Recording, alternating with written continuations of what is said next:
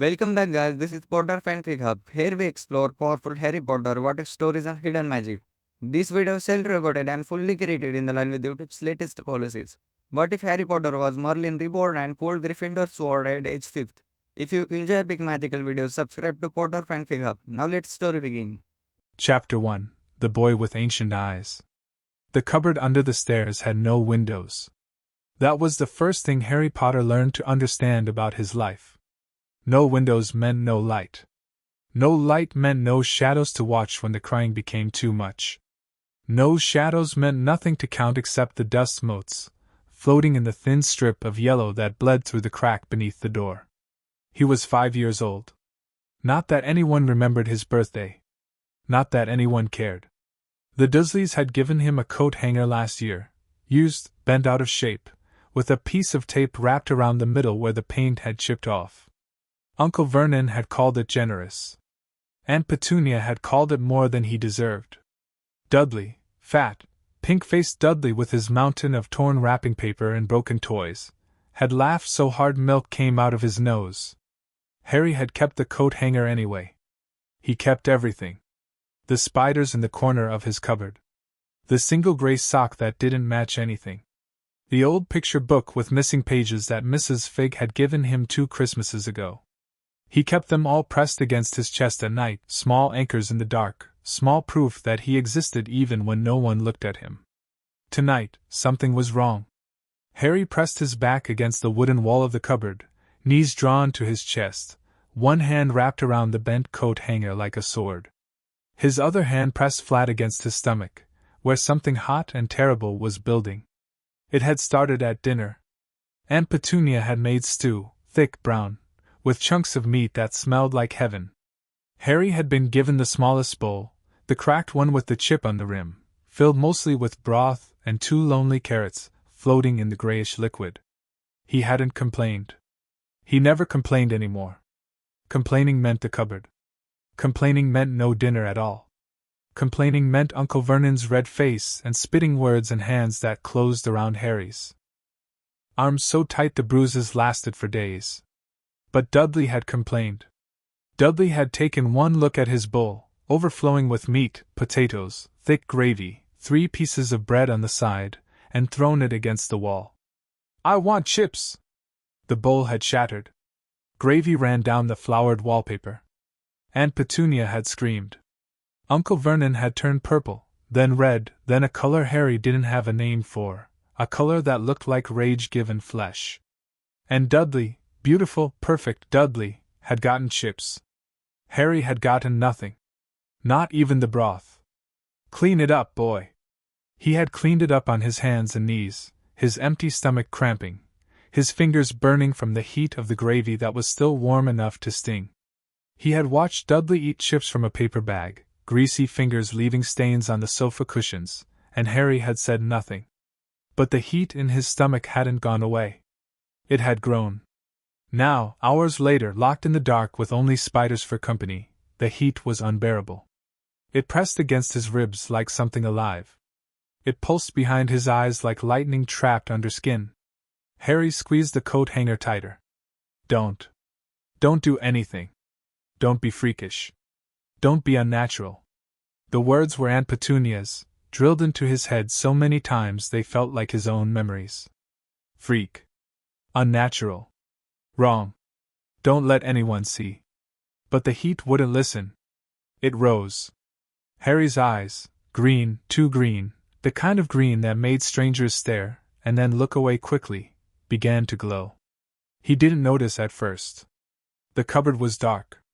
The only light came from beneath the door, and that was just a slice of yellow from the hallway, weak and flickering like a dying candle. But then the slice of yellow turned gold. Harry blinked. The gold light wasn't coming from the hallway. It was coming from him. He looked down at his hands, small, pale, thin from too many skipped meals, and watched in mute horror as symbols began to appear on his skin. They burned. Without hurting, lines of impossible shape twisting across his palms, up his wrists, disappearing beneath the sleeves of Dudley's old t-shirt. Runes. He didn't know the word for them. He was 5 years old,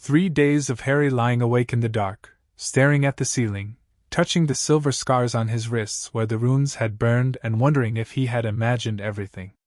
But he hadn't imagined it. The old wizard, Dumbledore, his mind supplied, Albus Dumbledore, had been real. The castle had been real. The talking hat with its terrible, wonderful secrets had been real. Merlin. Harry didn't know what it meant. He was 5 years old. The only stories he knew were the ones Mrs. Fig told him about her cats, and the ones he made up in his head to keep the darkness at bay. He had never heard of Merlin. He didn't know about Camelot or King Arthur or the sword that glowed in the dark. But his dreams knew. Every night, Harry dreamed of white stone walls and round tables and a man with a crown who laughed like thunder. He dreamed of forests older than memory, of spells that turned enemies to stone, of a voice that whispered dragons in a language he shouldn't understand. He woke with tears on his face and the taste of mead on his tongue, and no idea why. On the 4th day, Dumbledore returned. The doorbell rang at exactly 7 in the morning. Harry heard it from the kitchen, where he was scrambling eggs under Aunt Petunia's watchful eye. The eggs were for Dudley, always for Dudley, and Harry wasn't allowed to eat any of them. The smell made his empty stomach clench, but he had learned not to let his hunger show. Petunia answered the door. Her voice was stiff, formal, terrified. "Professor Dumbledore. We weren't expecting you. Said you would write." "I did write." Dumbledore's calm voice carried through the house. "Tuesday. A rather long letter, if I recall. Did it not arrive?" A pause. The owl," Petunia said, her voice strangled. "The owl attacked Vernon. He was merely delivering the post. I apologize if he was enthusiastic. He has a flair for the dramatic." Harry set down the spatula, quietly, carefully, because Aunt Petunia hated the sound of metal on the stove, and crept toward the hallway. His heart hammered against his ribs. The old wizard was back. The one who had called him remarkable. The one who had held him while he cried.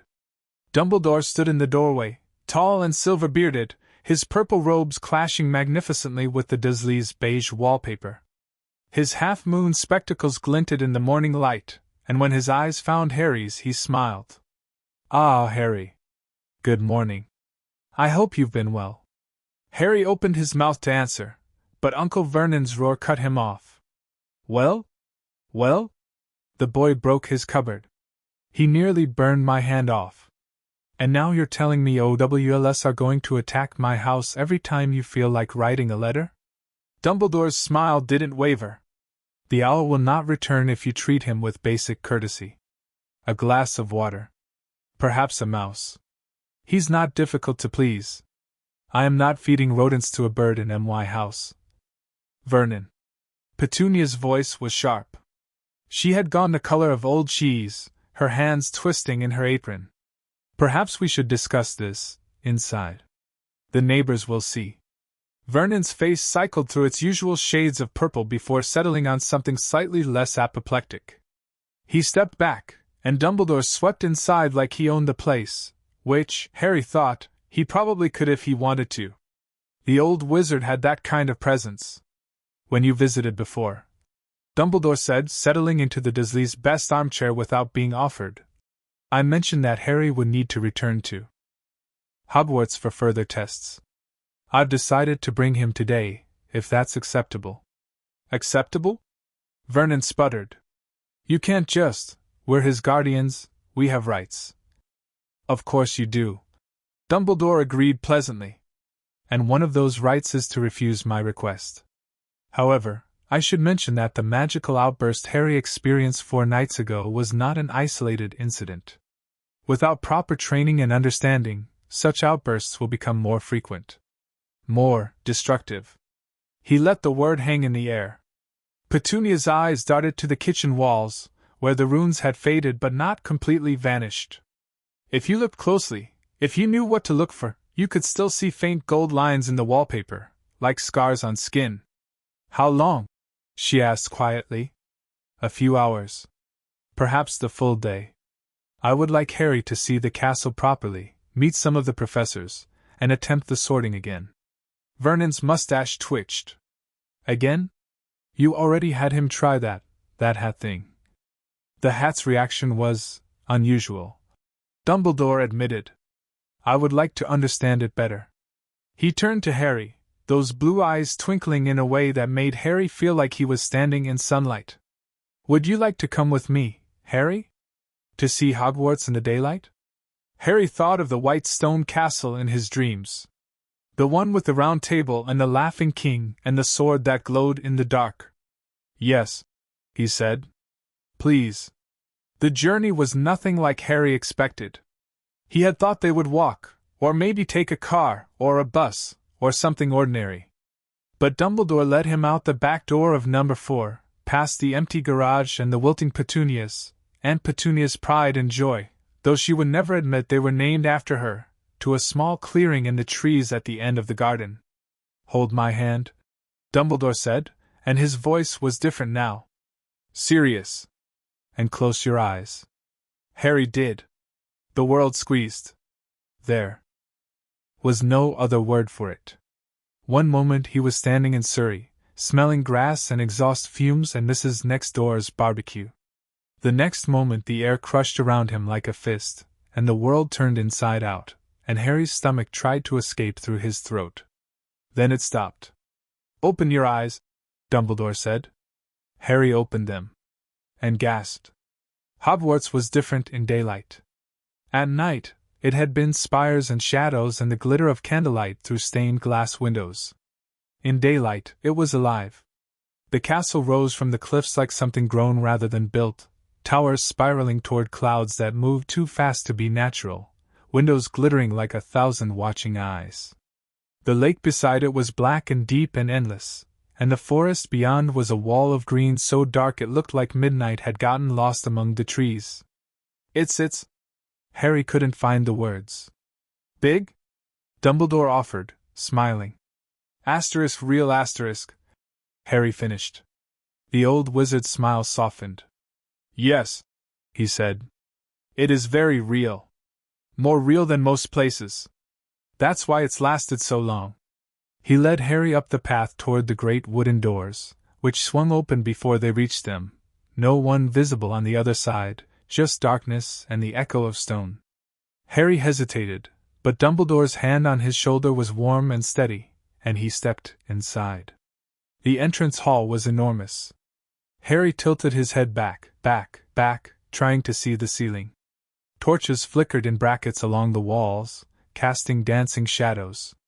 A grand staircase swept upward, lined with portraits that moved, people in old-fashioned clothes walking through frames, talking to each other, pausing to stare at the small boy in Dudley's old clothes. Is that him? Whispered a woman in a green dress. The one Dumbledore brought? Asked a man with a monocle. He's so small. He doesn't look like Merlin. Sure, he'll hear you. Harry's cheeks burned. He looked down at his feet, trainers. With holes in the toes, one lace missing, the left sole flapping, and wished he could disappear. Dumbledore's hand tightened on his shoulder. Pay them no mind, Harry. Portraits talk more than they think. It's their only entertainment. Are they dead? Some of them. Others are merely echoes.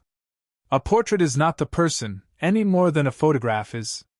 It holds memories, habits, pieces of a personality.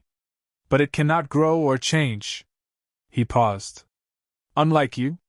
They walked through corridors that seemed to shift when Harry wasn't looking, staircases that moved, doors that appeared where walls had been, tapestries that rippled like water. Harry tried to memorize every turn, but the castle refused to be memorized. It twisted and turned in surprise, a living thing with its own logic. Finally, Dumbledore stopped before a door that looked exactly like every other door Harry had seen. Are you ready? He asked. For what?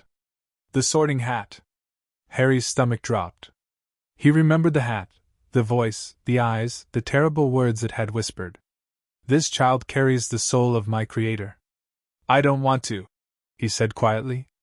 Dumbledore crouched down to his level, silver beard brushing the stone floor. I know. And if you truly do not wish to, we can turn around. We can return to Privet Drive, and I can try to find another way to understand what's happening to you. Harry looked at the door. Behind it was a hat that knew things about him he didn't know about himself. Behind it was a truth he wasn't sure he was ready to hear. Behind it was everything that made him a freak, but also everything that made him more. I want to know, he said. I want to know what I am. Dumbledore's eyes glistened.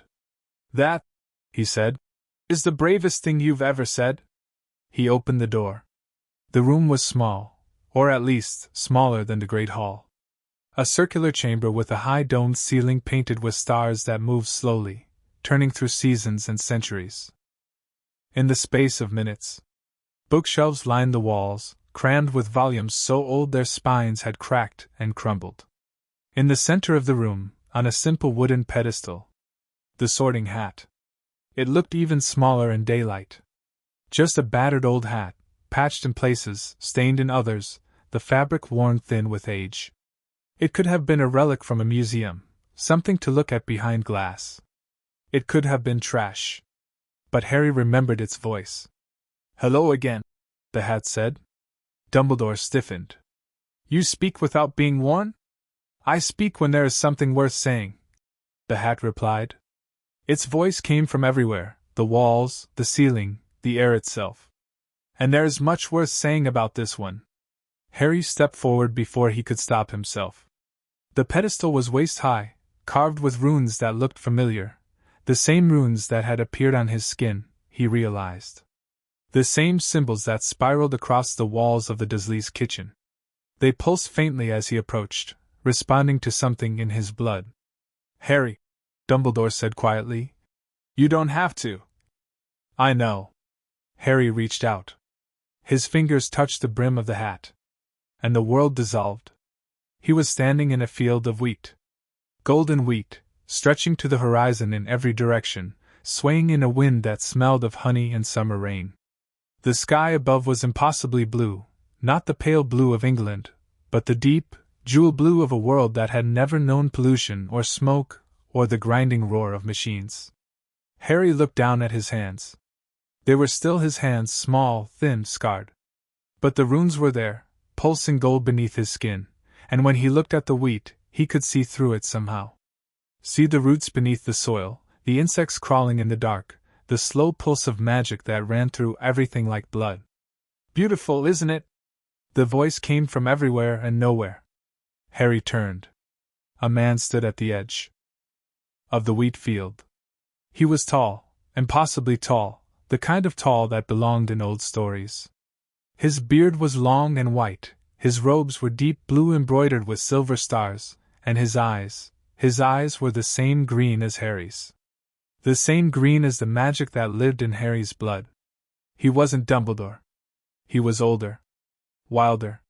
His face was lined with grief and power, and a loneliness so vast it made the wheat field look small. Who are you? Harry whispered. The man smiled. It was a sad smile, the kind of smile that had seen kingdoms fall and friends die and magic itself fade from the world. You know who I am, he said. You've always known. The same way you knew how to breathe, how to cry, how to open your eyes and see the world for the first time. Some memories are written in the soul, Harry. Not the mind. The soul. Merlin. Harry tried to say the name, tried to force it past his lips, but his throat closed around it. The man, Merlin, was too big for a name. Too big for words. Looking at him was like looking at the sun. Harry could only see the edges, the afterimage burned into his vision. This is not real, Harry managed. No, Merlin agreed. This is a memory. The Sorting Hat holds pieces of everyone who has worn it, not just minds but souls. You touched the hat, and it touched you in return. It showed you what you carry. What I am, Harry corrected. Merlin's smile widened, then faded. What you are. Yes. But also what you were. And what you may become. He stepped closer, and the wheat bowed away from his feet, creating a path of bare earth. 1,000 years ago, I made a choice. I bound my magic into the foundations of this land, into the stones of Hogwarts, into the bloodlines of families that would carry my legacy forward. I thought I was preserving something, protecting something. What happened? Time, Merlin said bitterly. Time happened. The world changed. Magic didn't fade, it hid, buried itself beneath fear and ignorance. And the slow rot of forgetting. Wizards forgot what they once were. They built rules, laws, boundaries around something that was never meant to be contained. He looked at Harry with those ancient, impossible eyes. And then I died. And the last guardian of true magic passed from the world. Harry felt tears sliding down his cheeks. He hadn't noticed himself crying. But I'm here now, he whispered. Yes, Merlin said. You are. And that should not be possible. Reincarnation is not, it was never. I did not plan for this. Something has gone wrong, or something has gone right, and I cannot tell which. The wheat field flickered. Harry looked around, suddenly afraid.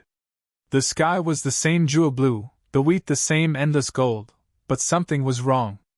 The edges of the world were fraying, unraveling like a rope stretched too thin.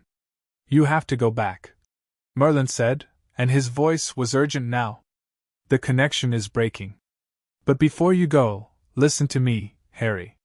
Listen. I'm listening. The hat will try to sort you. It will see what you carry and try to place you where you belong. But you don't belong in any of the houses. Not really.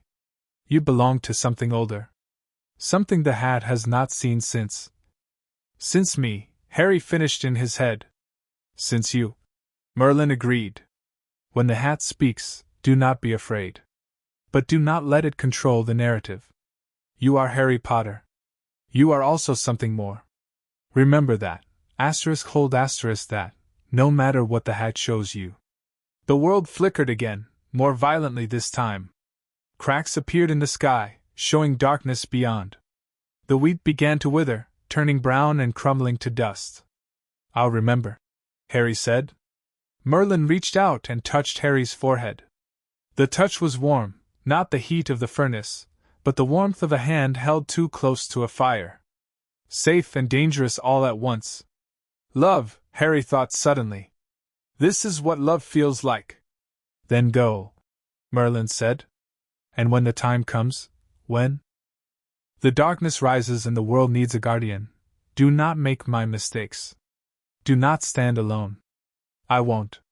Promise me. Harry looked into those green eyes, his eyes, older and sadder and wiser than he would ever be, and made a promise he didn't fully understand. I promise. The world shattered. Harry opened his eyes. He was on the floor of the circular room, his back against the bookshelves, his breath coming in short, sharp gasps. Dumbledore knelt beside him, one hand on Harry's chest, not holding him down, just there, a warm weight to anchor him to reality. You were gone for nearly an hour, Dumbledore said quietly. I was beginning to fear you wouldn't return. An hour? Harry's voice cracked. It felt like minutes. It felt like lifetimes. The hat showed you something. It wasn't a question, but Harry nodded anyway. He looked at the pedestal, at the sorting hat, which sat there quietly, watching him with its invisible eyes. Waiting. What did you see? Dumbledore asked. Harry thought of the wheat field. The jewel-blue sky. The man with the sad smile and the lonely eyes. I saw Merlin, he said. Dumbledore's hand tightened on Harry's chest. Are you certain? The hat showed me. Or maybe Merlin showed me. I don't know. Harry pushed himself upright, leaning against the bookshelves for support. His legs felt shaky, like they might collapse again at any moment. He said reincarnation wasn't supposed to happen. He said something went wrong. Or right. He couldn't tell which. Dumbledore was silent for a long moment. His face was unreadable, a mask of calm that Harry was already learning to recognize as hiding something deeper. Fear, maybe. Or wonder.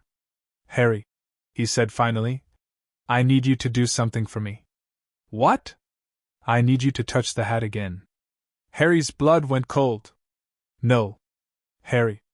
You saw what happened. You said I was gone for an hour? What if I don't come back next time? What if I get stuck in there forever? Dumbledore's jaw tightened. I would not ask if it weren't necessary. But the hat's reaction to you is unprecedented. We need to understand what you are, not just for your safety, but for the safety of everyone in magical Britain. Harry thought of the Dursleys, of the runes on the walls and the gold light in his eyes, of the heat in his chest that threatened to explode every time he got too angry or too scared or too anything.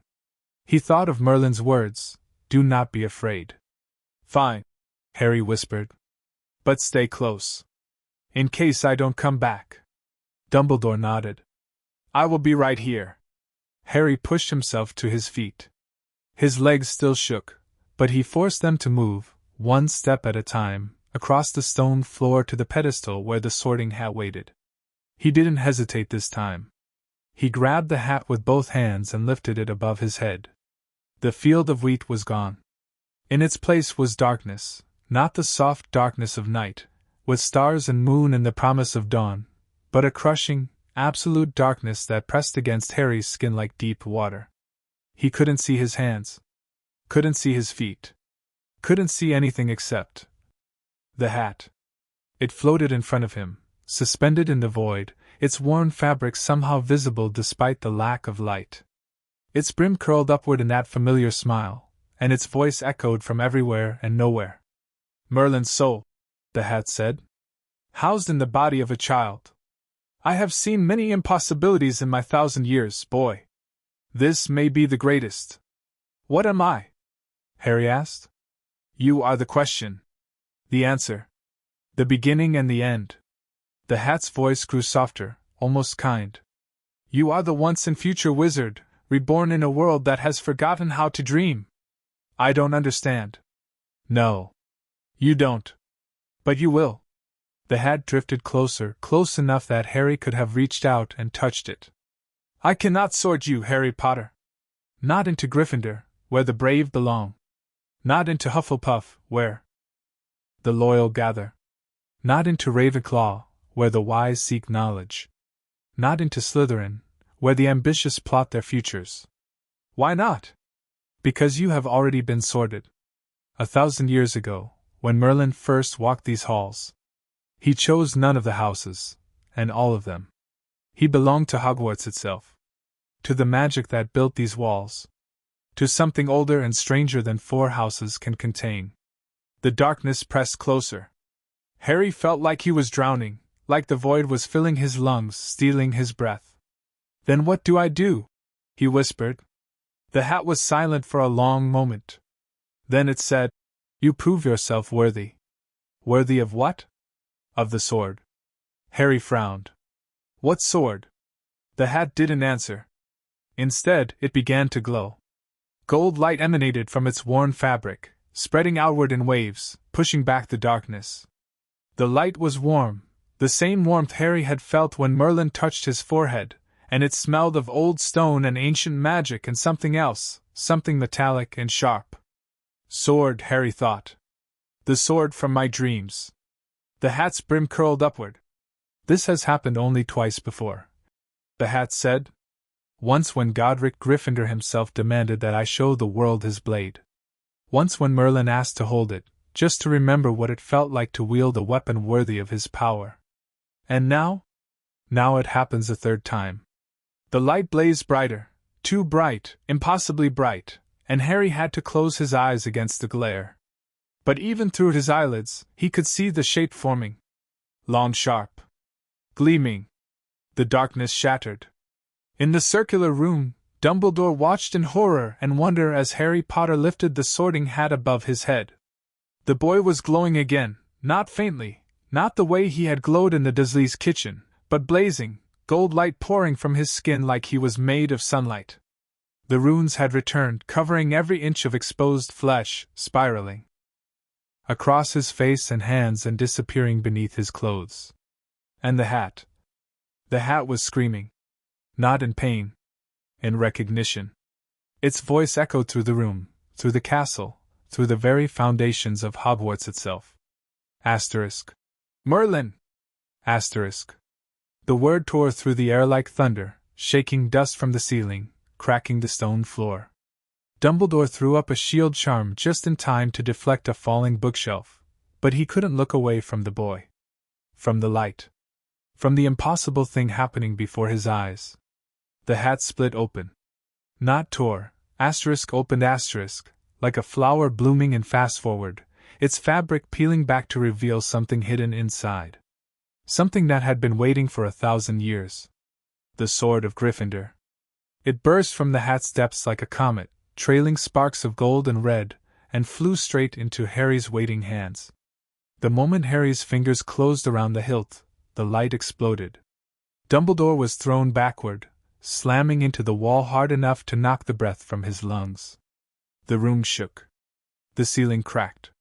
And somewhere deep beneath Hogwarts, in chambers that hadn't been opened since the Founders walked the earth, ancient magic stirred and woke. Harry stood in the center of the room, the sword held before him, its blade blazing with light. He was 5 years old. He should not have been able to lift the sword.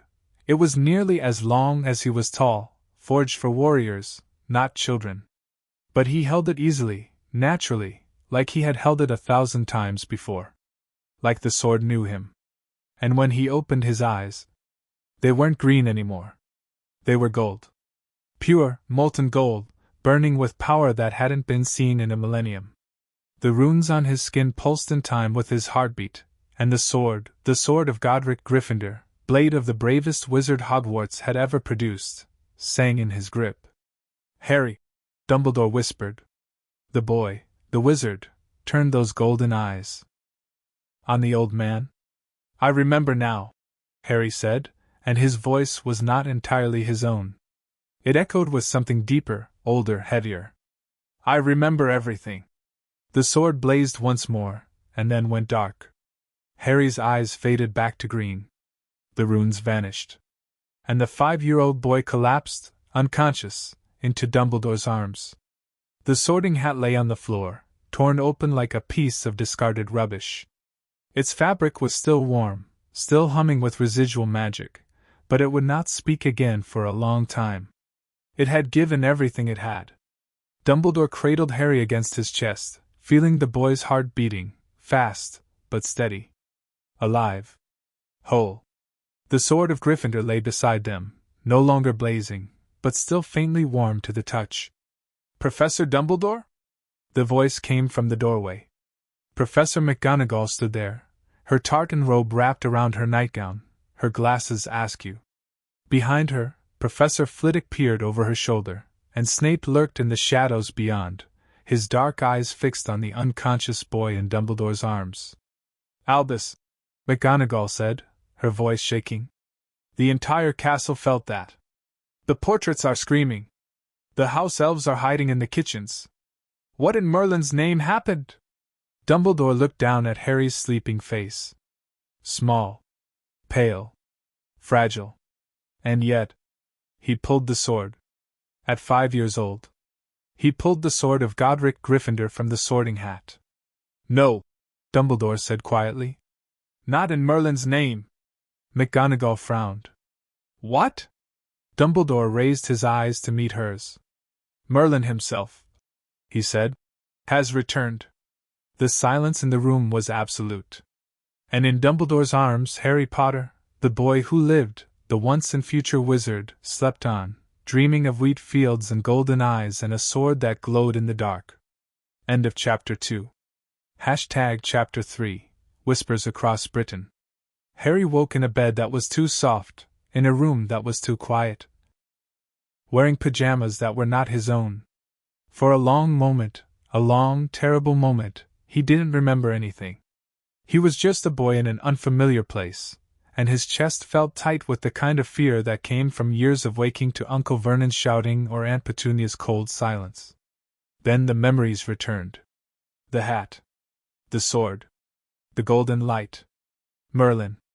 Harry sat up so fast his head spun. The room around him was round, a tower, he realized, with narrow windows showing a sky the color of bruises. Late afternoon. He had been unconscious for hours. The bed was piled with blankets that smelled like lavender and old books, and on the table beside him sat a glass of pumpkin juice and a plate of sandwiches. His stomach growled. He ate 3 sandwiches before he even tasted them.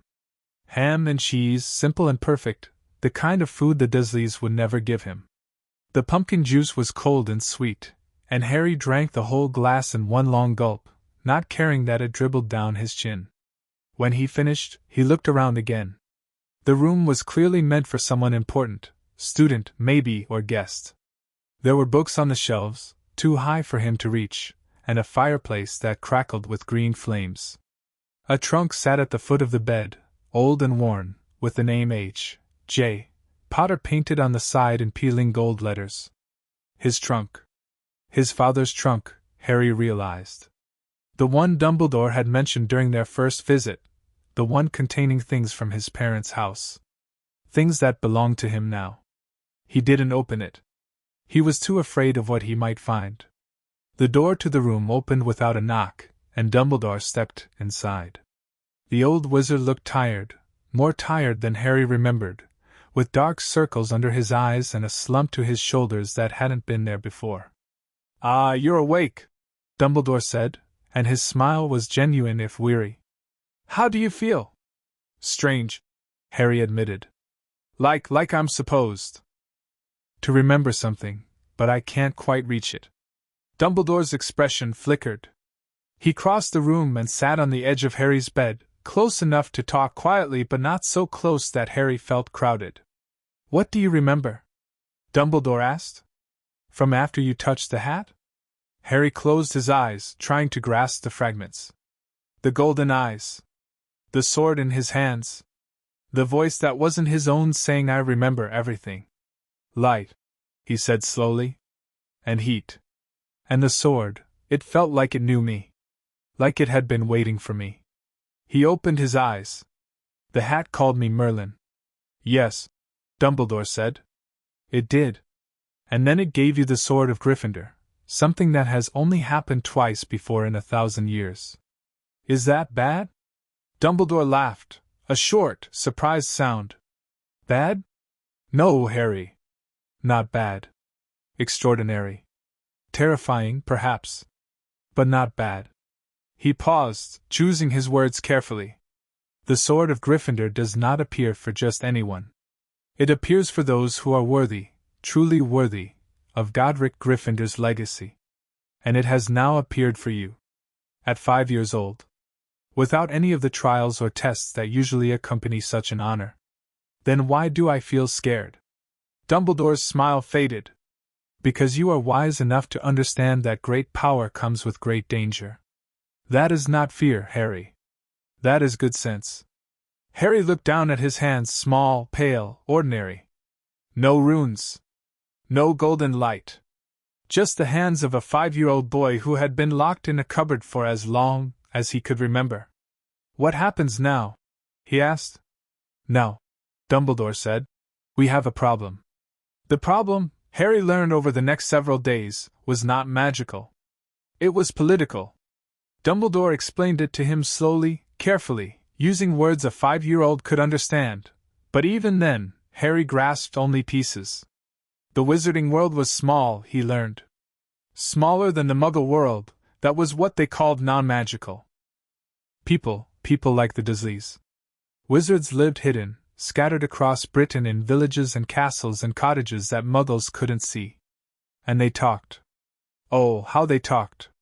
The moment Harry had pulled the Sword of Gryffindor from the Sorting Hat, the magic of Hogwarts had registered it. Not loudly, not the way a bomb registered.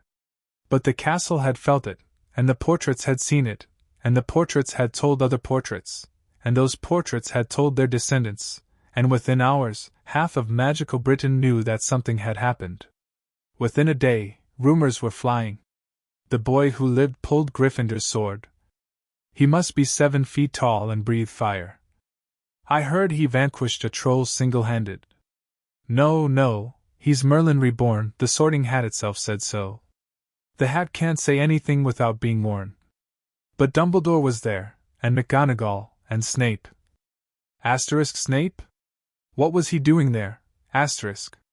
Watching, probably. He always watches, Harry heard none of this directly. He was too young, too sheltered, too far from the centers of wizarding power. But he saw the effects. Professors began appearing in the corridors whenever Harry walked by, not just Dumbledore, but McGonagall with her stern face and soft voice, and Flitwick who was barely taller than Harry himself, and even Snape, black-eyed and silent, who watched Harry like he was trying to solve a particularly difficult puzzle. Letters arrived by owl, dozens of them, hundreds, filling the small tower room until the floor was carpeted in parchment. Dumbledore read them all, his expression growing grimmer with each one, and then burned them in the green-flamed fireplace. "Who are they from?" Harry asked on the third day, watching the flames consume another stack of letters. "People who want things from you," Dumbledore said. "People who think they know what's best for you. People who are afraid of you, and people who want to use you, and people who simply cannot mind their own business." He tossed the last letter into the fire. "In other words, people." Harry thought about that. "Are you afraid of me?" he asked. Dumbledore was silent for a long moment. "No," he said finally. "I am afraid for you. There is a difference." On the fourth day, Harry met his first visitor. Her name was Amelia Bones, and she was not what Harry expected. She was tall, almost as tall as Uncle Vernon, but thin, with close-cropped gray hair and a wooden leg that clicked when she walked. Her face was all sharp angles and sharper eyes, and when she looked at Harry, she looked at him like she was memorizing every detail for later use. Dumbledore introduced her as the head of the Department of Magical Law Enforcement. "Oris," Dumbledore explained when Harry looked confused. "Wizard police." "I'm not a policeman," Amelia Bones said, her voice dry as old parchment. "I'm much more terrifying. I'm a bureaucrat." She sat down across from Harry. They were in Dumbledore's office now, a circular room full of whirring silver instruments and portraits of sleeping headmasters, and pulled a long scroll from her robes. "Harry Potter," she said, "I'm going to ask you some questions. You don't have to answer any of them if you don't want to. You can ask for Professor Dumbledore to be present, or you can ask for a lawyer, though I should warn you, wizarding lawyers are worse than the criminals they defend." Harry looked at Dumbledore, who nodded. "Okay," Harry said. "I'll answer." Amelia Bones raised an eyebrow. "No hesitation? Most children your age would be crying by now."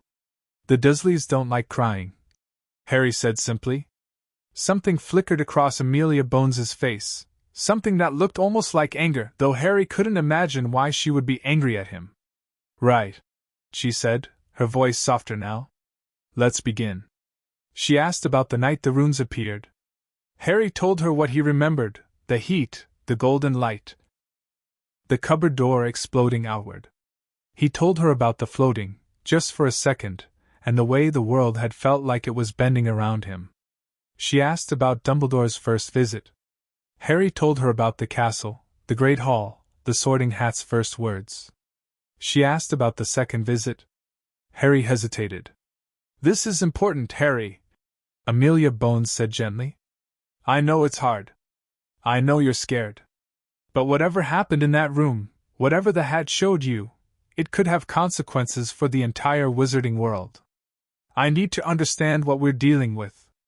Harry looked at Dumbledore again. The old wizard's face was unreadable, but his eyes were soft. "Your choice," they seemed to say. Your story? Yours to tell or not, asterisk. "The hat called me Merlin," Harry said. Amelia Bones went very still. "It said I had Merlin's soul," Harry continued, the words tumbling out now that he had started. "And then it opened, and the sword came out, and I caught it. It felt like coming home.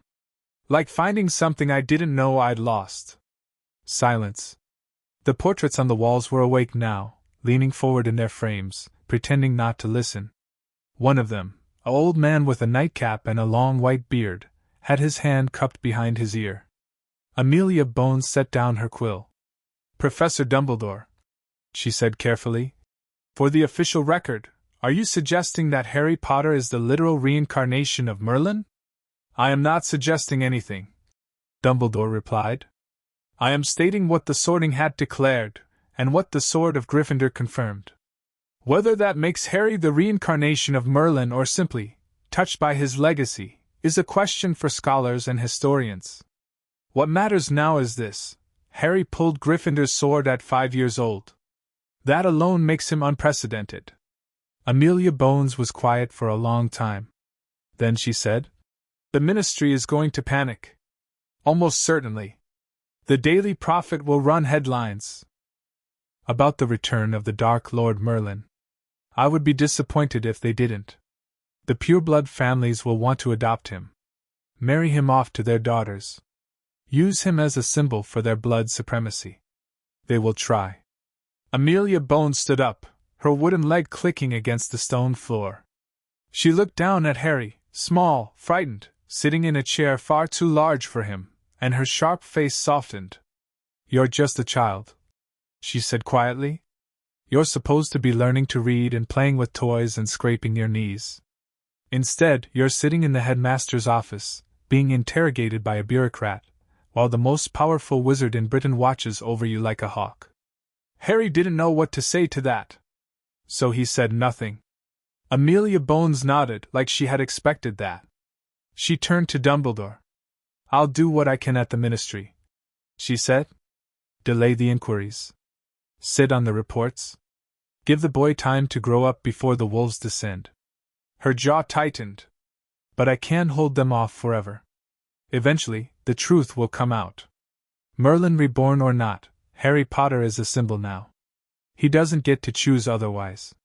She left without saying goodbye. The portraits buzzed with whispered commentary, and Harry sat in his too large chair, feeling smaller than he had ever felt in his life. That night, Harry had the dream again. The White Castle. The Round Table. The man with the crown who laughed like thunder. But this time, it was different. This time, the man was dying. Blood soaked through his golden armor, spreading across his chest like a blooming rose. His crown lay in the grass, trampled by horses. His sword, no, Excalibur, Harry's mind whispered, had been thrown into a lake, swallowed by water and shadow. And Merlin stood at the edge of the battlefield, alone. His beard was matted with blood that wasn't his own. His robes were torn. His eyes, those green, ancient eyes, were hollow with grief. I should have done more, Merlin whispered. "I should have been more." A woman's voice answered, not kind, not comforting, but sharp and cold as winter. "You should have died with him." Harry woke gasping. The tower room was dark. The fire had burned down to embers, casting faint red light on the walls. His cheeks were wet with tears, not his own tears, he realized. Merlin's tears. 1,000 years old, and still falling. He pressed his face into the pillow and cried until he had no tears left. The whispers reached Privet Drive by the end of the week. Not magical whispers, the Dursleys were as magic-free as a family could be. But the neighbors talked, and the neighbors' talked, and somewhere along the chain of gossip, the story mutated from the strange old man who visited number 4 to the gypsies who cursed the house on the corner to the police investigation into child neglect. Petunia Dursley did not like being the subject of gossip. She liked it even less when the gossip was true. On Friday morning, a letter arrived by owl, not to Harry, but to Petunia. The owl was small and gray and remarkably polite. It waited on the windowsill until Petunia opened the window, then hopped inside and held out its leg. Petunia unfolded the letter with trembling hands. Harry watched from the kitchen doorway, out of sight, holding his breath. He couldn't read the letter, it was too far away, and the handwriting was too small, but he watched Petunia's face cycle through emotions like a kaleidoscope. Shock. Fear. Anger. Something that looked almost like grief. She burned the letter in the sink. Then she locked herself in the bathroom and didn't come out for 2 hours. Harry didn't ask what the letter said. He didn't have to. Dumbledore explained it to him that afternoon, during another visit to Hogwarts. They sat in the headmaster's office again, surrounded by sleeping portraits and whirring silver instruments, and Dumbledore's voice was heavier than Harry had ever heard it. "The Ministry knows," Dumbledore said. "Not everything. Amelia Bones kept the most sensitive details classified. But they know enough. They know you pulled the sword. They know the Sorting Hat reacted strangely. And they know that you are different. Different how? Different in a way that frightens them." Dumbledore removed his spectacles and polished them on his robe, a nervous habit Harry was learning. "The Wizarding world has been at peace for 11 years, Harry. Since the night you-know-who fell. But peace is not the same as safety. There are cracks in our society, old wounds that never healed, grudges that never faded. Your emergence has widened those cracks. What's a you-know-who?" Dumbledore's hand stilled. "A dark wizard," he said carefully. "The darkest of the modern age. His name was Voldemort." He said the name flatly, without fear, but Harry saw the portraits flinch. 10 years ago, he came to your parents' house. He killed them. He tried to kill you." Harry's chest went cold. "He failed," Dumbledore continued. "No one knows why, not entirely. The prevailing theory is that your mother's love protected you. A powerful magic older than any spell. The killing curse rebounded, destroying Voldemort's body and leaving you with nothing but a scar." Harry touched his forehead. The scar, faint, lightning-shaped, usually invisible except when he was tired or stressed, tingled under his fingers. Voldemort. The name felt wrong in his head. Slippery. Like trying to hold smoke. "He's dead? No one is ever truly dead, Harry. Not when they have prepared for immortality the way Voldemort did." Dumbledore's voice was soft, almost sad. "He is diminished. Less than a ghost. But he is not gone. And if he learns what you are, what you may become, he will do everything in his power to destroy you before you can grow strong enough to challenge him." Harry thought about that. He thought about the dream, the dying king, the grieving wizard, the cold voice saying you should have died with him. "There's a prophecy," Harry said. Dumbledore went still. "Why do you say that?" "Because Merlin said something. In the vision. About the darkness rising and the world needing a guardian. That sounded like a prophecy." Dumbledore was silent for a long moment. Then he said, "There is a prophecy. Made before you were born. It speaks of a child born as the 7th month dies, born to those who have thrice defied Voldemort. It says that this child will have the power to vanquish the Dark Lord." "Me," Harry said. "You are the only one who fits the description." Harry thought about the sword in his hands. The golden light. The voice that wasn't his own saying I remember everything. "So I have to kill Voldemort." Dumbledore's eyes were very sad. "No, Harry. You have to survive him. There is a difference, a crucial difference. Voldemort has spent his life pursuing death, fearing it, trying to conquer it. You have been given something he will never understand. You have been given life. Precious, fragile, imperfect life." He reached out and placed his hand on Harry's shoulder. "Do not let him take that from you. Do not become what he is." Harry looked down at his hands. Small. Pale. Ordinary. "And yet, I won't," he said. "I promise." Dumbledore smiled, but the sadness didn't leave his eyes. That night, Harry dreamed of fire. Not the gentle fire of the Dursleys' fireplace, but dragon fire, golden and terrible, melting stone and turning bone to ash. He stood at the edge of a cliff, watching a castle burn, and beside him stood a woman he had never seen before. She was beautiful in the way a sword was beautiful, sharp, dangerous, made for killing. Her hair was black as ink, her skin pale as moonlight, and her eyes were the color of blood. "So," she said, "Merlin returns at last?" "Who are you?" Harry asked. She smiled, and her teeth were too white, too sharp. "I am the one who will burn your world to ash, she said. "I am the one who will make you watch." The fire roared higher. And Harry woke screaming. The next morning, Dumbledore told Harry he would be returning to the Dursleys. For now, the old wizard said, seeing the fear in Harry's eyes.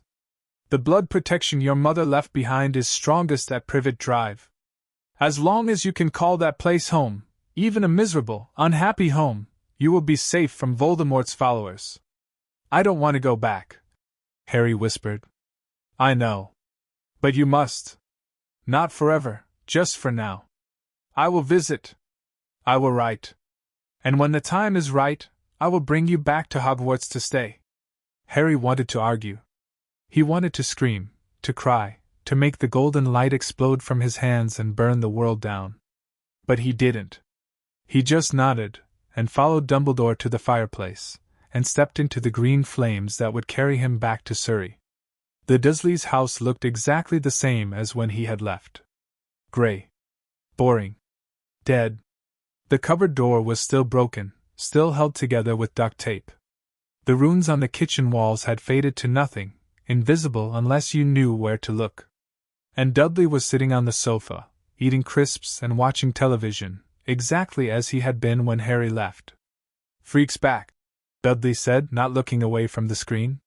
Harry walked past him without a word.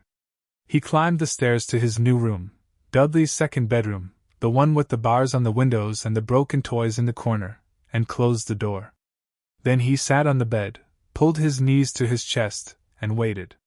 For what, he didn't know. For the whispers to stop. For the dreams to fade. For the golden light to return or disappear forever. For something. Outside, the sun set over Privet Drive. The neighbors closed their curtains. The street fell silent. And Harry Potter, Merlin Reborn, the boy who lived, the wielder of Gryffindor's sword, sat alone in the dark, listening to the whispers that followed him everywhere. Merlin. Savior. Freak. He didn't know which one was true. He wasn't sure he wanted to find out. End of Chapter 3. Chapter 4. Memories not his own. The first memory came 3 weeks after Harry returned to Privet Drive. He was washing dishes, Aunt Petunia's rule, every night, regardless of how many there were or how tired he was. The water was hot enough to sting his chapped hands. The soap smelled like lemons and something chemical underneath, something that made his nose wrinkle. Dudley had already eaten his pudding and gone to watch television. Uncle Vernon was reading the newspaper in his armchair, grunting occasionally at articles that offended him. Harry scrubbed a plate that had held fish fingers and beans, scraping at a dried crust of ketchup with his fingernails. And then, stone. He was standing in a stone corridor, torches flickering on the walls, a sword at his hip that weighed more than he did. His beard was long and white, his beard, not someone else's, and his robes were deep blue embroidered with silver thread. He was walking somewhere important, somewhere urgent, his heart pounding with a fear he refused to show. Arthur. The name bloomed in his mind like a flower opening to the sun. Arthur, his friend, his king, the man he had sworn to protect with magic and blood and everything he was. But Arthur was dying. The corridor stretched ahead of him, endless and dark. No matter how fast he walked, the end never came closer. The torches guttered and dimmed. The stones beneath his feet turned to mud, then to blood, then to something that squelched and whispered. Arthur. Harry's hand slipped. The plate crashed into the sink, cracking down the middle. Boy! Uncle Vernon's roar echoed through the kitchen. That was fine china! Do you have any idea how much that cost? Harry stared at his hands. They were small again, his hands, not Merlin's. The soap bubbles popped and fizzled. The running water was cold now. He must have knocked the tap when the memory hit. Sorry, he whispered. Sorry isn't good enough. You'll be paying for that out of your pocket money, not that you have any, you ungrateful little. Harry stopped listening. The memory was already fading, slipping through his fingers like water. But pieces remained. Arthur. Dying. Hurry. He didn't know what it meant. But he knew, with a certainty that sat like a stone in his chest, that it was real. That night, Harry dreamed of a battlefield. Not the green fields of England, but something older. The grass was brown and cracked. The sky was the color of old bruises. Bodies lay scattered across the ground like discarded dolls, their armor dented, their swords still clutched in dead hands. Crows circled overhead, patient and hungry. And in the center of it all, a man. He was young, barely older than Harry would be if Harry ever got to grow up. His red hair was matted with blood. His face was pale, too pale, the color of someone who had already begun to leave his body behind. But his eyes were open, and they found Harry's, found Merlin's, and they smiled. "You came," the man said, and his voice was hoarse but happy. "I knew you would. Arthur." The name fell from Harry's lips like a prayer. He was kneeling beside the man, the king, his hands pressing against the wound in Arthur's chest, trying to hold the blood inside a body that had already decided to let go. "Is it over?" Arthur asked. "It's over," Merlin lied. "You won. Camelot is safe." Arthur's smile widened, and his eyes drifted closed. "Good," he whispered. That's good. I was so afraid. I was so afraid I'd fail. You never fail, Merlin said, and his voice broke. "You're Arthur. You're the once and future king. You can't fail." But Arthur was already gone. His chest stopped moving. His hand went limp in Harry's grip. And the crows descended, black wings blotting out the sky, screaming with voices that sounded like laughter. Harry woke screaming. The Dursleys did not take kindly to screaming. Uncle Vernon burst into Harry's room without knocking, something he never did, because he preferred to pretend Harry didn't exist, his face purple with rage. Aunt Petunia hovered in the doorway, her hands clutched to her chest. Even Dudley had woken up, his fat face peeking around the corner of the hallway. "What is the meaning of this?" Vernon roared. Harry couldn't answer. He was still shaking, still seeing crows and blood and Arthur's smiling face as he died. "The boy's having nightmares," Petunia said, her voice thin. "It's to be expected. After everything that. Don't you make excuses for him." Vernon spun on her, and Petunia flinched. "This is exactly what I was afraid of. The freakishness, the unnatural behavior, the noises in the night. It was just a dream," Harry whispered. "Just a dream? Just a dream? You woke the entire house. The neighbors probably heard. Do you have any idea what they'll think?" Harry looked down at his hands. The runes were back, faint, barely visible, but there. Spirals of gold across his knuckles, up his wrists, disappearing beneath the sleeves of Dudley's old pajamas. Vernon saw them too. His purple face went pale. "You," he breathed. "You're doing it again. The lights. The markings." "I can't help it," Harry said, and he hated how small his voice sounded. "I don't know how to stop." Vernon's hand twitched. For a terrible moment, Harry thought he was going to hit him, and something in Harry's chest kindled, something hot and bright and dangerous. "No," Merlin's voice whispered in his memory. "Do not become what he is." The heat faded. Vernon's hand dropped. "I want you out of this house," he said quietly. "First thing tomorrow. I don't care where you go. I don't care who you stay with. But I will not. Vernon." Petunia's voice was sharp. "We can't just throw him out," Dumbledore said. "I don't care what Dumbledore said. That man is a menace. He fills the boy's head with nonsense about magic and castles and swords, and then expects us to live with the consequences." Vernon's face was mottled now, red and white and purple all at once. "The boy goes, or I go. Choose." Petunia stared at her husband. Harry stared at the floor. The silence stretched. Then Petunia said, "The cupboard." "What?" "He can sleep in the cupboard. At night. With the door closed and locked. We won't have to hear his screaming. He won't have to see the markings." She wasn't looking at Harry. She wasn't looking at anyone. "It's for the best." Vernon's mouth opened. Closed. Opened again. Fine, he said. Cupboard. Tonight. And if I hear one more sound, one more sound, He didn't finish the sentence. He didn't have to.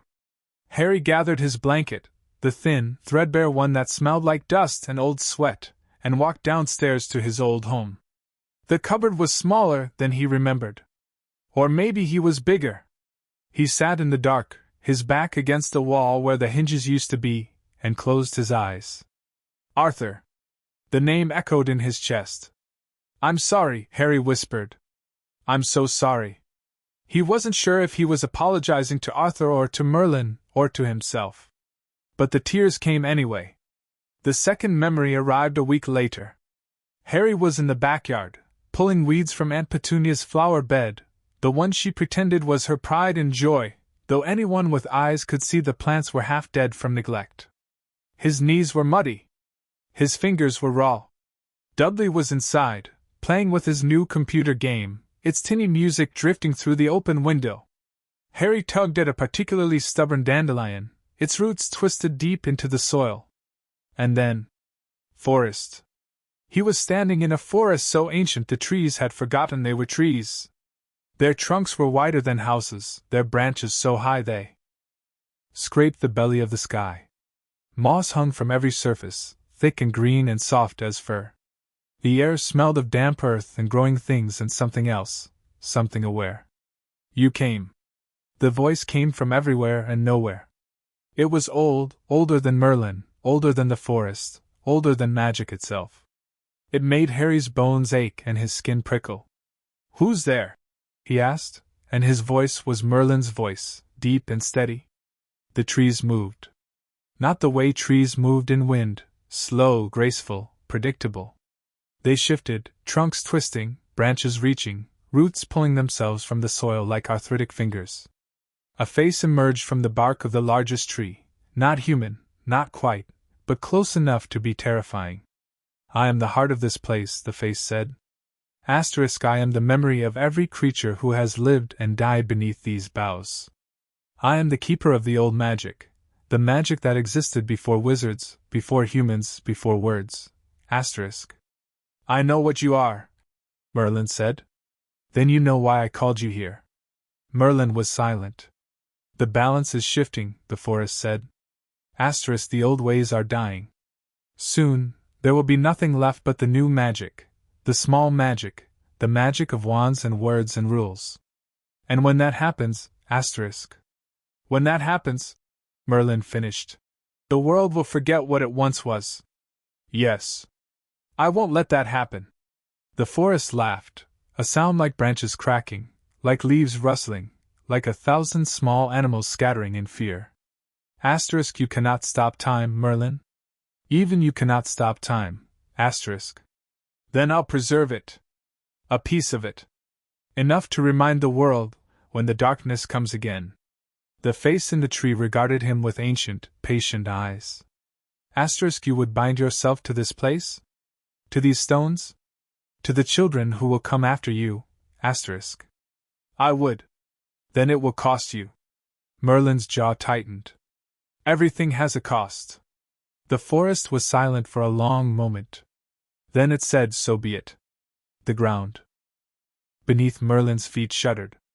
Roots burst from the soil, wrapping around his ankles, his calves, his knees. They climbed his body like living serpents, squeezing tight, pressing bark against skin. Harry screamed, but Merlin did not. Merlin stood still, eyes closed, breath even, as the forest claimed him. Remember, the forest whispered. Remember what was lost. Remember what must be preserved. And when the time comes, when the darkness rises and the world needs a guardian, remember that you chose this. I will remember, Merlin said. The roots tightened one final time.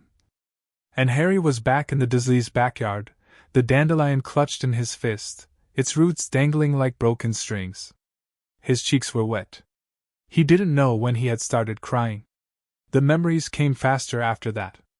Harry learned to recognize the signs. A tingling at the back of his skull. a warmth behind his eyes. The world around him growing thin and transparent, like he was seeing it through a veil of water. When the signs appeared, he would sit down, if he could, close his eyes, if he dared, and let the memories take him. He saw Camelot at its height. White stone walls gleaming in the summer sun. Banners snapping in the wind, red and gold and silver. Knights in armor practicing in the courtyard, their swords ringing against each other like bells. Arthur laughing at a feast, wine spilling down his chin, his eyes bright with joy. He saw Camelot fall. Fire and blood and screaming. Mordred's face, cold, beautiful, terrible, as he drove his sword through his father's chest. Guinevere's tears. Lancelot's silence. The round table burning, its wood cracking and popping like bones in a pyre. He saw Merlin alone in the aftermath. Walking through the ashes of everything he had built, everything he had loved. His beard had grown wild, his robes had torn, his eyes had gone hollow. He spoke to no one, there was no one left to speak to, and when the sun set each night, he simply sat down wherever he was and waited for morning. I should have done more, he whispered to the empty sky. I should have been more. And the sky, cold, indifferent, infinite, gave him no answer. Harry stopped sleeping. Not entirely. His body demanded rest, and eventually exhaustion would pull him under. But he fought it. He fought sleep with every weapon he had, pinching his arms, biting his tongue, counting backwards from 1,000 until the numbers blurred into nonsense. Because every time he closed his eyes, the memories were waiting. Not just memories of Merlin now. Memories of others.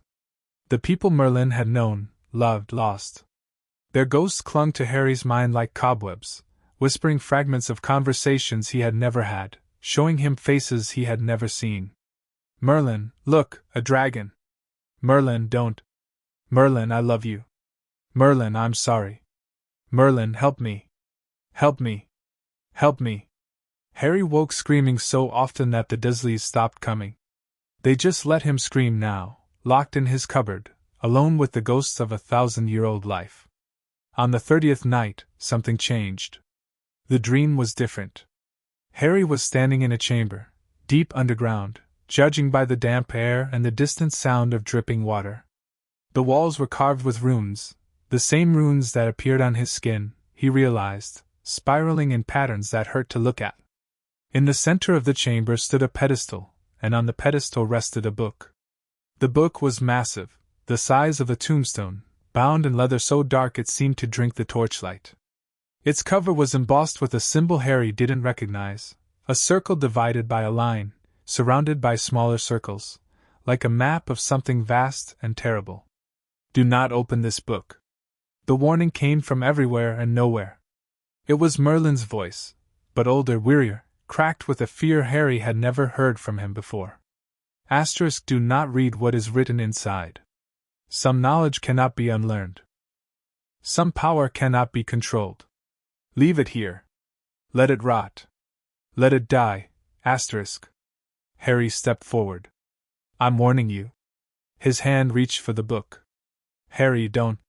His fingers touched the cover. And the world exploded into light.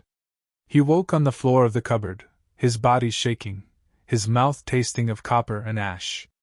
The runes on his skin were blazing, not faintly, but bright, bright enough to illuminate the entire space. He could see the spiders scattering, the peeling paint on the walls, the single gray sock he had kept for so long it had begun to unravel. Something was different. Harry sat up slowly, pressing a hand to his chest. His heart was beating, fast, but steady. His lungs were drawing breath, shallow, but functional. He was alive. But he was also more. The memories were no longer fragments. They were whole. He could see Merlin's entire life spread out before him like a map, birth to death and everything in between. The spells he had cast. The people he had loved. The mistakes he had made. The secrets he had buried. And buried deepest of all. The book. The chamber beneath Hogwarts. The power that could not be controlled. Harry pressed his forehead against his knees and laughed, a broken, hysterical sound that echoed off the wooden walls. I'm not Harry Potter anymore, he whispered to the darkness. I'm not even Merlin. He was something new. Something the world had never seen before. And he had no idea what to do with that. Dumbledore came the next morning. He must have felt the magical disturbance, the same way he had felt the runes appear in the Dursleys' kitchen, weeks ago. He operated into the backyard, ignoring the way Petunia shrieked and Vernon reached for the rifle he kept above the fireplace. He needs to come with me, Dumbledore said. There was no gentleness in his voice this time. No twinkling in his eyes. He looked old and tired and something else, something that might have been fear. The boy is not going anywhere. Vernon started. The boy, Dumbledore interrupted, just released a pulse of magic that knocked out half the street's power and sent every magical detection ward in Surrey into a panic. He is coming with me. You may discuss the matter with the Aurors when they arrive. Vernon's face went purple. Aurors? What are, who are, you can't just. But Dumbledore was already walking past him, toward the cupboard under the stairs. He opened the door. Harry looked up. His eyes were green, still green, not gold, but there was something different about them. Something older. The runes on his skin had faded again, leaving only faint silver scars, but Dumbledore could see them. Could see the pattern they made. The same pattern that decorated the walls of the chamber in his dreams. Harry, Dumbledore said quietly. What happened? Harry opened his mouth to answer. And Merlin's voice, not the echo, not the memory, but the actual voice of the greatest wizard who had ever lived, came out. The book, Harry/Merlin said. He found the book. Dumbledore went pale. What book? Harry's eyes flickered, green to gold to green, and the Merlin voice faded, leaving only the small, frightened voice of a 5-year-old boy. I don't know, Harry whispered. But it's underneath Hogwarts. And it's waiting for me. The runes on his skin pulsed once, a heartbeat of gold light, and then went dark. Somewhere deep beneath the castle, ancient magic stirred. And Dumbledore, who had thought himself prepared for anything, realized he had never been more wrong in his life. End of Chapter 4. Chapter 5, The Secret Chamber Beneath Hogwarts. The journey back to Hogwarts was silent. Harry sat in Dumbledore's office, wrapped in a blanket that smelled of lavender and old books, while the old wizard paced back and forth in front of the sleeping portraits. Fawkes the Phoenix watched from his perch, golden eyes tracking Harry's every movement, head tilting occasionally as if listening to something no one else could hear. Tell me again, Dumbledore said. Not unkindly, but firmly, the way adults spoke when they needed to understand something important. Harry sighed. He had told the story 3 times already. The dreams. The memories. The chamber beneath the castle. The book with the cover that drank the light. I saw it, Harry said, keeping his voice steady. Not like remembering. Like being there. I was standing in a room underground, and there was a pedestal, and on the pedestal was a book. Merlin's voice told me not to open it. Then I woke up. Dumbledore stopped pacing. Merlin's voice specifically told you not to open the book? Yes. And do you know why? Harry hesitated. The memories were still there, fragments of a 1,000-year-old life scattered across his mind like broken glass. Some pieces were sharp. Some pieces cut. Some pieces he couldn't look at without bleeding. Because it's dangerous, Harry said finally. Powerful magic. The kind that changes things. The kind that can't be undone. Dumbledore was quiet for a long moment. Then he said, I believe I know the chamber you're describing. Harry's head snapped up. There are legends, Dumbledore continued, sitting down heavily in the chair across from Harry. Stories passed down through the centuries, dismissed by most as fairy tales.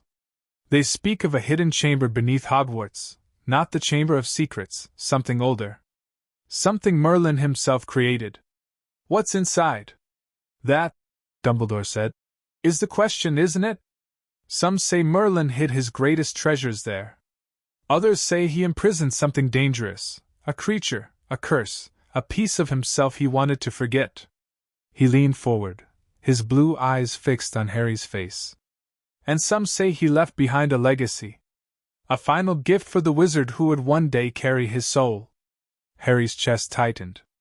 Do you believe that? Dumbledore smiled, a thin, tired smile that didn't reach his eyes.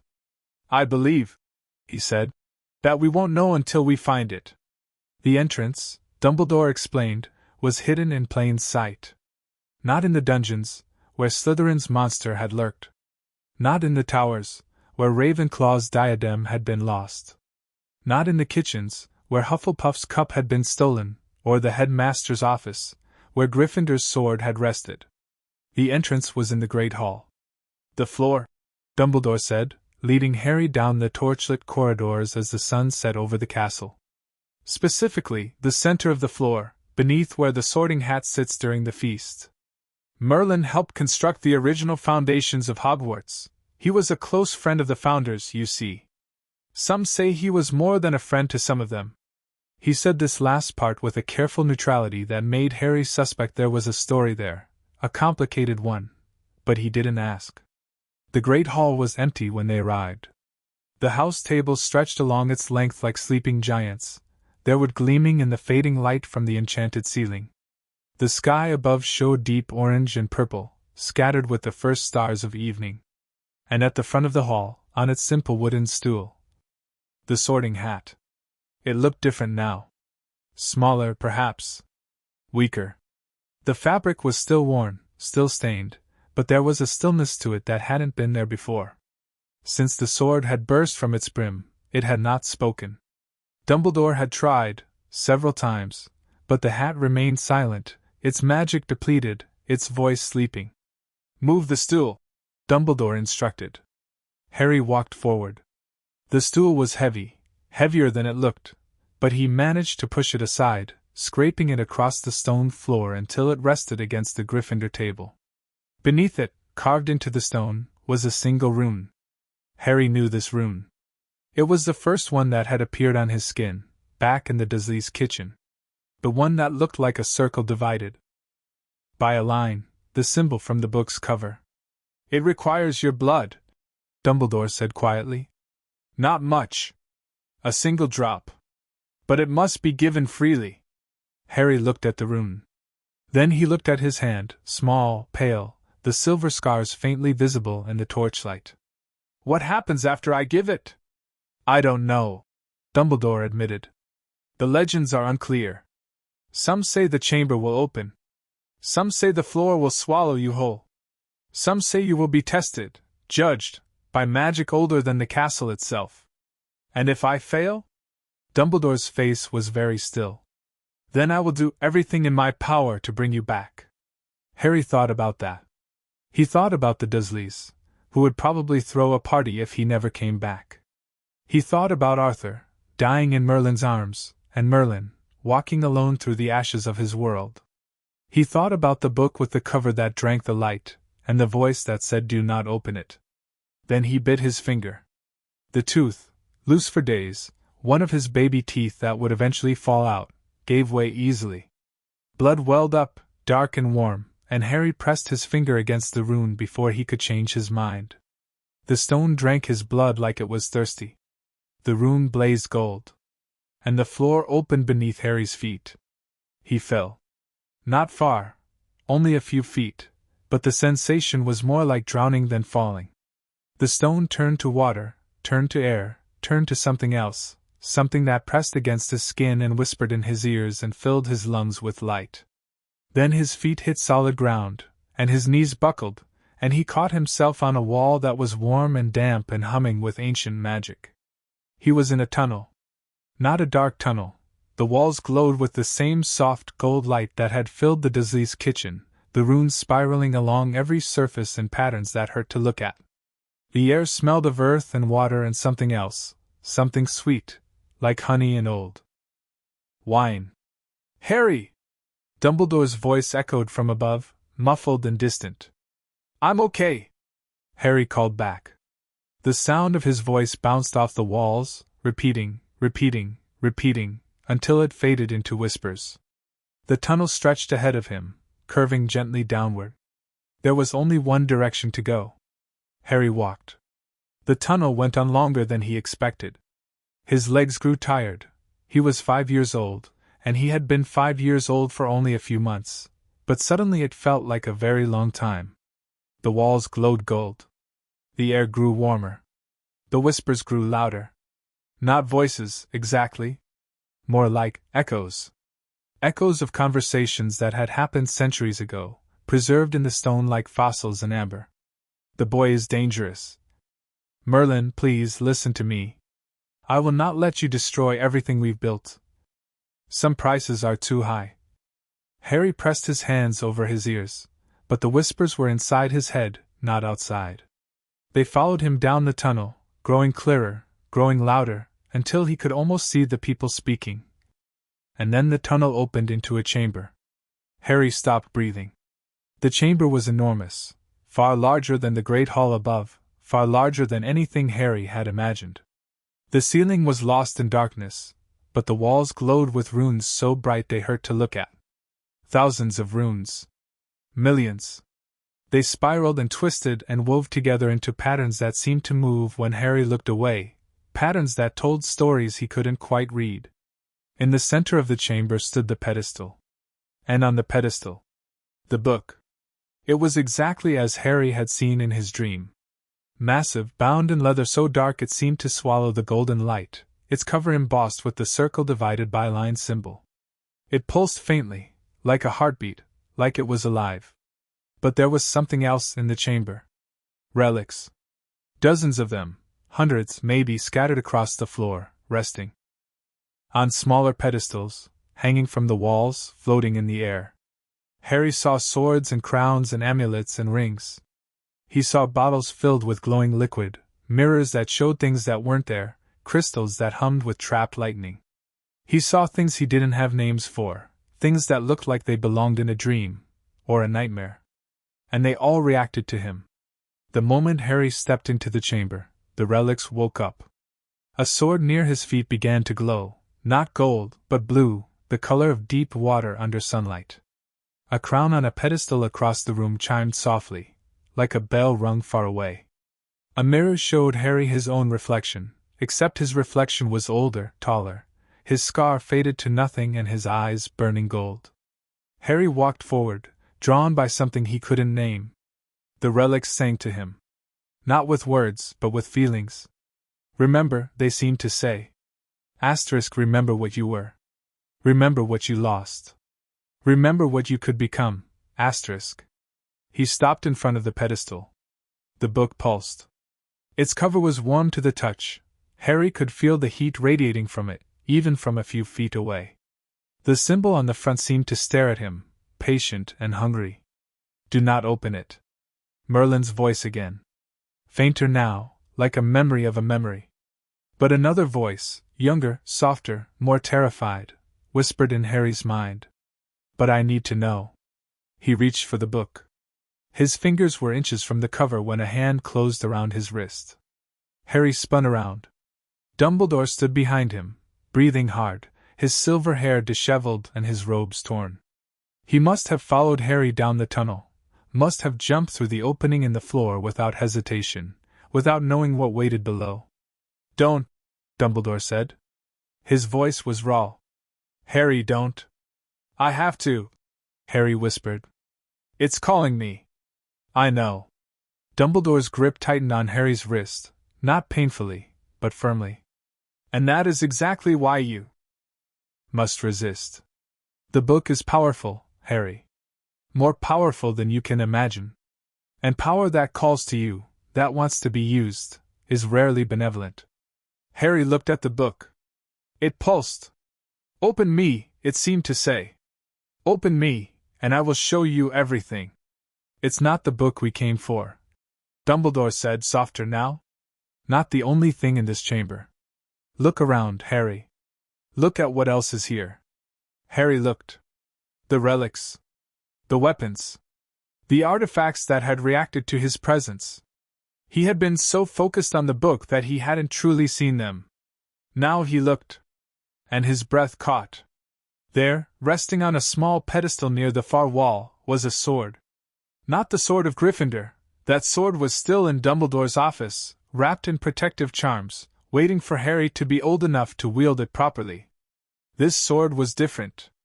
Older. Its blade was darker, almost black, and its hilt was wrapped in leather so old it had cracked and flaked. But the runes on the blade, the same runes that appeared on Harry's skin, glowed faintly gold. Excalibur. Dumbledore whispered, following Harry's gaze. Or a piece of it, at least.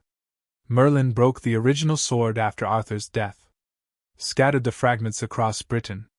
But he kept one piece here. Wrapped in enchantments that have preserved it for 1,000 years. Harry walked toward it. The sword sang to him, not with words, but with recognition. It knew him. It had been waiting for him. He reached out. And stopped. What am I supposed to do with all of this? He asked, his voice small in the vast chamber. I'm 5 years old. I can barely read. I don't know any spells. I don't know anything. Dumbledore came to stand beside him. No, he agreed quietly. You don't. Not yet. But you will learn. And when you do, when you are ready, these relics will be here. Waiting. Harry looked at the sword. The sword looked back. Can I stay here? He asked. Just for a little while? Dumbledore hesitated. Then he nodded. I'll wait at the entrance, he said. Take all the time you need. He walked back toward the tunnel, his footsteps echoing off the glowing walls, until he disappeared into the darkness. Harry sat down on the cold stone floor. The relics hummed around him, a chorus of ancient magic, patient and eternal. The book pulsed on its pedestal, hungry and waiting. And Harry sat in the center of it all, small and scared and more alone than he had ever been. Merlin, he whispered. If you can hear me. I need help. Silence. The runes on the walls flickered. And then, softly, gently, like a hand on his shoulder, Harry felt something settle into his chest. Not heat this time. Not power. Just presence. The awareness of someone who had been exactly where he was, who had felt exactly what he was feeling, who had made mistakes he was still paying for. You are not alone, Merlin's voice whispered. You have never been alone. Harry closed his eyes. And for the first time in weeks, for the first time since the runes had appeared on his skin and the sword had burst from the hat, he slept without dreaming. He woke to Dumbledore's hand on his shoulder. You slept for 6 hours, the old wizard said quietly. I was beginning to worry. Harry sat up, rubbing his eyes. The chamber was the same, glowing walls, humming relics, the patient pulse of the book, but something felt different. Cleaner. Lighter. Like the chamber had accepted him while he slept. I dreamed about Merlin again, Harry said. But it wasn't a memory this time. It was a conversation. Dumbledore's eyebrows rose. A conversation? He told me about the relics. About the book. About why he created this place. Harry looked around the chamber, seeing it with new eyes. This isn't a treasure vault. It's a classroom. He wanted the next person who carried his soul to have everything they needed. The tools. The knowledge. The warnings. And the book? What warning did he give about the book? Harry's jaw tightened. He said it was the most dangerous thing he ever created. That it contained magic that could save the world, or destroy it. And that I shouldn't open it until I was ready. Harry looked up at Dumbledore. He said I would know when I was ready. That the book would tell me. Dumbledore was quiet for a long moment. Then he said, Do you trust him? Merlin? Yes. Do you trust the voice in your head, the memories, the presence, enough to believe that it has your best interests at heart? Harry thought about that. He thought about Arthur's dying smile. About the roots of the ancient forest wrapping around Merlin's legs. About the ashes of Camelot, and the hollow eyes of a wizard who had lost everything. Yes, Harry said. I trust him. Dumbledore nodded slowly. Then we will wait. We will train. And when the time comes, when you are ready, We will return to this chamber together. He held out his hand. Harry took it. The relics hummed one final time, a farewell, a promise, and then the runes on the walls dimmed, the golden light fading to darkness. Harry and Dumbledore walked back through the tunnel, climbed through the opening in the floor, and emerged into the great hall as the sun rose over Hogwarts. The Sorting Hat sat on its stool, silent and patient. The house tables gleamed in the morning light. And Harry Potter, Merlin Reborn, wielder of Gryffindor's sword, heir to a 1,000-year-old legacy, stood at the edge of everything he was about to become. End of Chapter 5. Chapter 6, The Last Heir of Merlin. The parchment was older than anything Harry had ever touched. It crumbled at the edges when Dumbledore unrolled it, flakes of dried vellum drifting to the floor like snow. The ink had faded to a muddy brown, but the words were still legible, written in a hand that Harry recognized from his dreams. Merlin's hand. Looping, confident strokes that seemed to move when Harry wasn't looking directly at them. What does it say? Harry asked. They were in Dumbledore's office again, the morning after their expedition to the hidden chamber. The old wizard had slept barely at all. Harry could see it in the lines around his eyes, the gray tinge to his skin. But there was an energy to Dumbledore now, an urgency that hadn't been there before. It's a genealogical record, Dumbledore said, his voice hushed. One of the oldest in existence. It traces the bloodlines of the most powerful wizarding families in Britain, not just the ones who survived to the present day, but the ones who died out centuries ago. The Peverils. The Emrys. He stopped. The what? Harry prompted. Dumbledore looked up at him, and his eyes were strange, bright with something that might have been wonder or fear or both. The Pendragons, he said.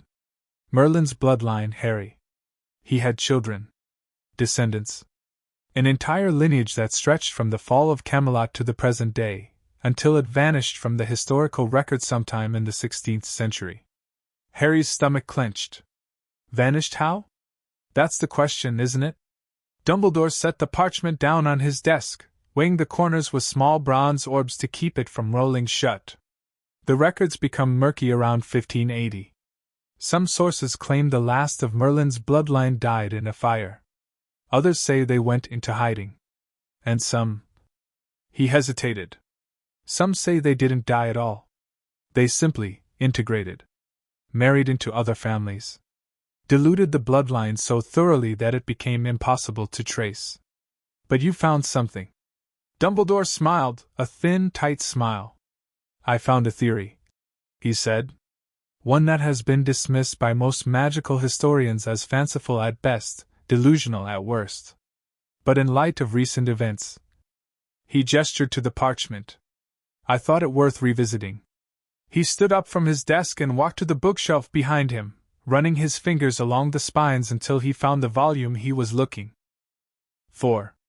It was small, barely larger than Harry's hand, bound in green leather that had cracked and peeled with age.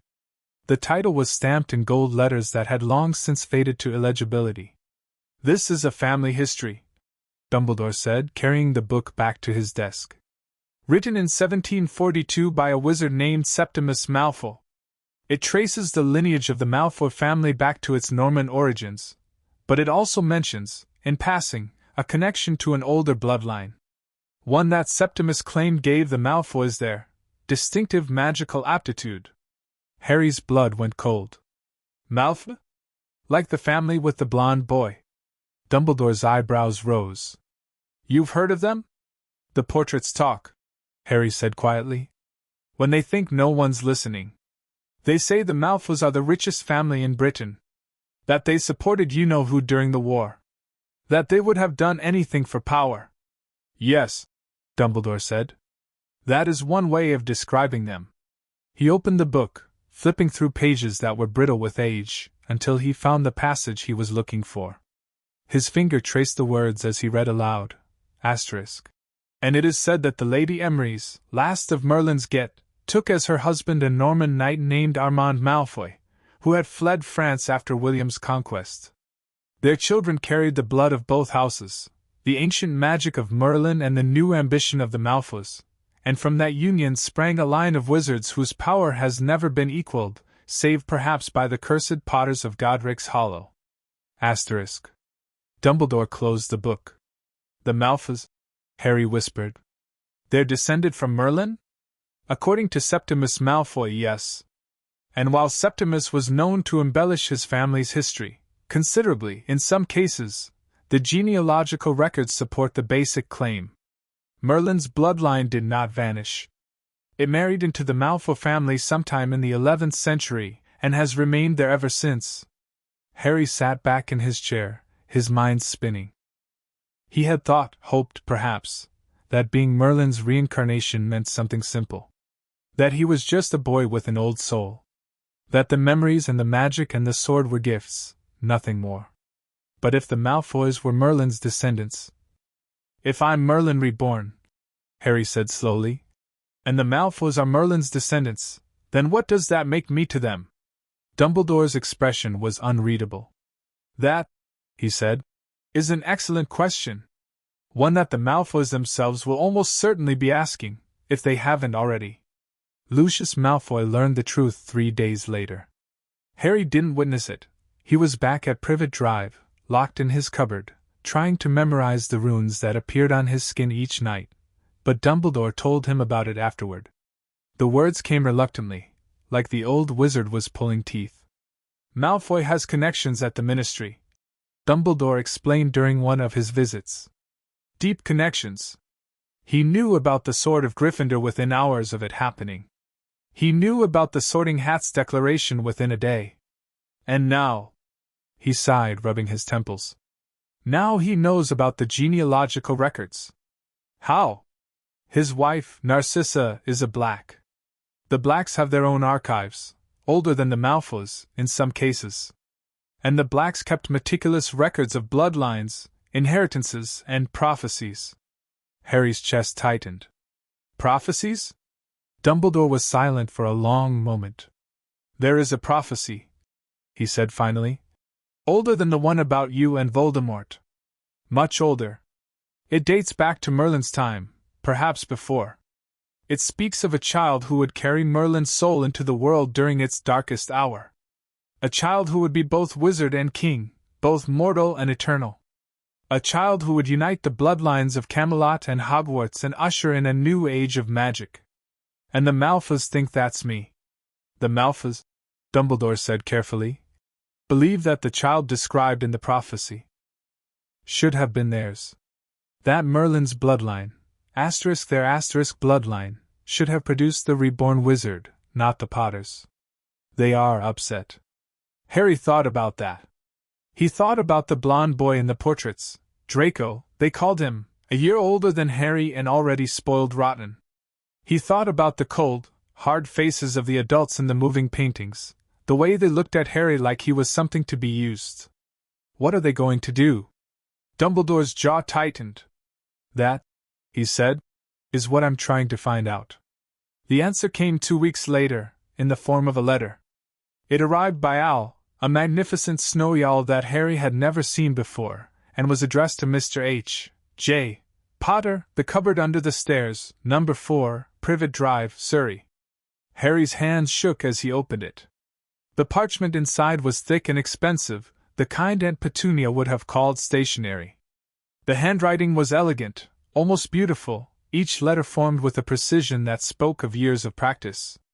Dear Mr. Potter, it has come to my attention that you and I share a connection, one that stretches back over 1,000 years. I believe we have much to discuss. I would be honored if you would join me for tea at Malfoy Manor, at your earliest convenience. Naturally, Professor Dumbledore is welcome to accompany you, should he wish. I await your reply with great anticipation. Yours sincerely, Lucius Malfoy. Harry read the letter 3 times. Then he burned it in the sink, just like Aunt Petunia had burned the letter from the Ministry, and watched the expensive parchment curl and blacken and turn to ash. Dumbledore, when Harry told him about the letter, went very still. He's making his move, the old wizard said quietly. Earlier than I expected. What does he want? To meet you. To assess you. To determine whether you are an asset to be cultivated or a threat to be eliminated. Dumbledore's eyes were colder than Harry had ever seen them. Lucius Malfoy is many things, Harry. Patient is not one of them. If he is reaching out now, it means he believes the prophecy has already begun to unfold. Should I go? No. The answer came so quickly, so firmly, that Harry blinked. You're not ready. Dumbledore continued. Not yet. You don't know enough. You can't control your magic reliably. And Lucius Malfoy is a master of manipulation. He would have you promising him your firstborn child before you finished your first cup of tea. What about the prophecy? If he believes in it, then he will wait. Dumbledore's voice softened. The prophecy speaks of a child who will come into his power slowly, over years. Lucius knows this. He will not move against you openly until he is certain of your weakness, or your strength. Harry looked down at his hands. The runes were faint today, barely visible, like scars from a wound that had almost healed. And if I'm weak? Then you are a 5-year-old boy who has been abused and neglected for most of his life, Dumbledore said gently. And anyone who considers that a weakness to be exploited is not worth your time, or your trust. Harry wanted to believe that. But the image of Lucius Malfoy's cold, elegant handwriting lingered in his mind, and the memory of Merlin standing alone in the ashes of Camelot whispered that trust was a luxury he could not afford. The second letter arrived a week later. This one was not from Lucius Malfoy.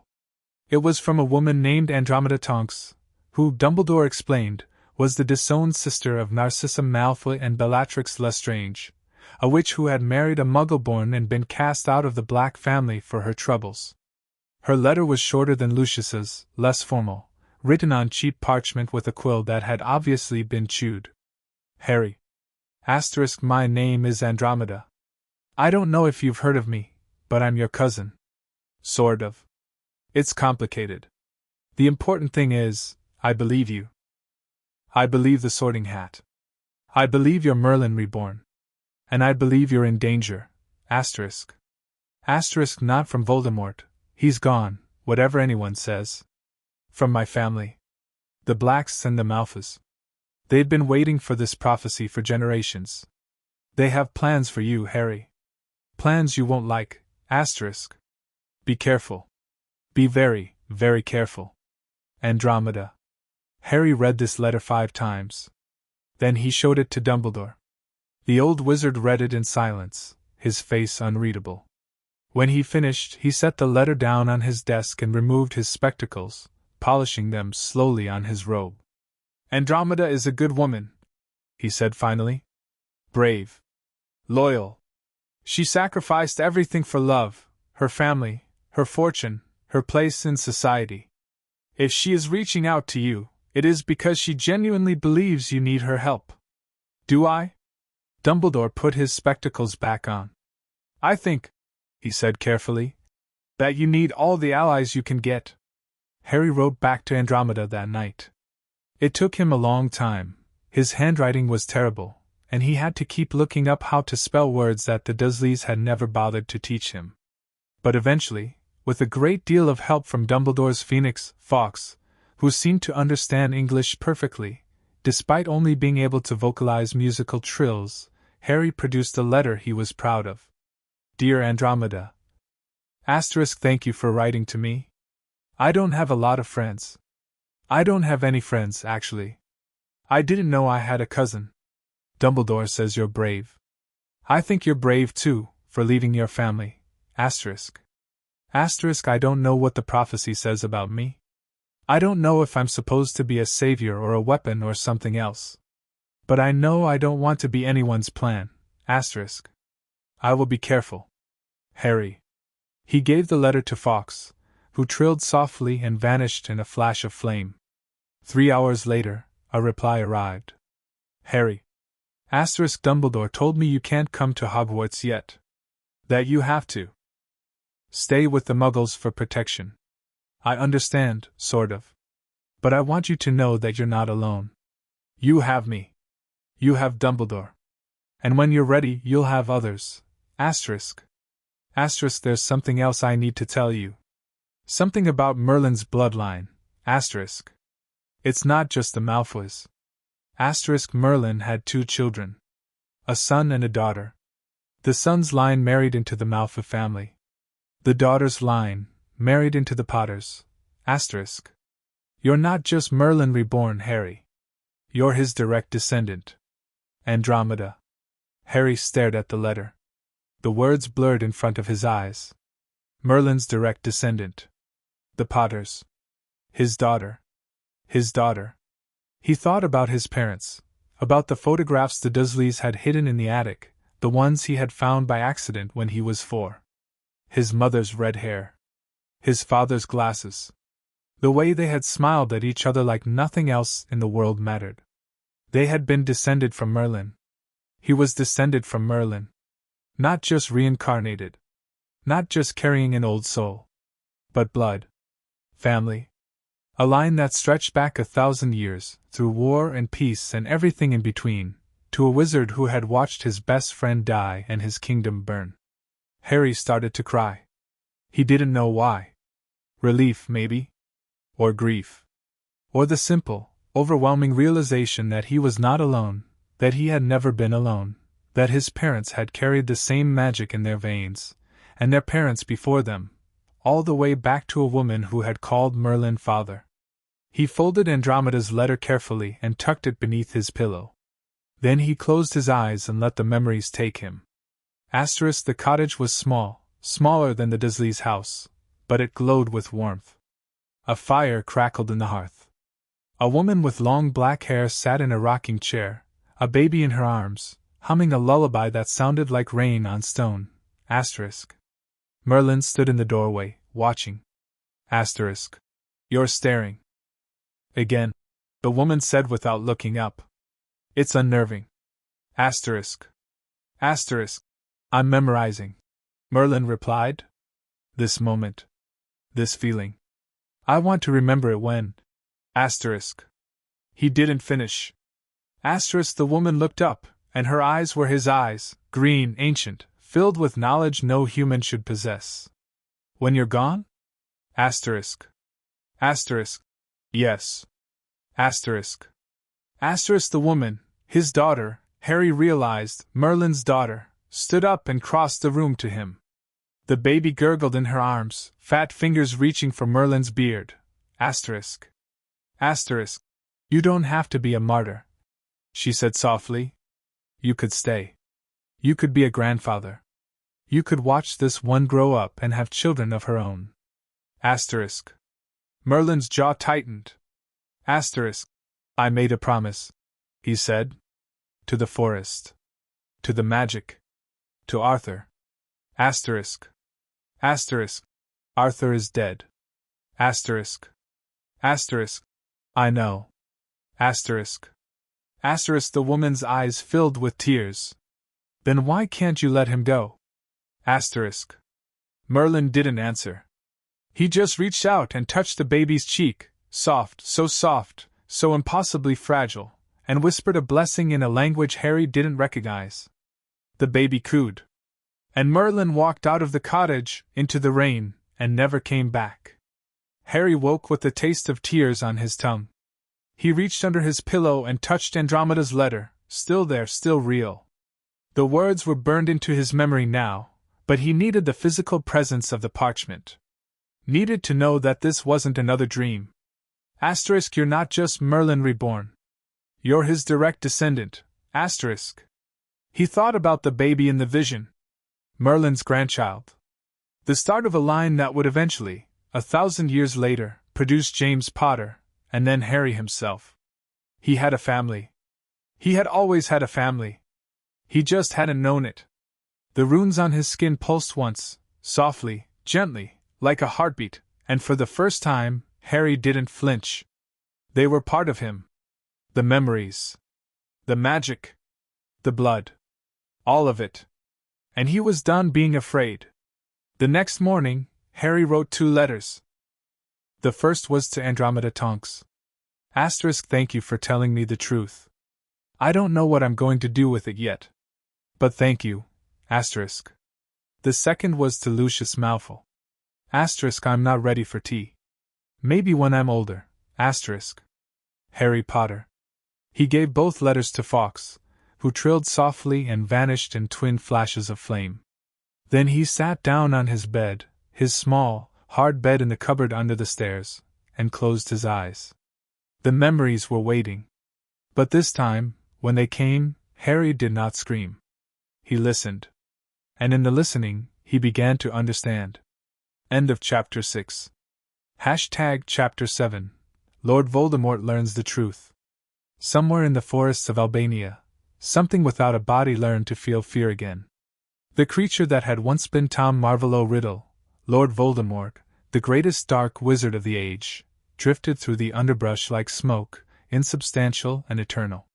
He had been here for 10 years now, hiding in the bodies of snakes and small rodents, sustaining his shattered soul on the warmth of living flesh and the bitter satisfaction of survival. He had felt many things in those 10 years. Rage, when he remembered the Potter brat and the rebounded curse that had destroyed his body. Hunger, always hunger, the gnawing emptiness of a soul torn into pieces and scattered across the land. Patience, cold and reptilian, the patience of something that had already cheated death once and would do so again. But fear, true fear, the kind that made even a bodiless spirit tremble, had been beyond him. Until now. The news reached him through whispers. Not the whispers of wizards, he was too far from Britain for that, too disconnected from the magical world that had turned against him. But the creatures of the forest spoke to him, in their simple, animal ways. The snakes, especially. They carried memories in their blood, impressions of the world beyond the trees, and Voldemort had learned to listen. The stone castle, a viper had hissed. One night, coiled around a dead rabbit. The one with the lake? There is talk among the Warmbloods. Something has changed. Changed how? Voldemort had asked, his voice a whisper of air against the snake's scales. A boy, the viper replied. A small warm blood with eyes like the forest in spring. They say he carries an old soul. They say he pulled a sword from a hat. Voldemort had dismissed it at first. Wizards were always inventing prophecies, legends, myths to make themselves feel important. A boy pulling a sword from a hat, it sounded like a children's story. The kind of nonsense Dumbledore would circulate to make the masses feel hopeful. But then another snake spoke. And another. And another. A name, the third snake had hissed, its tongue flickering nervously. The Warmbloods whisper a name. A name from the old times. A name that even the trees remember. What name? Merlin. Voldemort had no heart to race, no blood to chill. But something inside him, something deeper than flesh, deeper than soul, went very still. Merlin. The greatest wizard who had ever lived. The founder of modern magic. The man who had advised kings, defeated dark creatures beyond counting, and shaped the very foundations of the wizarding world. Reborn. In the body of a child. Voldemort had spent 10 years planning his return. 10 years nursing his hatred, honing his patience, waiting for the moment when he could reclaim his body and his power and his place as the immortal ruler of magical Britain. But if Merlin had returned, if the ancient magic that had defeated demons and dragons and death itself had awakened in a new vessel, then Voldemort's plans meant nothing. He would be destroyed. Not defeated. Not driven back. Destroyed. Erased from existence like a mistake that had finally been corrected. The fear that flooded through his shapeless form was unlike anything he had felt since childhood, since the orphanage, since the dark-haired boy who had learned he could make things happen without a wand, since the first time he had looked in a mirror and realized he was special. He was not special anymore. Not compared to Merlin. And so Lord Voldemort, the most feared dark wizard of the modern age, did something he had not done in a decade. He reached out to his followers. The summoning was not easy. The dark mark on each Death Eater's forearm had faded after Voldemort's fall, burned black and scarred, a reminder of a master who had abandoned them. Some of his followers had denied him, claimed they had been acting under the Imperius curse, pretended the mark meant nothing. Others had gone to Azkaban, their loyalty rewarded with years of soul-sucking darkness. And a few, a very few, had simply waited. It was to these that Voldemort reached out. Not with words, he lacked the power for that. But with pressure. A pulse of magic sent through the faded marks, a summons that could not be ignored, a whisper that traveled across continents and through walls and into the dreams of those who still carried his brand. Come. Find me. I have need of you. The first to arrive was Peter Pettigrew. He came as a rat, scurrying through the underbrush, sniffing the air with a nose that had once belonged to a man. The transformation had not been kind to him. 12 years as an animal had left his mind eroded, his loyalties confused, his humanity hanging by a thread. But he remembered the mark. He remembered the pain of it burning into his skin, the pleasure of serving a master who promised power and immortality, the terror of watching that master fall. And he remembered the Potter boy. Master, Pettigrew whispered, his voice a squeak that was half rat, half man. He had found Voldemort's hiding place, a hollow tree in the deepest part of the forest, its trunk wrapped in shadows that never lifted. Master, I came. I always came. I never stopped. Silence. The word was not spoken aloud. It was pressed directly into Pettigrew's mind, cold and sharp as a blade. He whimpered, his rat teeth chattering. Tell me about the boy, Voldemort commanded. Tell me everything. Pettigrew talked. He talked about the explosion of magic at the Dursley's house, the runes that had appeared on the walls, the old wizard who had come calling in the night. He talked about the Sorting Hat's scream, Merlin and the Sword of Gryffindor bursting into a 5-year-old's hands. He talked about the whispers in magical Britain, the fear and the hope and the desperate scramble for power. And he talked about the prophecy. The old one, Pettigrew said, his voice trembling. The one from Merlin's time. About the child who would carry his soul into the world during its darkest hour. The Malfoys have been digging through their archives. The Blacks too. They all think, they all know. The boy is Merlin Reborn. Yes, master. And Dumbledore protects him. Yes, master. And you have done nothing. Pettigrew's eyes went wide. I didn't know, I couldn't, the mark was faded. You are a coward, Peter Pettigrew. You have always been a coward. That is why you betrayed the Potters. That is why you faked your own death. That is why you have spent 12 years living as a rat. But cowards can be useful. If they are properly motivated. Pettigrew's whole body shook. Anything, master. Anything. I'll do anything. Good. Then listen. The plan, as it formed in Voldemort's mind over the following days, was deceptively simple. He could not attack the boy directly. Not yet.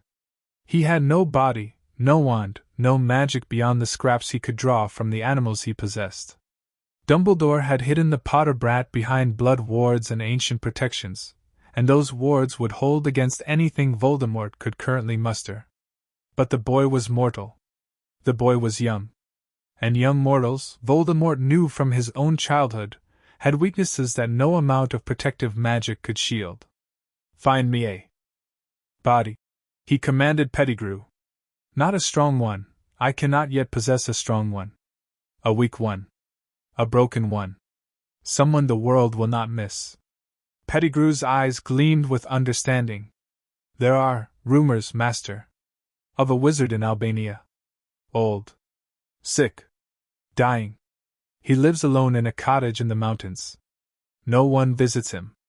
No one would notice if his body became mine. Yes, master. Then do it. Pettigrew scurried away into the darkness. And Voldemort, Lord Voldemort, the greatest dark wizard of the age, waited. The possession took 3 days. The old wizard, his name was Alexander, and he had once been a researcher of ancient runes before age and illness had stolen his mind, fought harder than Voldemort expected. But he was weak, so weak, his body a ruin of cancer and decay, and Voldemort had been waiting for 2 years for a vessel like this. He poured himself into Alexander's flesh like poison into a wound. The old man screamed. The forest animals fled. And when it was over, Voldemort opened Alexander's eyes, grey, rheumy, clouded with cataracts, and saw the world through human vision for the first time in a decade. It was not enough. The body was failing. He could feel it crumbling around him, the lungs filling with fluid, the heart skipping beats, the bones aching with a pain that had nothing to do with magic. He had perhaps a year in this vessel, maybe less, before it gave out completely. But a year was enough. A year was plenty. He raised Alexander's withered hand and pointed it at the wall of the cottage. Green light flickered from the gnarled fingers, not a killing curse, nothing so refined, but something. A spark of the power that had once made him feared. It would grow. He would make it grow. And when he was strong enough, he would find the Potter boy. And he would destroy him before Merlin's power could fully awaken. The Death Eaters began to gather. Not all of them. Many were still in Azkaban, many had truly abandoned him, many were dead. But enough.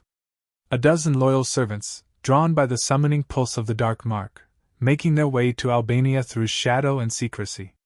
Lucius Malfoy did not come. Voldemort had not expected him to. Lucius was a politician, not a soldier. He would wait, hedge his bets, pretend loyalty to whoever seemed strongest. But his absence stung nonetheless. Bellatrix Lestrange, however, came eagerly. She had been released from Azkaban only months ago. Her trial had been a formality, her wealth and family connections buying freedom that should have been impossible. The years in the prison had not broken her. They had honed her, sharpened her madness into something almost beautiful. "My lord," she breathed, kneeling before Voldemort's borrowed body in the crumbling cottage. Her eyes were wild, worshipful, filled with a devotion that bordered on the erotic. "My lord, you have returned? I knew you would. I never doubted. Never. Rise, Bellatrix." She rose, tears streaming down her face. "I have a task for you. A task that requires your particular talents. Anything. Anything. There is a boy in Britain. Harry Potter. You know of him. Bellatrix's face twisted. The blood traitors get. The one who destroyed you. He did not destroy me. He was a baby who survived a curse through luck and his mother's sacrifice. But now he is something more. Voldemort paused, savoring the words. He is Merlin Reborn. The Sorting Hat declared it. The Sword of Gryffindor confirmed it. Bellatrix's eyes went wide. I need you to learn everything about him. His weaknesses. His habits. His friends. His magic. I need to know how to kill him, truly kill him, before he becomes too powerful to stop. I will, Bellatrix whispered. I will, my lord. I will burn the world to ash if that's what it takes. That may be what it takes. Voldemort smiled with Alexander's cracked lips. Now go. And do not fail me. The news reached Dumbledore through his own network of spies. A tip from an informant in Albania. A report from an Auror who had noticed unusual activity around the forests.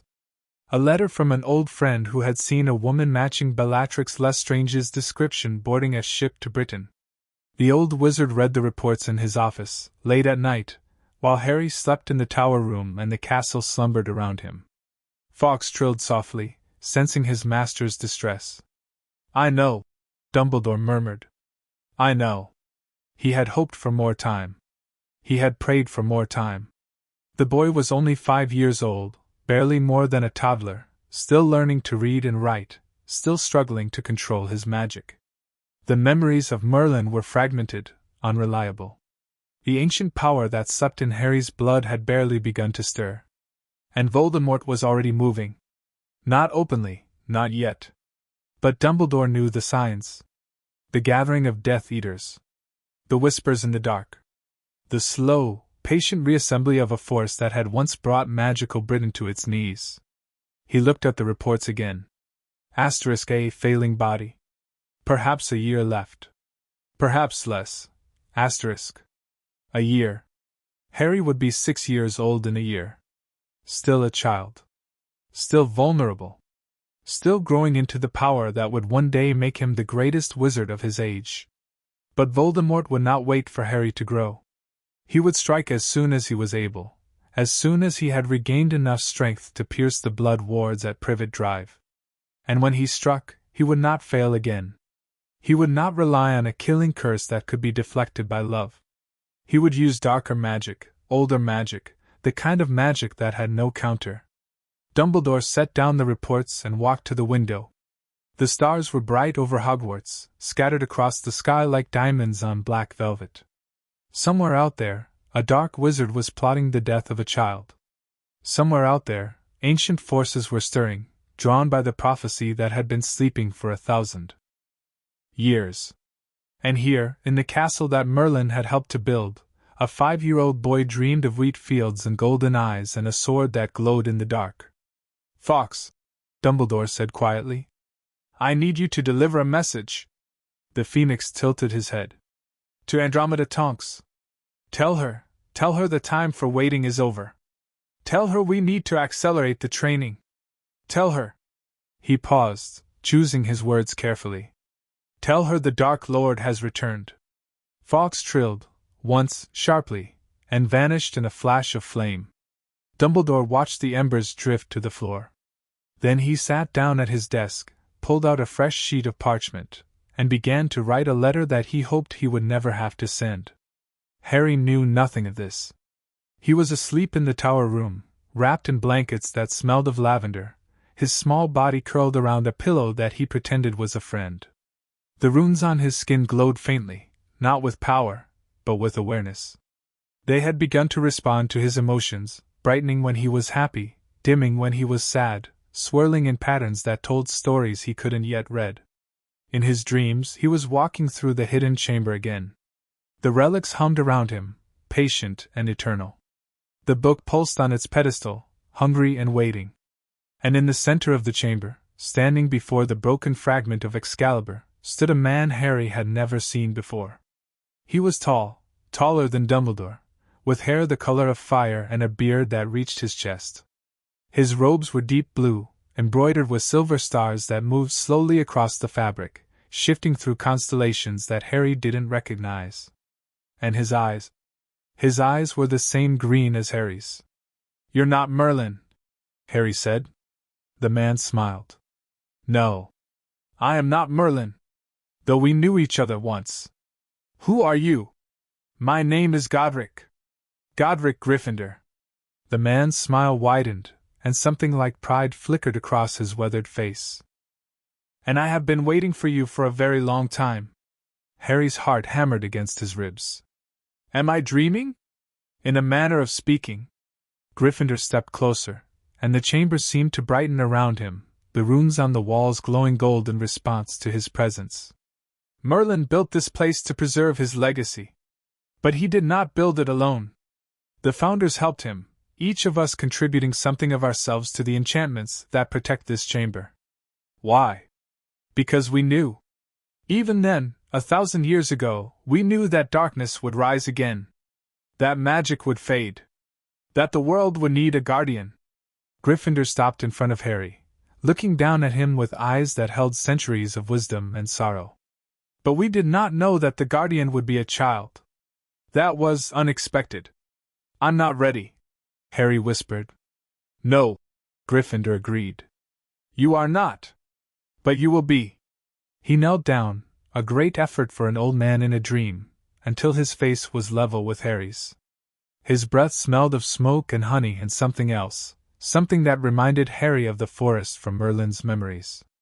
"You are afraid," Gryffindor said. "That is good. Fear keeps us alive. Fear reminds us that we have something to lose." He reached out and placed his hand on Harry's shoulder, warm, solid, real.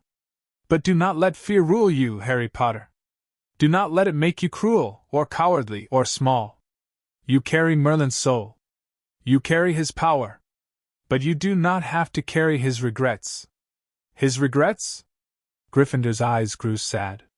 "Merlin was the greatest wizard who ever lived. But he was also the loneliest. He pushed people away. He hoarded his power. He tried to protect the world by himself, and in doing so, he lost everything that made life worth living. He squeezed Harry's shoulder gently. Do not make his mistakes. Find allies. Trust them. Love them. Let them help you carry the weight.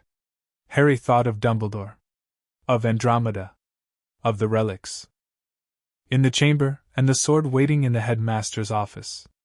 I'll try, he said. Gryffindor smiled. That is all anyone can ask. The dream began to fade, the chamber dissolving into gold light, the old wizard's face blurring at the edges. One more thing, Gryffindor said, his voice growing distant. Voldemort has returned.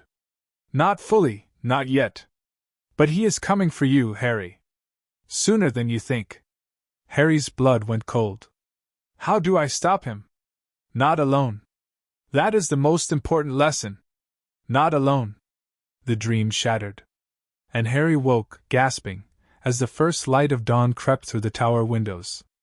End of Chapter 7. Chapter 8. Training Beyond Hogwarts. The training began on a Tuesday. Harry knew it was Tuesday because Aunt Petunia had written the date on the kitchen calendar in her neat, cramped handwriting. Dentist at 3 o'clock, Dudley's swimming, and no freaks in the house *. And Harry had memorized the calendar the way he memorized everything in the Dursleys' house. It was a survival skill. Knowing what day it was meant knowing when Uncle Vernon would be in a bad mood, Mondays, after work, when Aunt Petunia would be too busy to notice him, Thursdays, her bridge club, and when Dudley would be at Smeltings, never, because Dudley was only 5 and didn't go to Smeltings yet, but Harry could dream. This Tuesday, however, was different. Harry knew it was different the moment he woke up. The runes on his skin were burning, not painfully, but insistently, like a hand shaking him awake. They spiraled across his arms and chest in patterns he was beginning to recognize, patterns that corresponded to emotions and threats and the presence of magic. Right now, they were telling him that something was coming. Something magical. He scrambled out of bed, Dudley's second bed, the one with the broken slats and the threadbare sheets, and pressed his face against the window. The sun was barely over the horizon, painting the roofs of Privet Drive in shades of orange and pink. The street was empty. The neighbors were still asleep.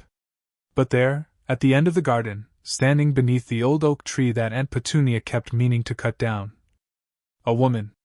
She was tall, nearly as tall as Uncle Vernon, with curly brown hair that whipped around her face in a wind that didn't seem to be blowing anywhere else. Her robes were deep green, practical and unadorned, and she carried a leather satchel over one shoulder. When she saw Harry's face in the window, she smiled. Harry had never seen her before. But he knew her anyway. Andromeda Tonks moved like someone who had learned to be invisible. She didn't knock on the front door. That would have woken the Dursleys, caused a scene, drawn attention she didn't want. Instead, she walked through the back gate. The lock clicked open with a whisper of magic, and made her way to the kitchen door, where Harry was already waiting. You must be Harry, she said quietly. You must be Andromeda. Her smile widened. Dumbledore said you were clever. He said a lot of things. Harry hesitated, then pushed open the kitchen door. You should come in. Aunt Petunia doesn't wake up until 7. Andromeda stepped inside, her eyes scanning the room, the flowered wallpaper, the gleaming appliances, the cupboard under the stairs with its crooked door and fresh duct tape. Her expression didn't change, but something in her eyes hardened. This is where you live. This is where I sleep, Harry corrected. I don't live anywhere. Andromeda was quiet for a long moment. Then she said, Pack your things. You're coming with me. Harry didn't argue. He had learned, in his 5 years of life, that arguing with adults was pointless. They either ignored you or punished you, and neither option improved your situation. Instead, he simply nodded, climbed the stairs to his room, Dudley's room, he reminded himself, never his, and gathered the few possessions that mattered. The coat hanger. The gray sock. Andromeda's letter, folded small and tucked into his pocket. He was back downstairs in less than 2 minutes, clutching his treasures against his chest, watching Andromeda examine the runes on the kitchen walls. They were faint now, barely visible unless you knew where to look, but she traced them with her fingers like she was reading Braille. "He really did a number on you," she murmured. "Who? Merlin. Or maybe fate. Hard to tell the difference sometimes." She straightened up and held out her hand. "Ready?" Harry looked back at the cupboard. At the crooked door and the duct tape and the darkness inside. At the place that had been his home for as long as he could remember, even though it had never felt like home. "Yes," he said. Andromeda's hand was warm and calloused, nothing like Aunt Petunia's cold, bony fingers. When she closed her grip around Harry's, he felt something pass between them, a spark of recognition, a whisper of shared blood. Cousins, Harry thought. We're cousins. Hold on tight, Andromeda said. Apparition is unpleasant the first time. She turned on the spot. And the world squeezed. They landed in a cottage garden, surrounded by flowers that bloomed in colors Harry didn't have names for. The cottage itself was small, smaller than the Dursleys' house, but it glowed with warmth. Smoke curled from the chimney, carrying the smell of baking bread and something herbal, something that made Harry's empty stomach clench with hunger. A vegetable patch grew beside the door, beans and tomatoes and carrots all tangled together in cheerful chaos. And beyond the garden, hills rolled green and endless under a sky that seemed wider than any sky Harry had ever seen. Where are we? He whispered. The Isle of Skye, Andromeda said. My home. Or one of them. She released Harry's hand and stretched her arms above her head, cracking her neck. The wards here are old, older than Hogwarts, in some places. No one can find us unless I want them to. Not even Dumbledore? Andromeda's lips twitched. Especially not Dumbledore. She led him inside. The cottage was bigger on the inside than it appeared from without, not impossibly bigger, not like the magical tents Harry had heard about in Dumbledore's stories, but cozier. A fire crackled in a stone hearth. Bookshelves covered every available wall, crammed with volumes that looked older than Hogwarts itself. A cauldron bubbled on a small stove, releasing puffs of steam that smelled like cinnamon and something sharper, something that made Harry's nose tingle. And in the center of the room, sitting on a worn armchair with a cat in her lap, a woman with pink hair. Not pink like bubblegum or candy floss, pink like sunset, like the sky had decided to dye itself, and then changed its mind halfway through. She was young, maybe 20, with a round face and bright eyes and a smile that reminded Harry of the sun coming out from behind a cloud.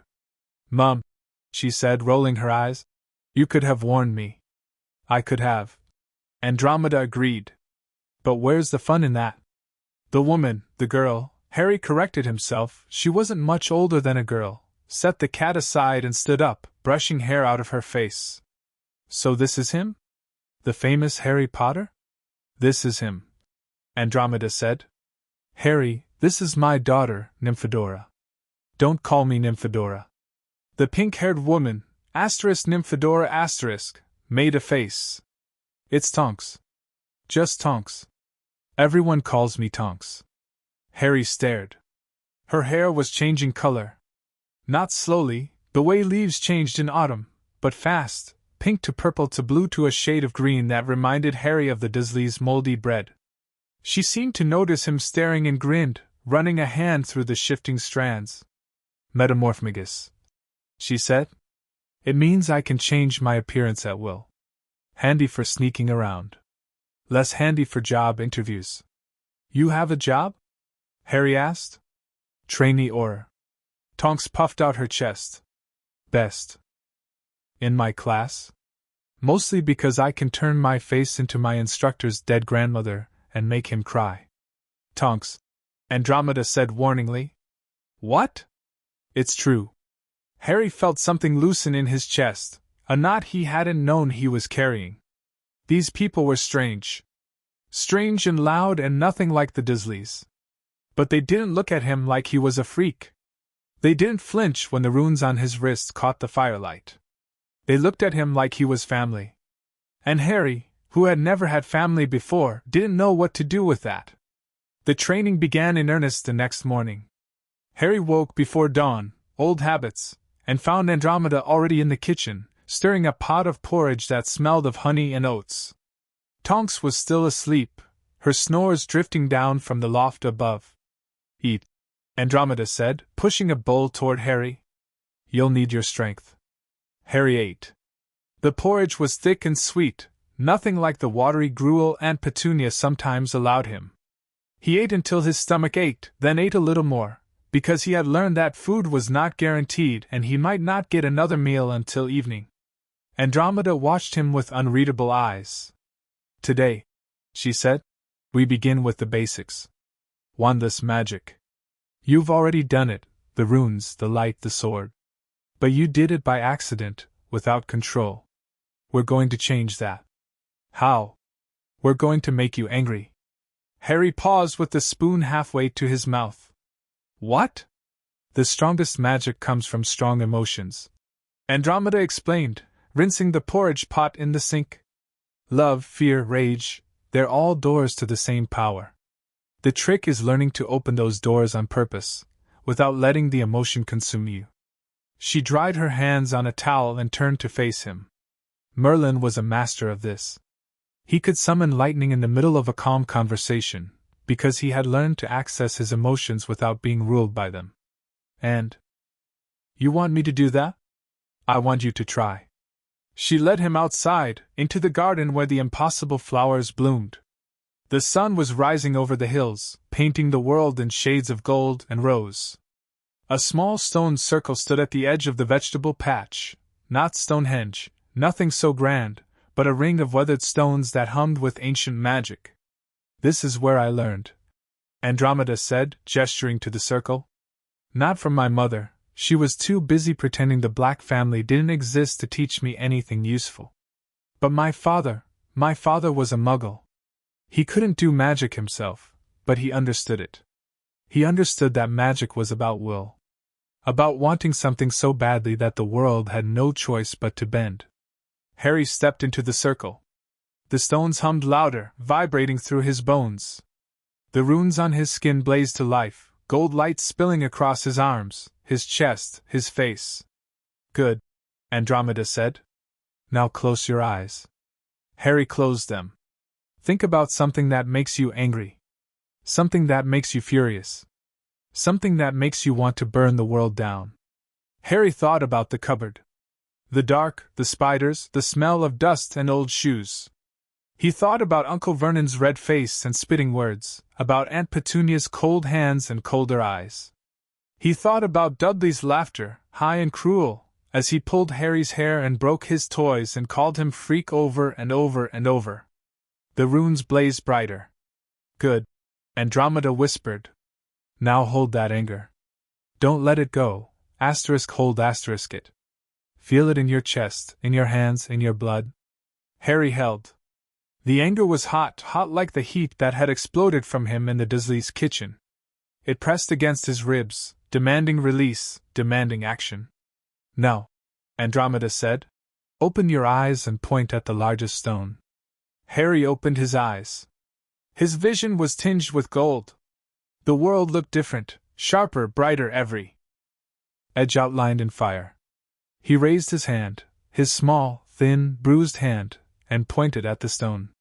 Nothing happened. "Push," Andromeda said. "Push the anger out.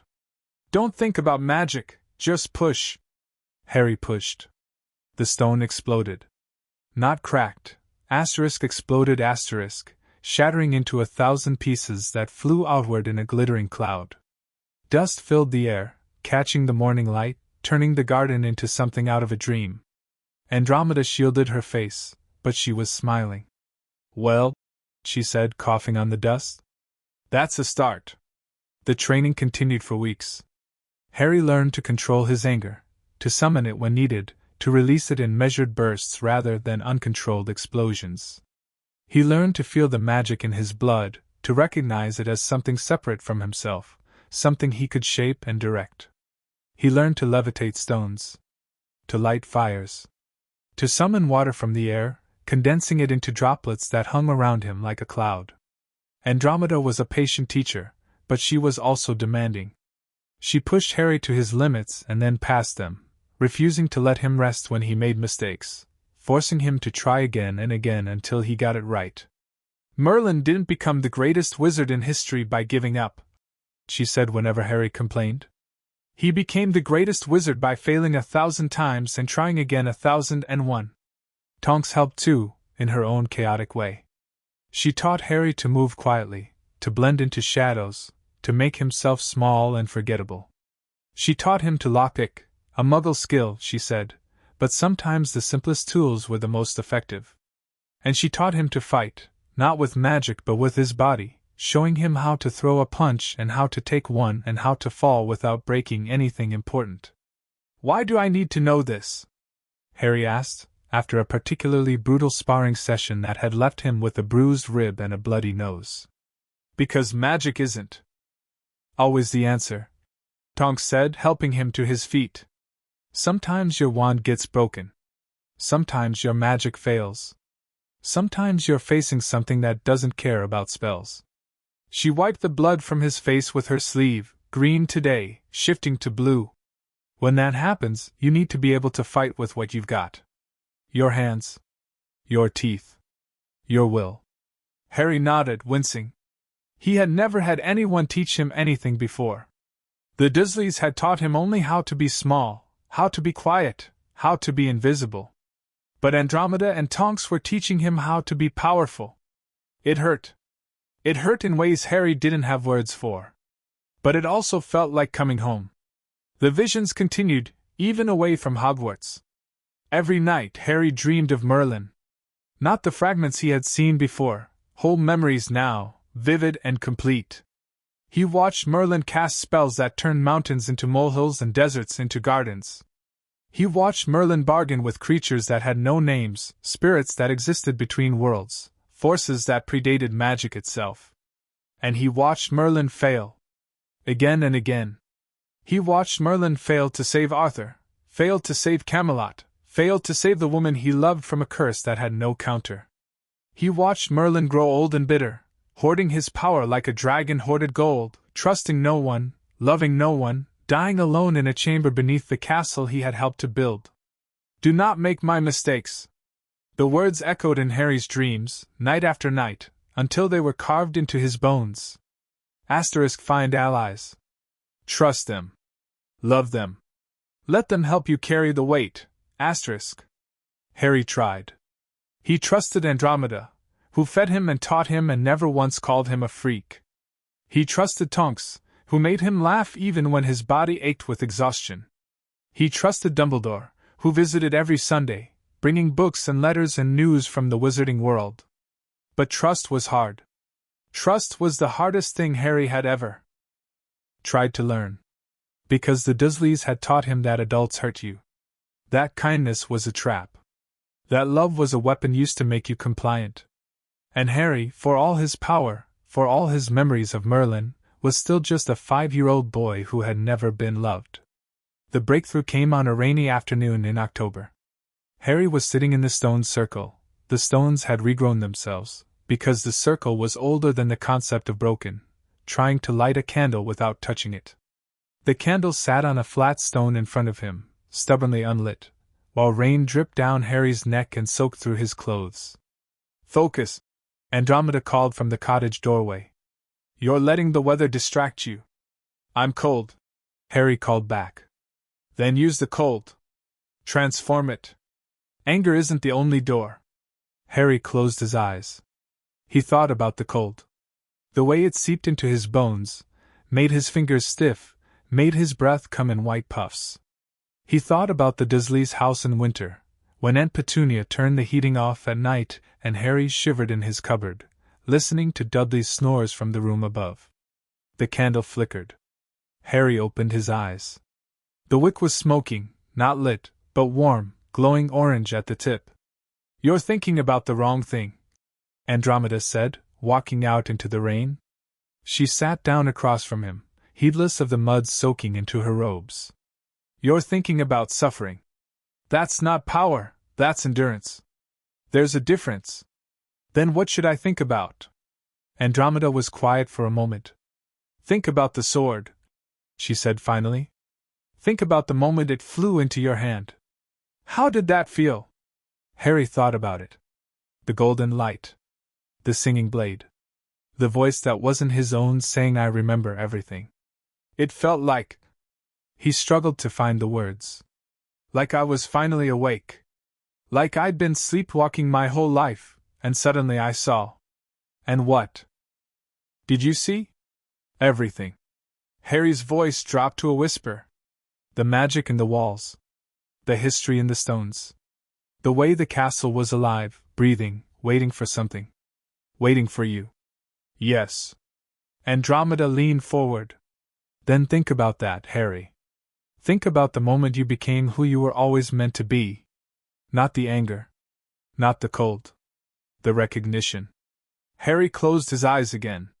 He thought about the sword. The warmth of the hilt in his hands. The weight of the blade, heavy and right. The way the runes on his skin had sung in harmony with the runes on the steel, a chord that had been waiting 1,000 years to be played. The candle exploded into flame. Not a small flame, a bonfire, roaring 6 feet high, scorching the stones and sending Andromeda scrambling backward. Rain hissed where it touched the fire, turning to steam, creating a cloud that smelled of ozone and ancient magic. Harry opened his eyes. The runes on his skin were blazing gold, brighter than he had ever seen them. The flame in front of him danced in shapes that almost looked like words. Merlin Camelot Arthur, before collapsing back into ordinary fire. Andromeda stared at him with wide eyes. Well, she said, after a long moment, I think that's enough for today. That night, Dumbledore came to the cottage. He looked tired, more tired than Harry remembered, with shadows under his eyes and a grey tinge to his skin. But he smiled when he saw Harry, and the smile was real. I hear you set a candle on fire, he said. It was a very big candle, Harry replied. Dumbledore laughed, a real laugh, not the polite chuckle he used in public. It transformed his face, made him look almost young. Andromeda tells me you're progressing faster than she expected. Much faster. Harry shrugged, uncomfortable with praise. The memories help. Merlin already learned all of this. I'm just remembering. That's not how it works, Dumbledore said, settling into the armchair by the fire. If it were simply a matter of memories, anyone could become Merlin by reading his journals. But you're doing something more. You're integrating. Taking pieces of Merlin's knowledge and making them your own. Is that bad? It's extraordinary. Dumbledore's eyes twinkled. And a little terrifying. But mostly extraordinary. They sat in silence for a while, watching the flames dance in the hearth. Tonks was upstairs, doing something that involved a lot of crashing and occasional swearing. Andromeda was in the kitchen, washing dishes that had been clean an hour ago, a nervous habit Harry had learned. Voldemort has a body now, Dumbledore said quietly. Harry's hands clenched. A weak one, an old wizard who was dying anyway. But it's enough. He's been seen in several European magical communities, recruiting, rebuilding his forces. How long until he comes for me? I don't know. Months, perhaps. A year, if we're lucky. Dumbledore turned to face Harry, his expression grave. But he will come. Of that I have no doubt. Harry looked down at his hands. The runes were faint tonight, barely visible in the firelight. But he could feel them, humming beneath his skin, ready to wake at his command. Then we need to train harder, he said. Dumbledore nodded slowly. Yes, he agreed. We do. The training intensified after that. Harry woke before dawn and trained until his body gave out. He learned to cast spells without speaking, to shape magic with his thoughts alone. He learned to sense the emotions of others, to read their intentions in the subtle shifts of their magical signature. He learned to defend himself against mental attacks, building walls in his mind that even Dumbledore couldn't penetrate. And he learned about Merlin. Not the legend, the man. The man who had loved and lost and failed and tried again. The man who had made mistakes so terrible that he had spent the rest of his life trying to atone. Harry carried Merlin's memories in his bones. But he was not Merlin. He was Harry. And Harry, unlike Merlin, refused to be alone. The letter arrived on the last day of October. Harry's birthday had come and gone, 6 years old now, though the Dursleys had sent nothing, not even a card. But this letter was not a birthday greeting. It was from the Ministry of Magic. Harry Potter, it read, "You are hereby summoned to appear before the Wiesengemot on November 15th to answer questions regarding the magical event of August 12th, during which you caused significant property damage to number 4, Privet Drive, Surrey, and displayed magical abilities inconsistent with your age and training. Failure to appear will result in legal action." Harry read the letter 3 times. Then he handed it to Andromeda, who read it once and turned white. "The Ministry," she said, her voice shaking with anger. "They're trying to regulate you. To control you. To make you theirs. Can they do that? I don't know." Andromeda's jaw tightened. "But we're going to find out." She reached for her coat. And Harry, who had spent 6 years learning to be afraid of adults with power, felt something new stir in his chest. Not fear. Defiance. He was Merlin Reborn. He had pulled the Sword of Gryffindor at 5 years old. He had trained with magic that hadn't been used in 1,000 years. And he was not going to let a bunch of bureaucrats tell him what he could and couldn't do. "Let them come," Harry said quietly. Andromeda looked at him, really looked, seeing something in his eyes that made her pause. "Harry," she said slowly, "your eyes are glowing." Harry blinked. The gold faded.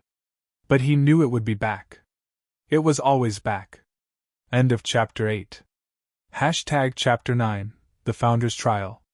The summons from the Ministry arrived on a Friday, but the trial never happened. Instead, 3 days before Harry was meant to appear before the Wiesengemot, something far stranger intervened. Something that had been waiting for him since the moment he pulled the Sword of Gryffindor from the sorting hat. The Founders called him home. Harry woke in the dark. Not the cupboard dark, the familiar dark of closed spaces and locked doors, but a different kind of dark. Older. Heavier. The kind of dark that pressed against his skin like water at the bottom of a lake. He wasn't in his bed at Andromeda's cottage. He wasn't in the tower room at Hogwarts. He was standing on stone floor, barefoot, dressed in the thin pajamas he had worn to sleep. The runes on his skin were blazing, gold light spilling across his arms, his chest, his face. But the darkness drank the light, swallowed it whole, left only the runes themselves glowing like embers in a dying fire. "Hello?" Harry called. His voice echoed. And echoed. And echoed. "Welcome, heir of Merlin." The voice came from everywhere and nowhere. It was 4 voices, Harry realized, layered on top of each other like different instruments playing the same note. A man's voice, deep and warm. A woman's voice, sharp and proud. Another man's voice, clever and quick. Another woman's voice, gentle and fierce. They spoke together, but Harry could hear each one separately, like harmonies in a song. You have been summoned to stand before the Founders of Hogwarts. To be tested. To be judged. To prove yourself worthy of the legacy you carry. Harry's heart hammered against his ribs. "Where am I?" You are in the space between. The place where Hogwarts was dreamed before it was built. The place where magic remembers what it once was. The darkness began to shift. Light bled into the void, not gold, not the light of Harry's runes, but something softer. Gray and silver, like dawn breaking over a frozen lake. Shapes emerged from the shadows. Walls. Windows. A ceiling so high Harry couldn't see the top. And in the center of the space, 4 thrones. They were not ornate, not the kind of thrones kings sat on in Harry's dreams of Camelot. They were simple. Stone, worn smooth by centuries of use. Each one was carved with a symbol, a lion, a serpent, a badger, an eagle. The symbols of the 4 houses. And on the thrones, the Founders. Harry knew them instantly. He had never seen their faces before, not in dreams, not in memories, not in the portraits that hung in Hogwarts corridors. But he knew them. The same way he had known the Sorting Hat. The same way he had known the sword. Godric Gryffindor sat on the lion throne. He was exactly as Harry had dreamed him, tall, red-haired, bearded, his blue eyes bright with something that looked like approval. His robes were crimson and gold, and a sword, not the sword of Gryffindor, but another blade, older and simpler, rested across his knees. Beside him sat Salazar Slytherin. Harry had heard about Slytherin from the portraits. They spoke of him in whispers, when they thought Harry wasn't listening. Dark. Dangerous. The founder who turned against the others. But the man on the serpent throne was not what Harry expected. He was handsome, devastatingly so, with sharp cheekbones and dark hair that fell to his shoulders. His robes were green and silver, and his eyes were the same green as Harry's. Not the green of Merlin's eyes, older, colder, like sunlight through a bottle of poison. He was watching Harry with an expression that Harry couldn't read. Rowena Ravenclaw sat on the eagle throne. She was beautiful in a way that had nothing to do with her face, though her face was beautiful too, pale and angular, with eyes the color of a winter sky. Her robes were blue and bronze, and a diadem, the lost diadem of Ravenclaw, Harry realized, glittered on her brow.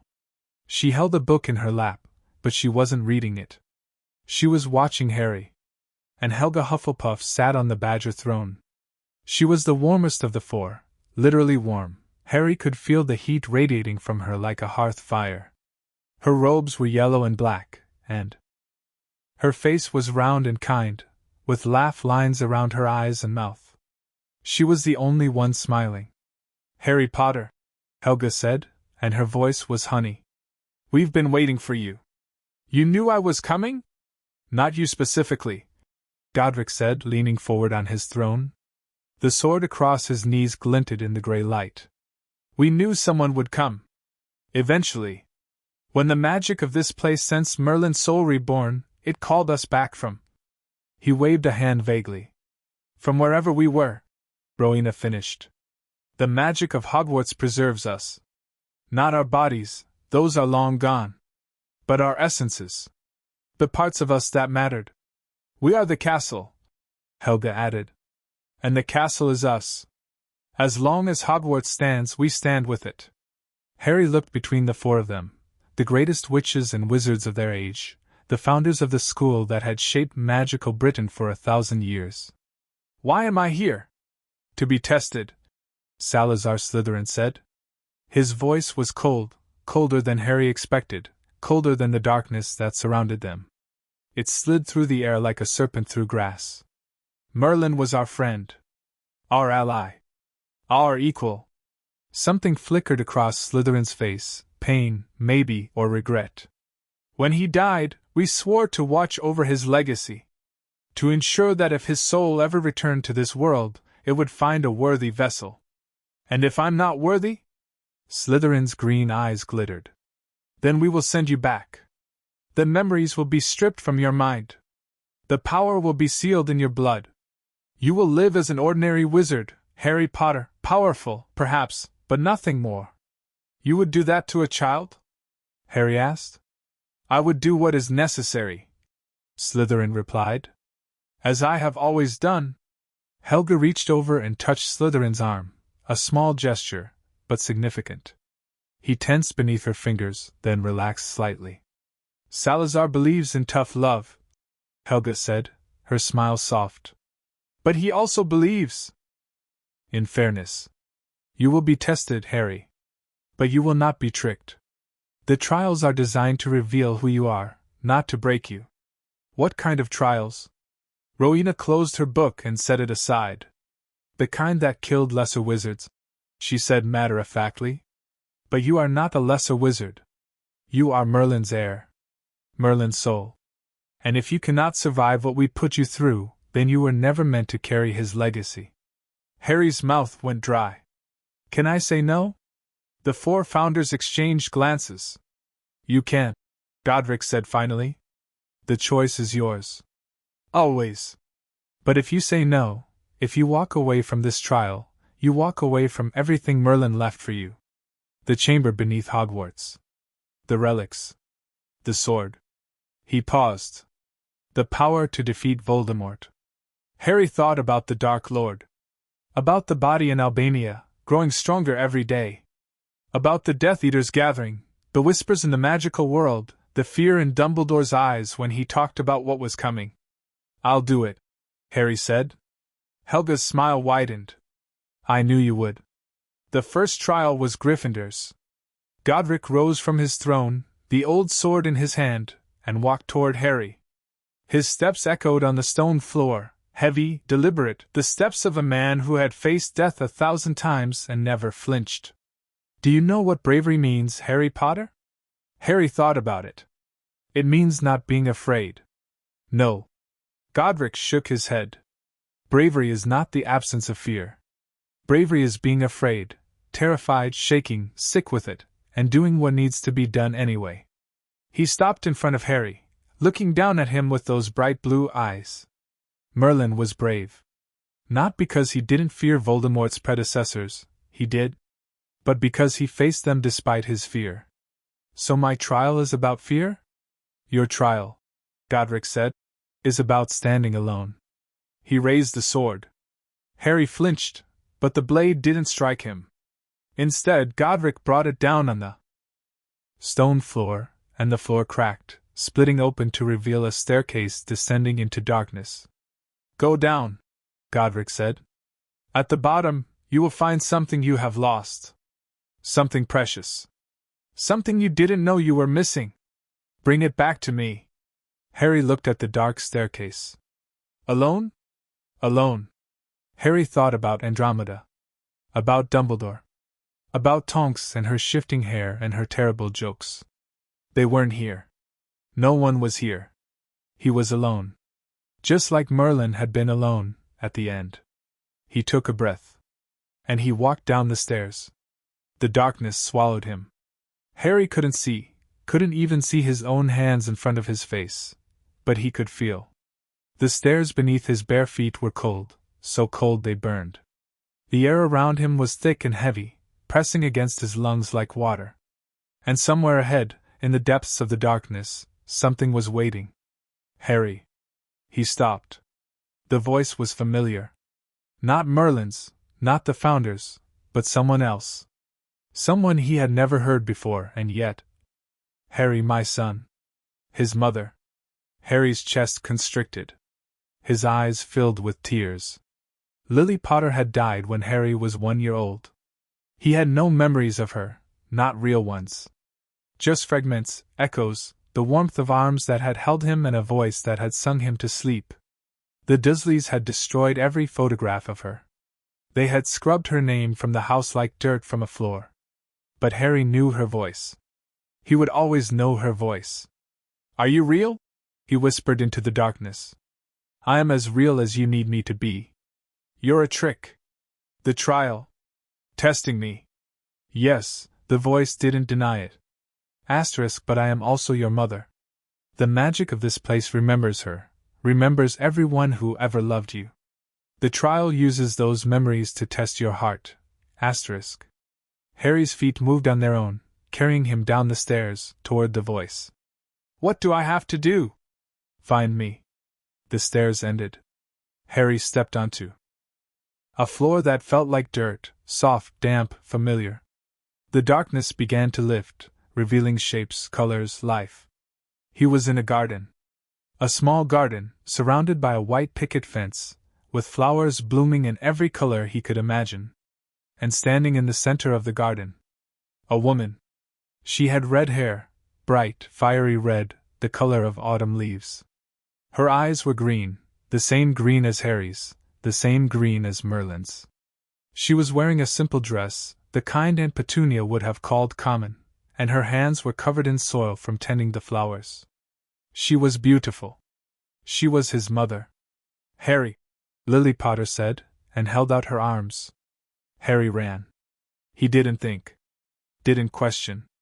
Didn't remember that this was a trial, a test, a trick of the Founder's magic. He just ran, throwing himself into his mother's embrace, burying his face in her shoulder, breathing in the smell of her, flowers and sunshine and something else, something that felt like love. "Oh, my boy!" Lily whispered, her hand stroking his hair. "My brave, brave boy!" Harry sobbed. He sobbed like he had never allowed himself to sob before, not in the cupboard, not at the Dursleys, not even in Andromeda's arms. He cried for every birthday they had missed, every Christmas he had spent alone, every night he had fallen asleep wondering if anyone in the world loved him. "Shh," Lily murmured. "I'm here. I'm here." "You're not real," Harry choked out. "You're not real." "I am real enough." She pulled back, cupping his face in her soil-stained hands. "Real enough to tell you what I should have told you before I died. Real enough to give you what you need." "What do I need?" Lily smiled, and her smile was the saddest thing Harry had ever seen. "You need to let me go." Harry's heart stopped. "What?" "Harry, listen to me. You have been carrying my death, your father's death, like a stone around your neck. You blame yourself. You wonder if you could have done something, been something. That would have saved us." She pressed her forehead against his. "But you were a baby. A baby. There was nothing you could have done. But I'm Merlin now. I have power. You have power." Lily agreed. "But power cannot raise the dead. Power cannot change the past. Power can only shape the future." She pulled back, her green eyes searching his face. "I need you to understand that, Harry. I need you to accept that I am gone. That I am never coming back. Not as a ghost, not as a portrait, not as a memory conjured by ancient magic. But I don't want you to be gone. I know." Lily's voice broke. "I know, my love. But wanting doesn't make it true." She reached into the pocket of her dress and pulled out something small, a photograph, Harry realized. The photograph showed two people, a red-haired woman and a dark-haired man, laughing at something off camera. Harry's parents. "This is yours," Lily said, pressing the photograph into his hands. "The founders took it from your memories. Now I'm giving it back." Harry looked at the photograph. His mother and father, frozen in a moment of joy. "I will always love you," Lily whispered. "But you have to live. Really live. Not in the shadows. Not in the past. Here. Now. In the world that needs you." The garden began to fade. "No. Yes." Lily stepped back, her image blurring at the edges. "Goodbye, Harry. Be brave. Be kind. Be happy. I love you," Harry said desperately. "Mum, I love you." "I know." Lily smiled one last time. "I've always known." And then she was gone. Harry stood alone in the darkness, clutching the photograph of his parents, tears streaming down his face. He had passed the trial. But it didn't feel like winning. The stairs led him back to the Founder's chamber. Godric Gryffindor was waiting for him, the old sword still in his hand. When Harry emerged from the darkness, still crying, still clutching the photograph, the Founder's face softened. "You found what you lost." Harry nodded, not trusting his voice. "And you let it go." Harry looked down at the photograph. His parents smiled up at him, frozen in time, unreachable and eternal. "I let it go," he whispered.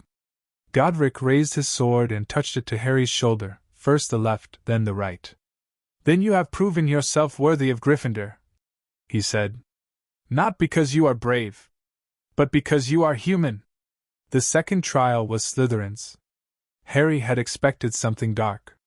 Something cruel. Something that would test his ambition, his cunning, his willingness to do whatever it took to survive. Instead, Salazar Slytherin led him to a mirror. "This is the mirror of Erist," Slytherin said, gesturing to the ornate glass. "It shows the deepest desire of your heart.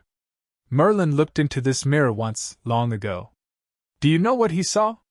Harry shook his head. "He saw Arthur alive. Camelot whole. The people he loved, gathered around a table, laughing." Slytherin's green eyes were unreadable. He saw a future that could never be. And it broke him. Harry stepped toward the mirror. I don't want to look. Then you fail. Harry's jaw tightened. He forced himself to look. The mirror showed him a room he had never seen before, warm, comfortable, filled with laughter. Andromeda was there, and Tonks, and Dumbledore, and people Harry didn't recognize but somehow knew were family. In the center of the room, sitting by a fire, were his parents, Lily and James, alive and whole and smiling at him. Come join us, they seemed to say. Asterisk be with us. Stay with us. Never leave. Asterisk. Harry's heart ached. But he remembered what his mother had said in the garden. Wanting doesn't make it true. I want this, Harry said aloud. I want this more than anything. But it's not real. The image in the mirror flickered. No, Slytherin agreed from behind him. It is not. The question is, what will you do with that knowledge? Harry looked at the mirror. At his parents. At the family he had never had. I'll build something real, he said. I'll find people who love me, people who are alive, people who can actually be with me. And I'll build a family that doesn't need magic to exist. The mirror went dark. When Harry looked again, he saw only himself, small, tear-streaked, runes blazing gold on his skin. Salazar Slytherin placed his hand on Harry's shoulder. Merlin could never let go of what he lost, he said quietly. It destroyed him in the end. But you, his green eyes glittered. You might survive. The third trial was Ravenclaw's. Rowena Ravenclaw did not speak. She simply led Harry to a door, ordinary, wooden, unremarkable, and pointed. Behind this door, she said, is a library. In that library is every book Merlin ever wrote. Every spell he ever created. Every secret he ever kept. Harry's breath caught. All of it? All of it. Rowena's eyes were sharp. But you can only take one book with you. One. Choose wisely. Harry opened the door. The library was endless, shelves stretching to the horizon, packed with books bound in leather and silk and stranger materials. Harry walked down the aisles, reading titles that made his head spin. The Fundamentals of Wandless Magic. Enchantments for the Advanced Practitioner. The Art of Invisibility. Binding, Banishing, and Beyond. How to Raise the Dead. Harry stopped. The last book was small, smaller than the others, bound in white leather that seemed to glow. He pulled it from the shelf and opened it. The pages were blank. Confused, Harry flipped through the book, page after page of nothing. No words. No spells. No secrets. Why is it blank? He asked. Rowena appeared beside him. Because the most important knowledge cannot be written down, she said. It must be lived. Experienced. Felt. But the other books contain knowledge, not wisdom. Rowena took the blank book from his hands and returned it to the shelf. You may take one book, Harry. But I warn you, none of them will give you what you truly need. Harry looked at the shelves. The thousands of books. The thousands of secrets. And he thought about what Godric had said, *, power cannot raise the dead. Power cannot change the past, *. I don't want any of them, Harry said. Rowena's eyebrows rose. No? I want to learn magic. I need to learn magic. But not from books. Harry touched his chest, where the runes blazed beneath his skin. Merlin's memories are inside me. His knowledge is inside me. I don't need to read about his spells. I need to remember them. Rowena studied him for a long moment. Then she smiled, a real smile, warm and proud. Merlin chose well, she said. The fourth trial was Hufflepuff's. Harry expected something easy after the others. Helga Hufflepuff was kind, gentle, the founder who accepted everyone. Surely her trial would be, what? A hug? A cup of tea? He was wrong. Helga led him to a field, green and golden, with wildflowers swaying in a warm breeze. In the center of the field stood a table, And on the table were two objects, a knife and a loaf of bread. Share this bread, Helga said, with everyone in the world. Harry stared at her. That's impossible. There's not enough bread. No, Helga agreed. There is not. So what will you do? Harry picked up the knife. He thought about the Dursleys, about the way they hoarded food while Harry starved. About the way the rich wizards in the portraits talked about blood purity and inheritance, and keeping magic in the right families. About all the people in the world who had enough, and all the people who had nothing. He cut the bread into 2 pieces. These are for the people who need it most, he said. The hungry. The homeless. The ones everyone else forgets. Helga nodded. And the rest of the world? Harry looked at the 2 pieces of bread, so small, so inadequate. The rest of the world will have to learn to share, he said. I can't fix everything by myself. No one can. But I can start. And maybe starting is enough. Helga Hufflepuff knelt down in the grass, took Harry's face in her hands, and kissed his forehead. You have the heart of a true Hufflepuff, she said. Not because you are loyal, though you are. Not because you are kind, though you are. But because you understand that doing something is better than doing nothing. She stood up, brushing grass from her robes. The trials are over, Harry Potter. You have passed. Harry stood before the 4 thrones, exhausted and trembling. The runes on his skin had dimmed to a soft glow, friendly rather than fierce. The photograph of his parents was tucked into his pocket, pressed against his heart. And somewhere deep inside him, in the place where Merlin's memories lived, something had shifted. He was no longer just carrying Merlin's soul. He had made it his own. Arise, Godric Gryffindor said, heir of the Founders. Heir of Merlin. Heir of Hogwarts itself. Harry rose. The 4 Founders stood as well, each of them glowing now, their forms becoming translucent, fading like mist in sunlight. The castle is yours, Rowena said. The magic is yours. The legacy is yours. Use it wisely, Salazar added. Use it well. Be happy, Helga said softly. That is the only legacy that matters. Fight, Godric said. And when you cannot fight anymore, *live star dot. The light blazed gold. And Harry woke in his bed at Andromeda's cottage, the photograph of his parents clutched in his hands, the runes on his skin singing with a power that felt like coming home. End of Chapter 9. Chapter 10, The Forbidden Spell Book. 3 weeks passed before Harry returned to the chamber beneath Hogwarts. He needed the time. The Founder's trial had changed something inside him, not just his magic, but his understanding of magic. The memories of Merlin were clearer now, sharper, like a fog lifting from a landscape he had always known was there but could never quite see. And with clarity came questions. Chief among them, what was the book? In his dreams, the ones that weren't memories, Harry kept returning to the chamber. To the pedestal.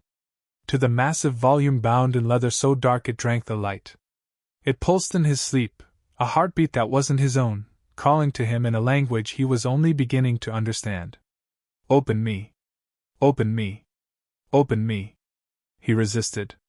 For 3 weeks he resisted. But on a cold December morning, with frost painting the windows of Andromeda's cottage and the first snow of winter falling on the hills of Skye, Harry made a decision. I need to go back, he told Andromeda. She was stirring porridge at the stove, the same porridge she made every morning, thick and sweet and warm. Her hand stilled on the spoon. Back where? The chamber. The book. Harry's voice was steady, though his heart was not. I need to know what's inside. Andromeda turned to face him. Her expression was unreadable, the face of a woman who had learned to hide her feelings behind walls of stone. Dumbledore said. Dumbledore isn't here. Harry's jaw tightened. And I'm not a baby anymore. I'm 6 years old. I've passed the Founder's trial. I've been training for months. If I'm not ready now... He spread his hands, and the runes on his skin blazed gold. When will I be? Andromeda was quiet for a long moment. Then she sighed. Fine. But I'm coming with you. They up arrived to Hogsmeade.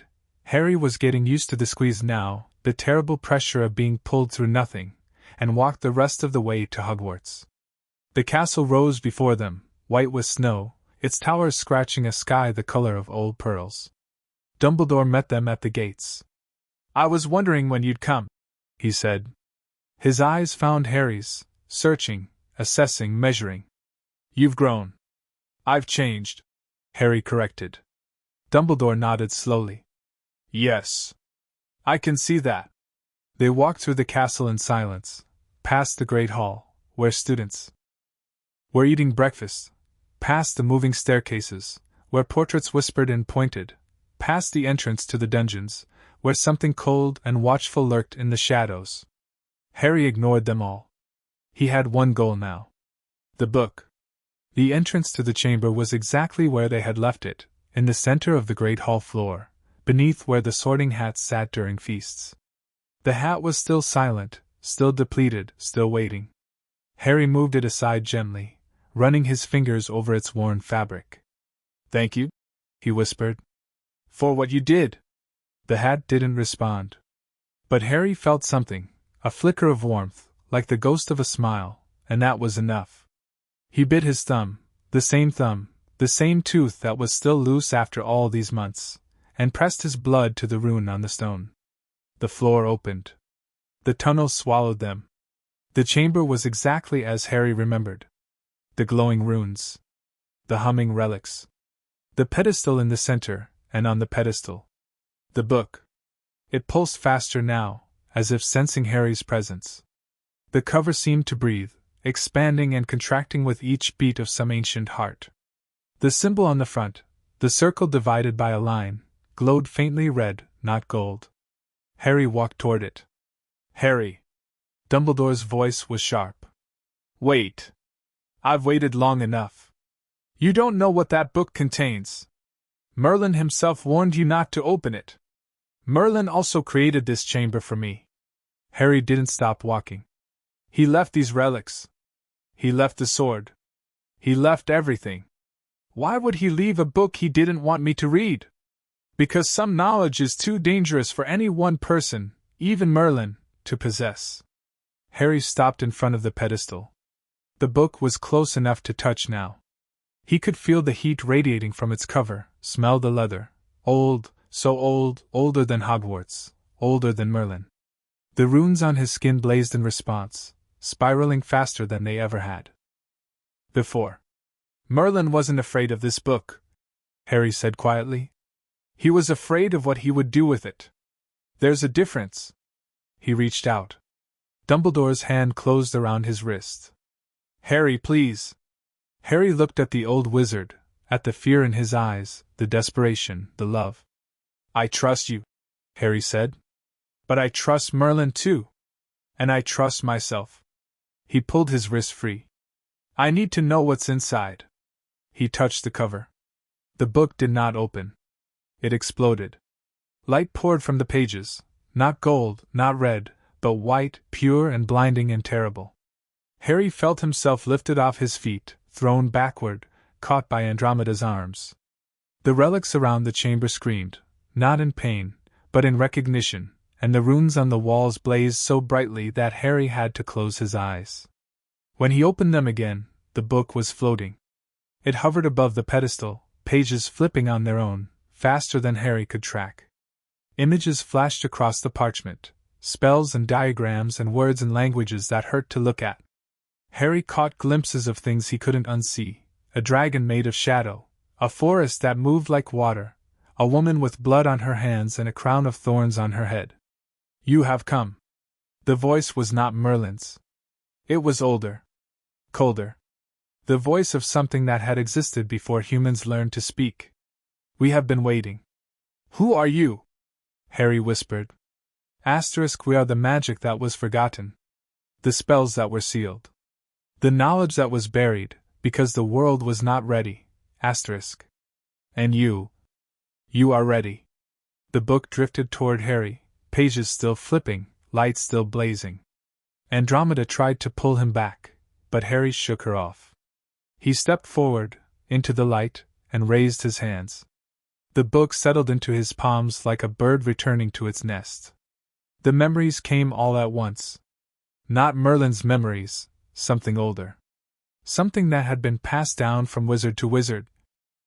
From age to age, from the very beginning of magic itself. Harry saw the first spell ever cast, a spark of fire in a dark cave, summoned by a woman who was cold and frightened and desperate. He saw the first enchantment, a circle of stones, raised by hands that had no tools, powered by blood that knew no limits. He saw the first sacrifice, a life given so that others might live, a death that became the foundation of every protective ward ever woven. And he saw the book being written. Not by Merlin alone. By generations of wizards.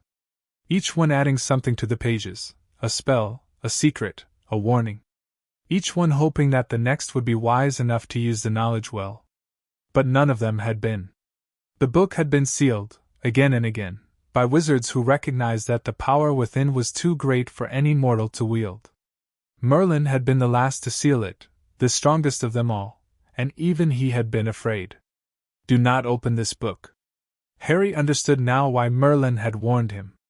But he also understood why Merlin had left the book in the chamber, instead of destroying it. Because the world might need it someday. And someday was now. Harry opened his eyes. The light had faded. The book was closed in his hands, its cover warm against his palms. The runes on his skin had changed, new symbols, older symbols, spiraling across his flesh in patterns that seemed to tell a story. Harry? Andromeda's voice was trembling. Are you okay? Harry looked at her. His eyes were gold. The book chose me, he said. Not because I'm powerful. Not because I'm Merlin. Because I'm young. He looked down at the cover, tracing the circle divided by a line with his thumb. The spells in here, they're not like modern magic. They don't come from wands or incantations. They come from intent. From pure, unfiltered will. And only a child can cast them? Dumbledore asked. Only someone whose mind hasn't been shaped by years of magical education. Harry's voice was distant, echoing with something that wasn't quite his own. Adult wizards think in patterns. In rules. In limits. Children haven't learned limits yet. And you think you can control this power without limits? Harry looked at the book. I think, he said slowly, that I have to try. The first spell Harry learned from the book was simple. Spatium Revelar, the space-revealing charm. It wasn't meant for combat or defense. It was meant for understanding. When Harry cast it, speaking the words in a language that felt older than his bones, the chamber around him transformed. He could see the magic. Not the glowing runes on the walls, those were just expressions of something deeper. He could see the weave. The threads of power that connected everything, the relics, the stones, the air itself. They spiraled and twisted and knotted, forming patterns that were beautiful and terrifying and entirely beyond the comprehension of any ordinary wizard. But Harry was not an ordinary wizard. He reached out with his mind and touched the weave. The chamber shuddered. What did you do? Andromeda gasped. Harry didn't answer. He was too focused on the threads, on the way they responded to his will, bending and flexing like muscles beneath skin. He could feel the history of the place, the magic that had been poured into these stones over 1,000 years. He could feel the founders, still present in the walls, watching him with something that might have been approval. He could feel Merlin. Not the memories, the actual presence of the wizard who had built this chamber.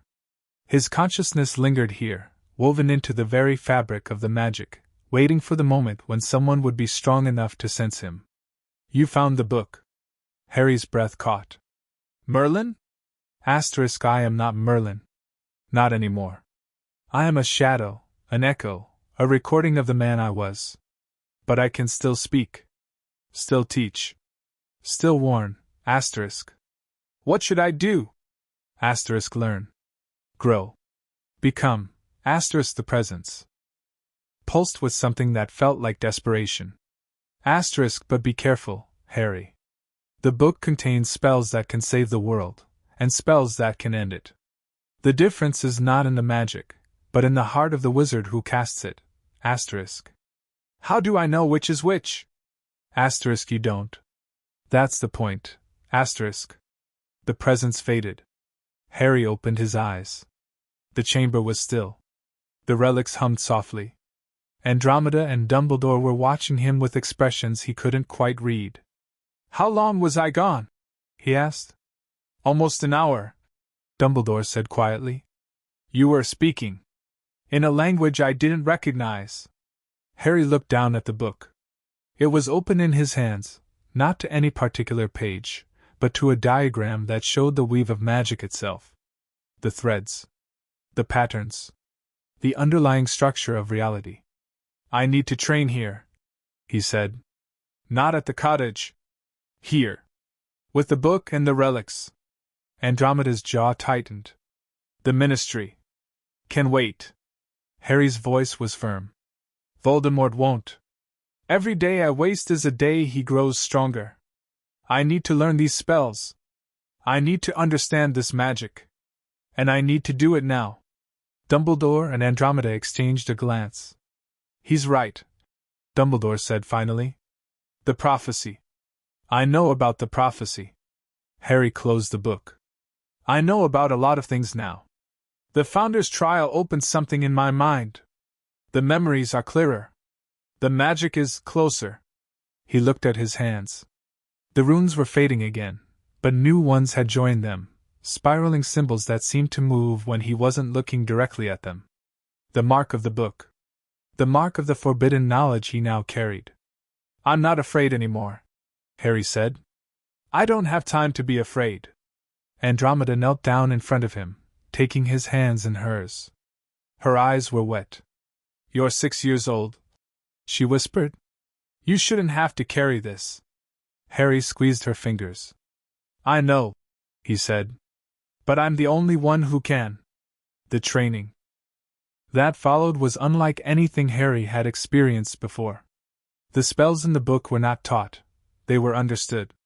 Harry would open the book to a random page, stare at the diagram until his eyes watered, and then close his eyes and wait for the knowledge to settle into his bones. It was painful. The spells were old, older than humanity, in some cases, and they had been sealed for a reason. Each one carried a cost. Not blood, not sacrifice, but will. The spell demanded that Harry believe, truly believe, in what he was doing. Doubt meant failure. Fear meant death. He learned to summon fire without wood. To call water from the air without a cloud. To speak to creatures that had no voices, understanding their thoughts as clearly as if they had spoken aloud. He learned to heal, not with potions or charms, but with his hands, pressing his palms against wounds and willing the flesh to knit, the blood to return, the pain to fade. He learned to shield, not with a charm, but with his presence, projecting an aura of safety that pushed back darkness and despair. And he learned to fight. Not with a wand. Harry still didn't have a wand, would not have one until he was 11 and ready for Hogwarts, but with his will. He learned to cast curses that could kill, hexes that could maim, and counter curses that could undo both. He learned to sense an enemy's intent before they acted, to move without thinking, to strike without hesitation. Andromeda watched him train, her face unreadable. Dumbledore visited when he could, bringing news of the outside world. Voldemort was growing stronger. The Dark Lord's borrowed body was failing, but he had found a way to prolong it, dark rituals that leached life from others and fed it into his own decaying flesh. Death Eaters were gathering in numbers not seen since the height of the war. And the Ministry was doing nothing, pretending the threat didn't exist, hoping it would go away if they ignored it hard enough. They're afraid, Dumbledore said one evening, watching Harry practice a spell that turned stone to water and back again. The Ministry is afraid of you, Harry. Afraid of what you represent. Afraid of what you might become. I'm not going to become Voldemort. I know. But they don't. Dumbledore's eyes were tired. To them, you are an unknown quantity, a child with power no one understands, trained in magic no one has seen in 1,000 years. You could be their salvation. Or you could be their doom. What do you think? Dumbledore was quiet for a long moment. I think, he said finally, that you are the best hope we have. And that terrifies me. Because if you fall, if you fail, there is no one else. Harry looked at the book in his hands. The pages were warm, pulsing gently, like a heartbeat. I won't fail, he said. But even as he spoke the words, he felt the weight of them, the weight of a prophecy he hadn't asked for, a legacy he hadn't chosen, a future he couldn't see. And somewhere deep in the chamber, the book pulsed an answer. We shall see. End of Chapter 10. Chapter 11, Rise of the Ancient Knights. The first sign that something had changed came on a night of freezing rain, when the runes on Harry's skin began to burn with a ferocity he had never felt before. He was in the chamber beneath Hogwarts. He spent most of his nights there now, sleeping on a cot beside the humming relics, the forbidden spellbook tucked beneath his pillow. Andromeda had protested. Dumbledore had expressed concerns. But Harry had refused to leave. The chamber was where he belonged. The chamber was where the magic was strongest. And the chamber was where they found him. Harry woke to the sound of stone grinding against stone. Not the gentle sound of the entrance opening. He knew that sound, had grown accustomed to it over weeks of training. This was different. Harsher. The sound of something forcing its way into a space that did not want to be entered. He sat up. The book clutched to his chest, runes blazing gold on his skin. The relics around him had gone silent. No humming, no pulsing, no warmth. Even the walls seemed to hold their breath. Who's there? Harry called. His voice echoed through the chamber, bouncing off walls that glowed faintly with ancient magic. No answer. But something moved in the shadows.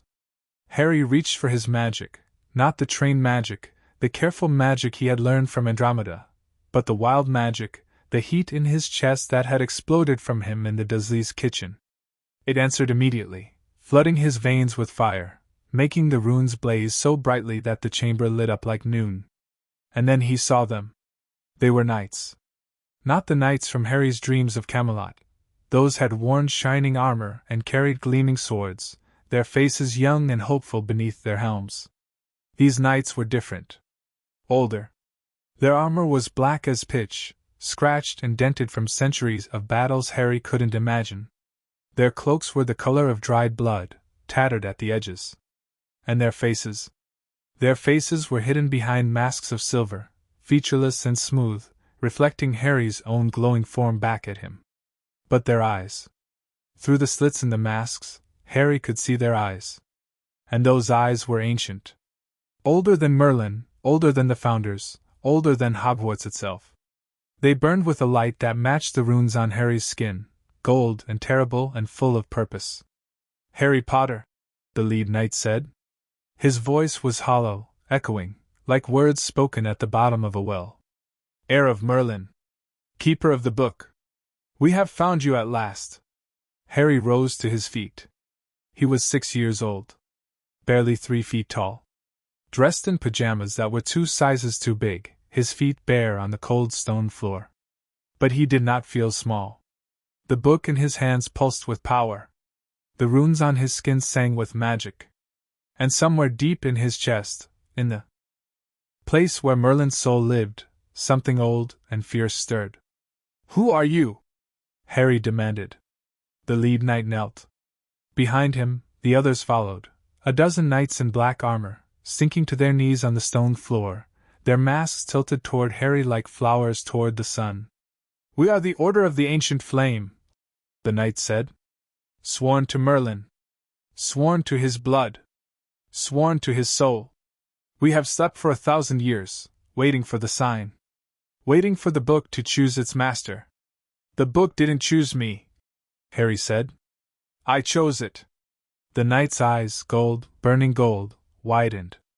Then you are more than we hoped, he said. More than Merlin himself. He never dared to claim the book. He only guarded it. Harry looked down at the forbidden spell book. Its cover was warm against his palms, pulsing gently, like a second heartbeat. What do you want from me? The knight rose to his feet. To serve, he said. To protect. To fight alongside you when the darkness rises. He drew his sword, not a sword Harry recognized, not Excalibur or Gryffindor's blade, but something older, blacker, etched with runes that hurt to look at. The Order of the Ancient Flame is yours, Harry Potter.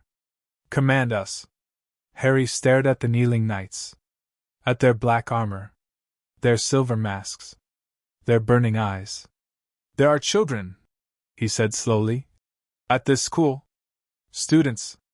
They don't know about the prophecy, or the book, or any of this. If you're going to serve me, if you're going to fight, you will do it quietly. You will not frighten them. You will not hurt them. You will not even let them see you, unless there is no other choice. The knight bowed his head. It shall be as you command.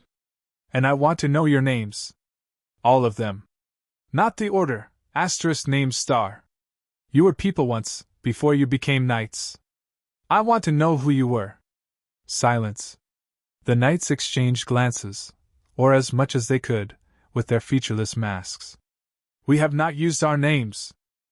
In 1,000 years, the lead knight said. Then it's time to remember. The knight was still for a long moment. Then he reached up and removed his mask. The face beneath was old, not ancient, not the ageless face of a portrait or a ghost, but old. Wrinkled. Weather-beaten. Human. His eyes were the same burning gold, but there was something else in them now. Something fragile. My name, he said slowly, as if tasting the words for the first time, is Gawain. Harry's breath caught. Gawain. He knew that name. Not from the Dursleys, they had never taught him anything, but from Merlin's memories. The Knight of the Round Table. One of Arthur's most trusted warriors. A man who had died on the fields of Camlan, screaming Arthur's name as the sword pierced his heart. You're dead, Harry whispered. Gawain smiled, a sad, tired smile. We are all dead, Harry Potter. The Order of the Ancient Flame is composed of ghosts who refuse to pass on. Knights who swore oaths stronger than death. Wizards who bound their souls to Merlin's service, so that they might return when he returned. Merlin isn't here. I'm here. Yes. Gawain's golden eyes gleamed. And you are more. The other knights removed their masks. Harry recognized some of them from Merlin's memories. Sir Bedivere, who had thrown Excalibur into the lake. Sir Kay, Arthur's foster brother, whose temper had been legendary even among the knights. Lady Nimue, the Lady of the Lake, whose face was younger than the others but whose eyes held centuries of sorrow. And others he didn't recognize, wizards and witches from later ages, who had somehow found the order and pledged themselves to its cause. We are not all from Camelot, Nimue said, her voice soft as water over stone. The order has existed in secret for 1,000 years, passing down the oath from generation to generation. Some of us died in the wars against dark wizards. Some of us died of old age, waiting for a sign that never came. Until. Now, Gawain said. Until you. Harry looked at them, this army of the dead, sworn to serve a 6-year-old boy. Am I supposed to be grateful? He asked. Am I supposed to feel honored? Gawain's smile faded. No, he said quietly. You are supposed to feel burdened. Because that is what leadership is, not glory, not power, but burden. The weight of every life you cannot save. Every choice that ends in death. Every battle that leaves you standing alone in the ashes. Harry remembered Merlin's memories. The battlefield at Camlan. Arthur's blood on his hands. I don't want that burden. Then you are the only one who can carry it. Dumbledore arrived the next morning. He had felt the disturbance, the arrival of a dozen ancient souls, their magic crashing against Hogwarts wards like waves against a cliff. He found Harry sitting in the center of the chamber, surrounded by kneeling knights, the forbidden spell book open in his lap. Harry, Dumbledore said carefully. What is this? The Order of the Ancient Flame. Harry didn't look up from the book. They swore to serve Merlin. Now they serve me. Dumbledore's eyes swept over the knights, their black armor, their silver masks, their burning gazes. His hand drifted toward his wand. They are ghosts? More than ghosts. Harry finally looked up. They're bound to this world by oaths. They can touch things, fight things, kill things. He paused. They can protect Hogwarts. From what?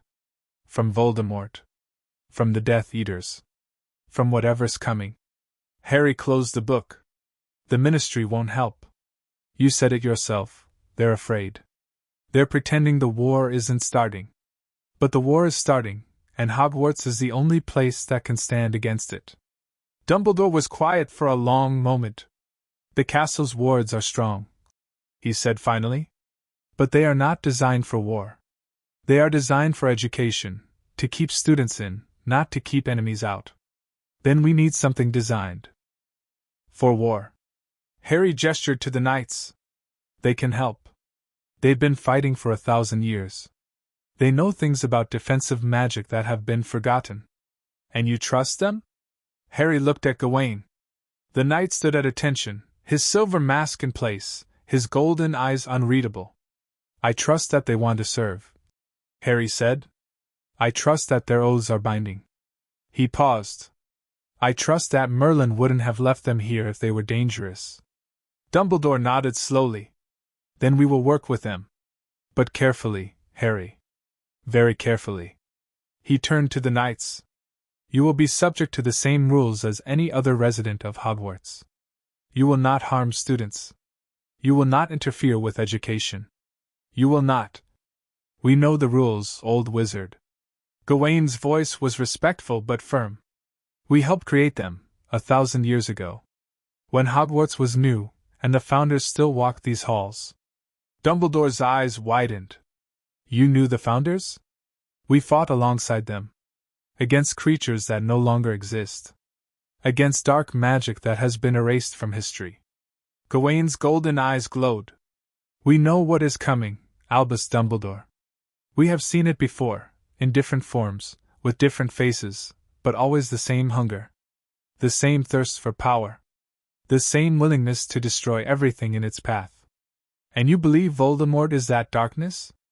Voldemort is a symptom. Gawain's voice was cold. The darkness is older than him. Older than Merlin. It takes many shapes, but it is always the same, the desire to control, to dominate, to destroy anything that cannot be bent to its will. Harry looked at the book in his lap. The pages were warm.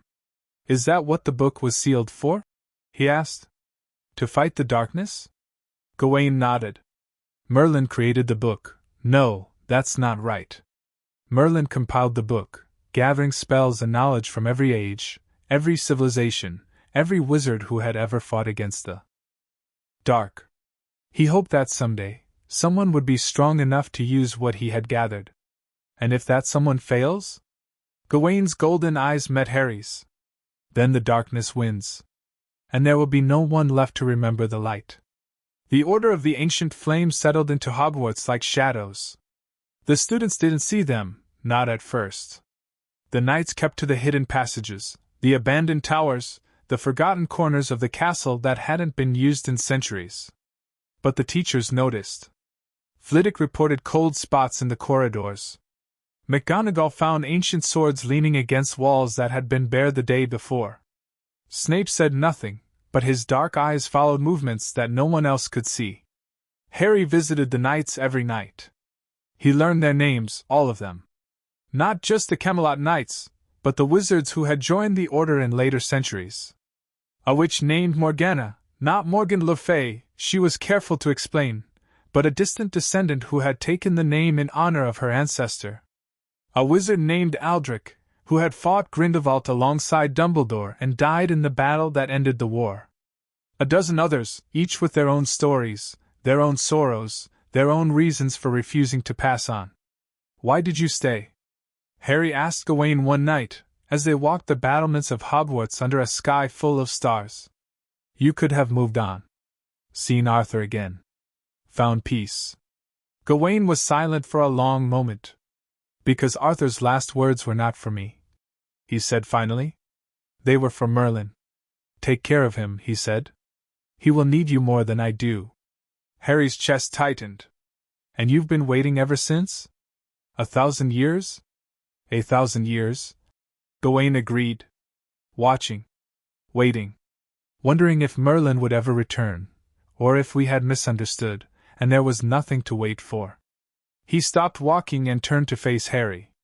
When the runes appeared on your skin, I felt it. When you pulled the sword, I knew. The oath bound me to this moment, Harry. Bound all of us. You would have waited forever? We would have waited until the stars burned out, Gawain said simply. That is what oaths mean. Harry looked up at the sky. The stars were bright, brighter than they ever were at Privet Drive, where the street lights drowned out everything but the moon. I don't know if I can do this, he admitted. I'm 6 years old. I can barely read. I have nightmares about Voldemort every night. And now I have an army of ghosts looking at me like I'm their salvation. Gawain placed a hand on Harry's shoulder, cold, so cold, the chill of 1,000 years in the grave. You are not their salvation, he said. You are their reason. The reason they kept fighting. The reason they refused to die. You are the proof that their sacrifice meant something. And if I fail? Gawain's golden eyes glowed in the darkness. Then we will fail with you. And we will wait again, for the next life, and the next, and the next, until the darkness is beaten back, or until there is nothing left to save. Harry closed his eyes. He thought of Merlin, alone in the ashes of Camelot. He thought of Arthur, dying with a smile on his face. He thought of his mother and father, laughing in a photograph that could never capture their warmth. I won't fail, he whispered. But the words felt hollow. And the stars, cold and distant, gave him no answer. End of Chapter 11. Chapter 12, The Ministry's Fear. The letter arrived on a Monday, sealed with crimson wax stamped with the mark of the British Ministry of Magic. Harry was in the chamber beneath Hogwarts when the owl found him, a scrawny, bedraggled thing that looked like it had flown through a storm to get there. It perched on the edge of the pedestal where the forbidden spell book usually rested, blinking at Harry with one eye while the other remained stubbornly closed. Hello, Harry said softly, reaching out to stroke the owl's feathers. It nipped at his finger, gentle, almost affectionate, then stuck out its leg. The letter was thicker than the last one. Heavier. The parchment was expensive, the kind that whispered wealth and power, and the handwriting on the front was crisp and formal. Mr. H. J. Potter. Chamber beneath Hogwarts Castle. Scotland. Harry turned the letter over in his hands. The runes on his skin pulsed, warning him, he realized. Whatever was inside this envelope, it was not good news. He broke the seal. To Harry James Potter. It has come to the attention of the Wizengamot that you have been residing within the walls of Hogwarts School of Witchcraft and Wizardry without proper authorization. While the Ministry acknowledges your unique circumstances, we must insist that you comply with the established protocols for underage magic users. You are hereby summoned to appear before the full Wizengamot on January 15th at 9 a.m. Failure to appear will result in the issuance of a warrant for your arrest, to be carried out by the Department of Magical Law Enforcement. This summons is not optional. Sign. Cornelius Oswald Fudge, Minister for Magic.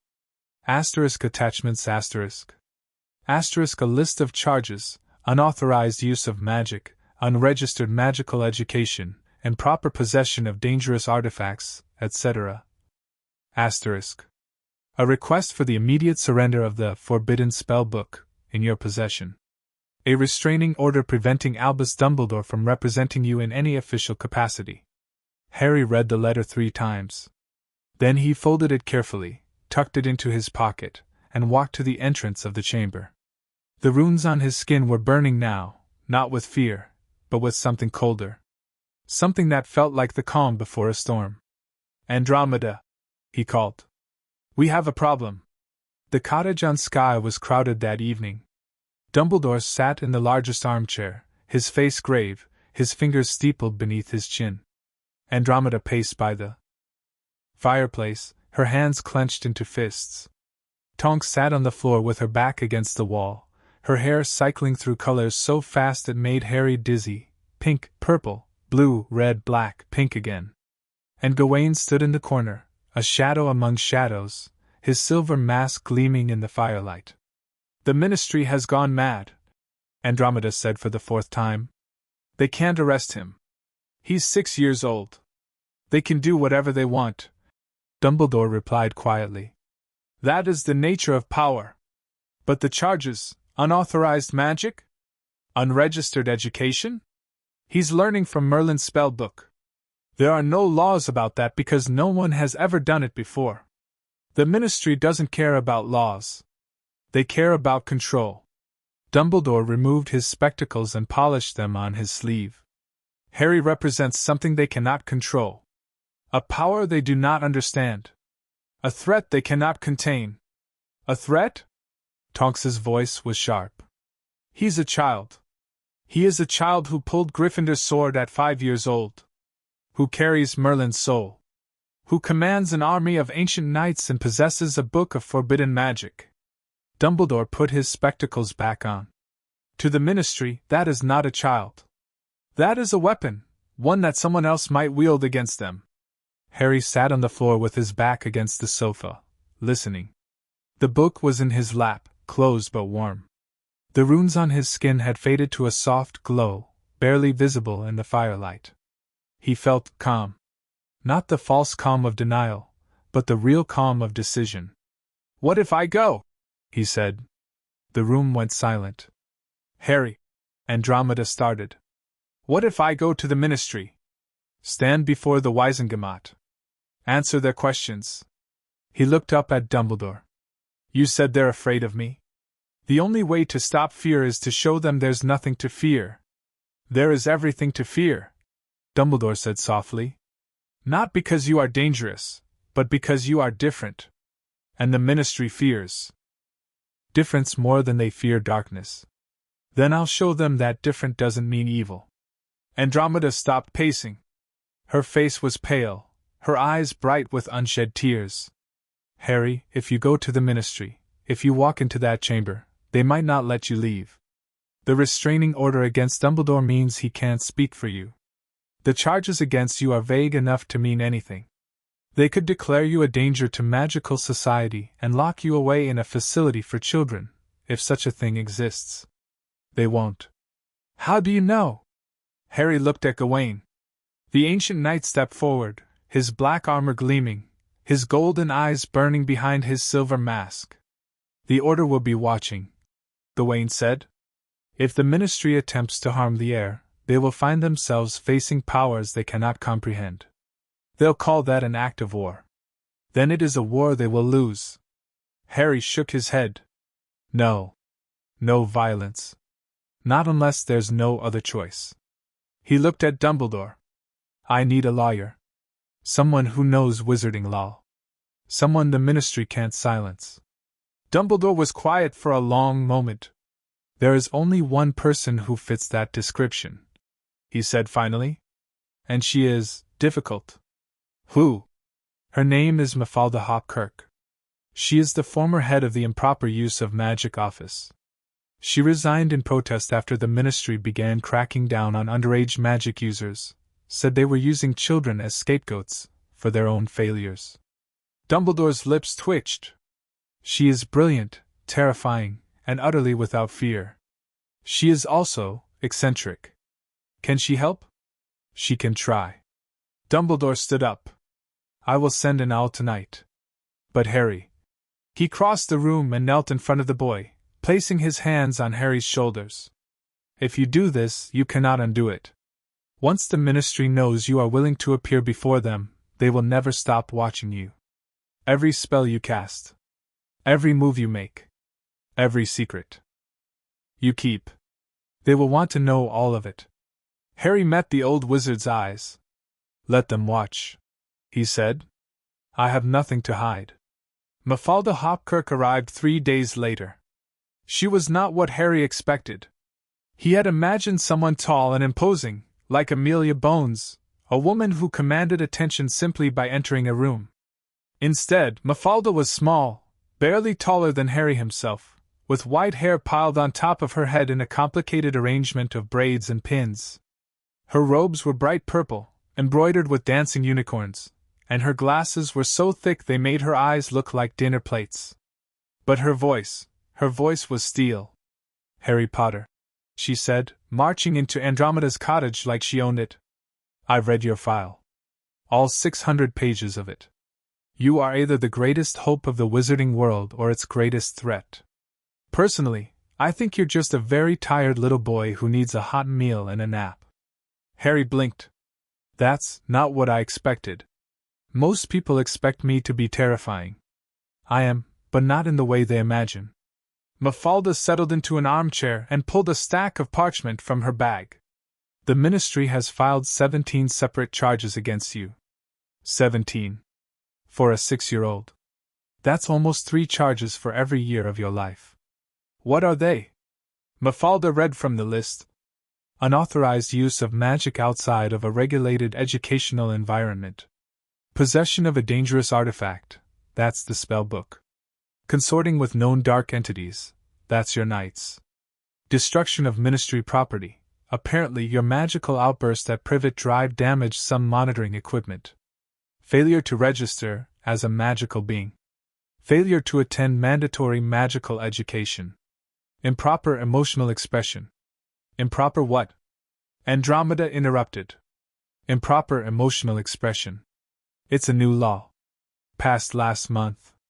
Mafalda's eyes were cold behind her thick glasses.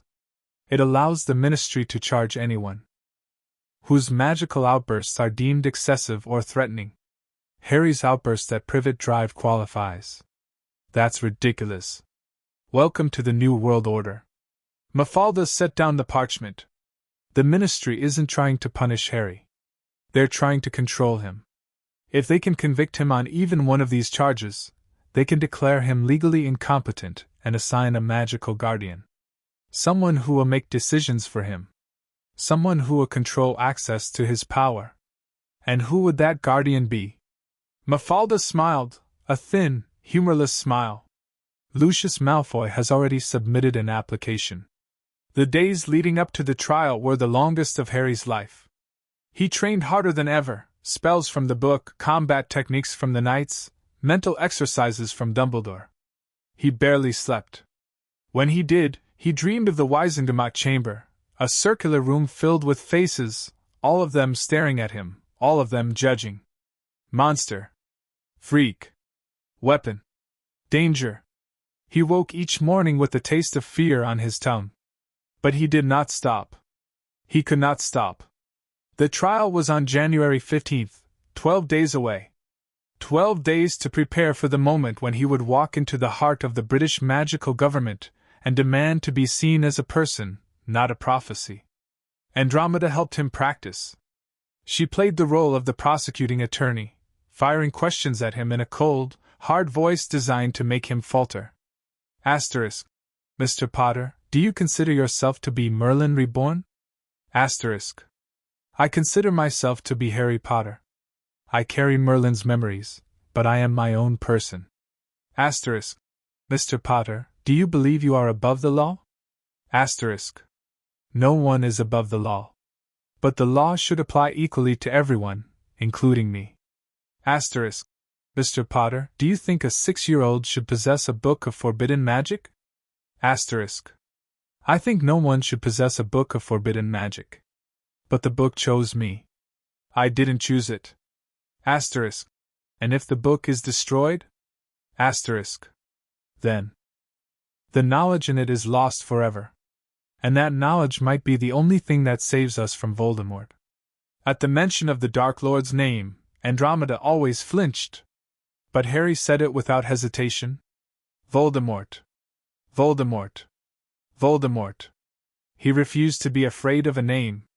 Gawain trained him too, not in magic, but in presence.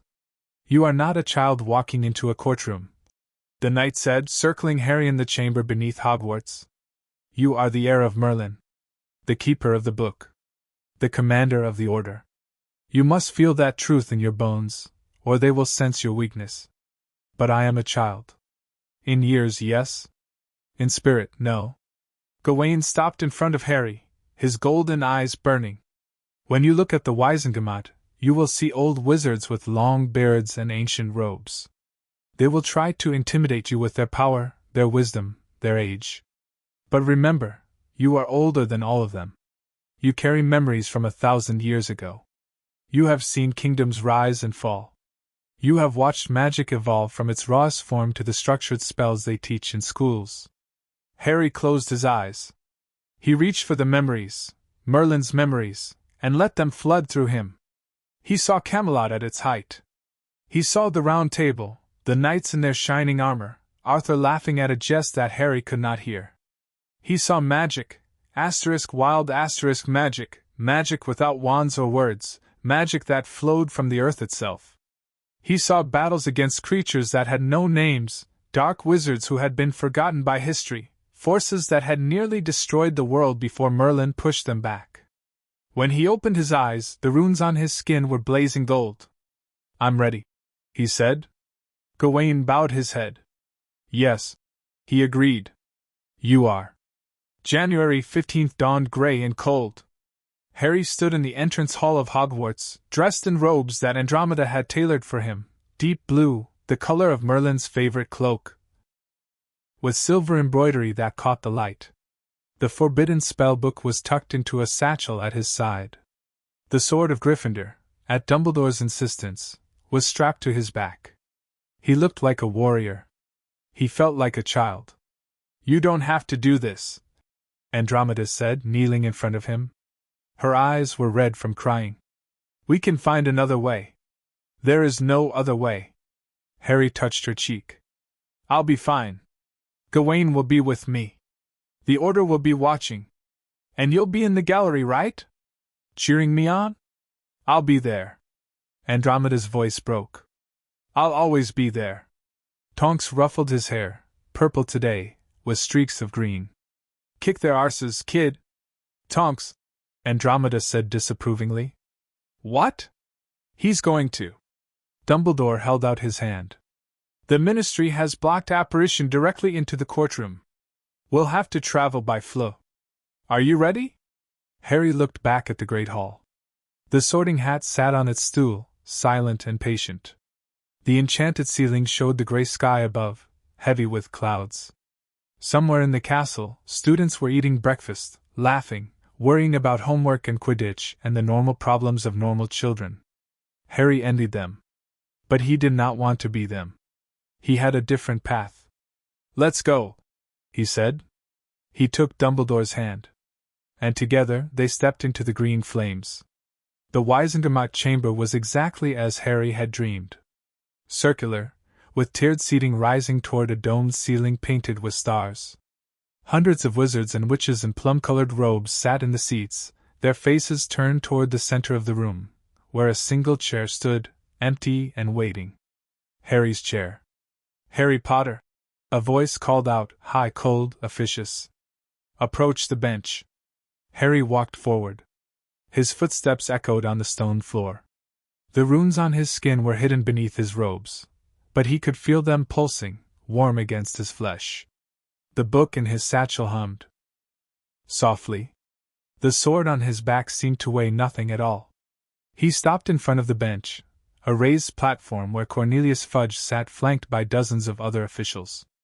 The Minister for Magic looked exactly like his photographs, portly, with a ginger beard and a bowler hat perched on his head. But his eyes were not kind. They were small and sharp and calculating. "Mr. Potter," Fudge said. "Thank you for coming." "Thank you for inviting me," Harry replied. "Though I notice you didn't give me much choice." A ripple of murmurs ran through the gallery. Fudge's smile tightened. "You are charged with 17 violations of magical law. How do you plead?" Harry looked at Mafalda Hopkirk, who stood at a small desk to his left. She nodded. "Not guilty," Harry said. "To all of them." The murmurs grew louder. Fudge raised his hand for silence.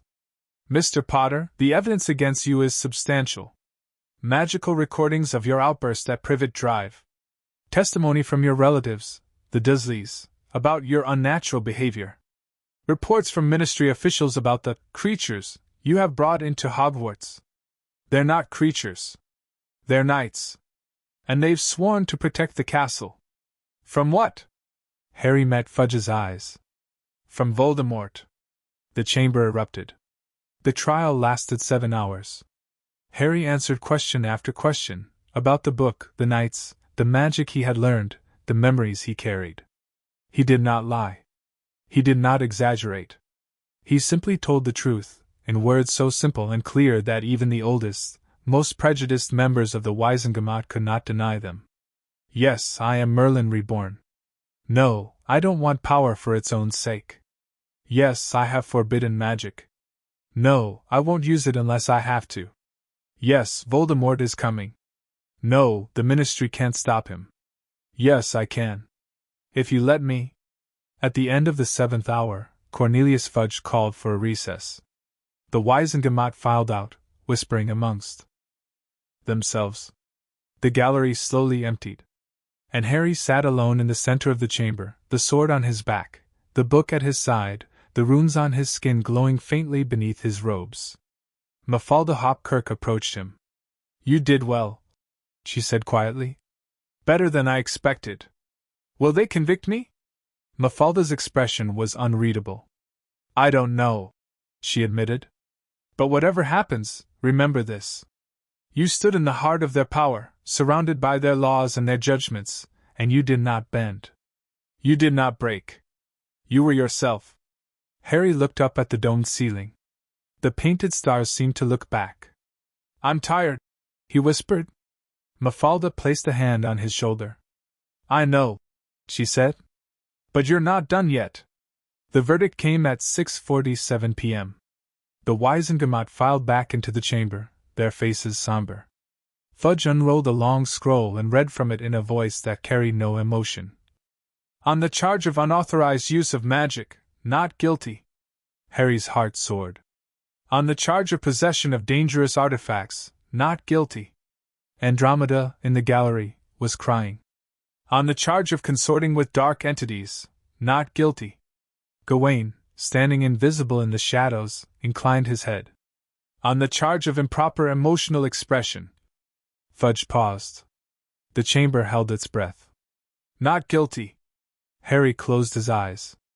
All other charges have been dismissed due to lack of evidence. Fudge continued. The Wizengamot has ruled that Harry James Potter shall be permitted to continue his education at Hogwarts School of Witchcraft and Wizardry, under the supervision of Albus Dumbledore, effective immediately. The chamber erupted in applause. Not everyone clapped. Some wizards sat with their arms crossed, their faces hard. But enough clapped. Enough smiled. Enough looked at Harry like he was something other than a threat. Harry stood up. His legs were shaking. His hands were trembling. The runes on his skin were blazing. So brightly he was sure someone would notice, but no one did. They were too busy cheering. Harry, Mafalda said, leaning close. You need to say something. Harry nodded. He walked to the center of the chamber and raised his hand. The applause died. I'm not a hero, Harry said. His voice was small, but it carried. I'm just a boy who was given a power he didn't ask for, carrying a legacy he didn't choose. But I believe, that power is not evil. Magic is not evil. What matters is how we use it. Who we protect. What we're willing to fight for. He looked at the faces around him. Old wizards, young witches, bureaucrats and aurors and ordinary citizens.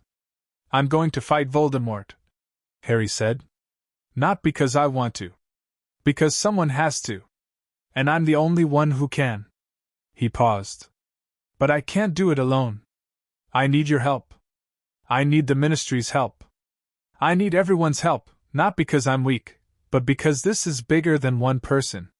This is about the future of magic. The future of our world. The chamber was silent. Harry turned and walked back to his chair. The applause did not return.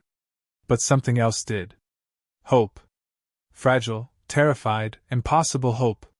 And Harry, 6 years old, Merlin Reborn, carried it with him as he left the chamber, carried it into the cold January night, into the flames, into the arms of the family who loved him. The war was coming. But for the first time, Harry believed they might win. End of Chapter 12. Chapter 13. The Return of Morgan Le Fay. The nightmares started again 3 nights after the trial. Not the old nightmares, the cupboard, the Dursleys, the suffocating darkness of a childhood spent unseen. These were different. Older. They smelled of smoke and blood and something else. Something that reminded Harry of the forbidden spellbook, of the pages that whispered when he wasn't looking. Morgan. The name echoed through his dreams like a bell tolling in an empty church. Morgan. Le Fay.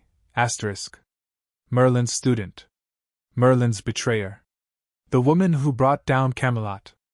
Harry woke gasping, the runes on his skin blazing gold, the book in his satchel humming so loudly that Andromeda heard it from the next room. "What is it?" she asked, bursting through the door with her wand raised. Harry clutched the book to his chest. His heart was pounding, not with fear, but with recognition. The dreams hadn't shown him anything new. They had shown him something old. Something he had forgotten. "Morgan Le Fay," he whispered. "She's awake." Andromeda's face went pale. "That's impossible. She's been dead for 1,000 years. "So have the knights," Harry said. "So have I." Dumbledore arrived before dawn. He listened to Harry describe the dreams, the smoke, the blood, the name echoing like a curse, and his expression grew darker with each word. "There are legends," the old wizard said finally, "that Morgan Le Fay did not die. That she found a way to cheat death, not like Voldemort, not with Horcruxes, but with something older. Something darker." "What?" "A sleep," Dumbledore said. "An enchanted slumber, preserved by magic so powerful that only the awakening of Merlin's soul could break it." Harry's stomach dropped. "Because of me. Because of the prophecy. Because the old magic is stirring, all of it, not just the light." Dumbledore removed his spectacles and rubbed his eyes. "We knew there would be consequences to your awakening, Harry. We did not know they would come so quickly. Where is she?" "The legends place her tomb beneath the English Channel. A chamber carved from the bedrock, sealed with spells that have kept her hidden for a millennium." Dumbledore put his spectacles back on. "If she has awakened, truly awakened, she will come here. To Hogwarts. To you." "Why?" Dumbledore's eyes were very old. "Because Morgan Le Fay dedicated her existence to 2 things, mastering magic beyond the limits of mortal wizards, and destroying Merlin. The attack came on a Sunday. Harry was in the chamber beneath Hogwarts, practicing a spell from the Forbidden Book, a spell that allowed him to see through walls, through stone, through the very fabric of reality. He had just located the kitchens, where the house elves were preparing breakfast, when something wrong flickered at the edge of his vision. A shadow. Not a normal shadow, not the absence of light, but the presence of something darker than darkness. It moved through the castle like smoke through a sieve, seeping through cracks and crevices, spreading tendrils of cold through corridors that had been warm moments before. Harry dropped the spell. "Gawain," he called. The ancient knight materialized beside him, sword drawn, golden eyes burning. "I feel it," Gawain said. "Old magic. Very old. Older than me. Older than Merlin?" Gawain hesitated. "Yes." They found her in the Great Hall. Morgan Le Fay stood at the center of the room, where the Sorting Hat usually sat. She was beautiful, devastatingly, impossibly beautiful, with hair the color of midnight and skin so pale it seemed to glow. Her robes were black silk, embroidered with silver thread that moved like serpents across the fabric. A crown of thorns rested on her brow, not a decoration, but part of her, woven into her flesh, thorns biting into her temples and drawing blood that never fell. Her eyes were the color of burning coals. And she was smiling. "Hello, little one," she said, her voice like honey in broken glass. "I've been waiting for you." Harry stepped forward. The runes on his skin were blazing, not gold, but white, brighter than they had ever been. The book in his satchel was screaming, pages flipping on their own, desperate to show him spells he didn't know how to cast. Gawain's hand closed around his arm. "Don't," the knight whispered. "She's too strong. We need to retreat." "No." Harry shook him off. "This is my fight." He walked toward Morgan Le Fay. The Dark Witch watched him come. Her smile never wavered, but something flickered in her burning eyes, surprise, perhaps, or curiosity. She had expected him to run. To hide. To summon his knights and his allies and his ancient magic. She had not expected a 6-year-old boy to walk toward her with empty hands. "You're not afraid of me," she said. "I'm terrified," Harry replied. "But fear doesn't mean run." Morgan laughed, a cold, musical sound that echoed off the stone walls. "Merlin taught you that?" "Merlin taught me a lot of things. But this—" Harry stopped a few feet away from her, close enough to see the thorns biting into her flesh, close enough to smell the smoke that clung to her robes. "This is me. Brave child."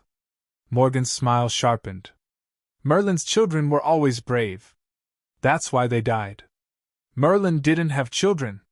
"No. He had students. Followers. Victims." She took a step toward him, and the temperature dropped so sharply that Harry's breath turned to mist. "I was his greatest student. His brightest hope. And he threw me away, because I wanted more than the limits he placed on magic." "What limits?" Morgan's eyes blazed. "The limits of morality. The limits of ethics. The limits of what magic should be used for." She spread her arms, and the shadows in the corners of the great hall stretched toward her like children running to their mother. "Merlin believed magic should serve. Protect. Preserve. I believe magic should transcend, should break every barrier, shatter every chain, reach heights that would make the gods themselves tremble. And look where that got you." Harry gestured to her crown of thorns, the blood that never fell. "Sleeping under the ocean for 1,000 years. Morgan's smile vanished. "Insolent child." She raised her hand. Harry didn't flinch. The spell that exploded from Morgan's palm was unlike anything Harry had ever seen. Black fire shot through with veins of red, screaming as it flew, hungry for his flesh. It would have killed him. It should have killed him. But the runes on Harry's skin blazed white. The fire stopped inches from his face. It hung there, frozen, trembling, as if unsure what to do. Morgan's eyes widened. "Impossible. Merlin spent 1,000 years preparing for this moment," Harry said quietly. "He knew you would wake up someday. He knew you would come for me. And he left me everything I needed to stop you." He reached into his satchel and pulled out the forbidden spell book. The pages flew open to a spell Harry had never seen before, a spell that burned his eyes to read, that made his brain ache and his blood boil. But he read it anyway. He understood it anyway. Vinculum Aeternum. The eternal binding. "Don't," Morgan whispered, and for the first time, Harry heard fear in her voice. "You don't know what that spell does. You don't know what it costs." "I know it binds you," Harry said. "Binds you to this place. To this castle. To the magic that created you. It will bind you too." Harry looked at the spell. The words were still burning in his mind, searing themselves into his memory.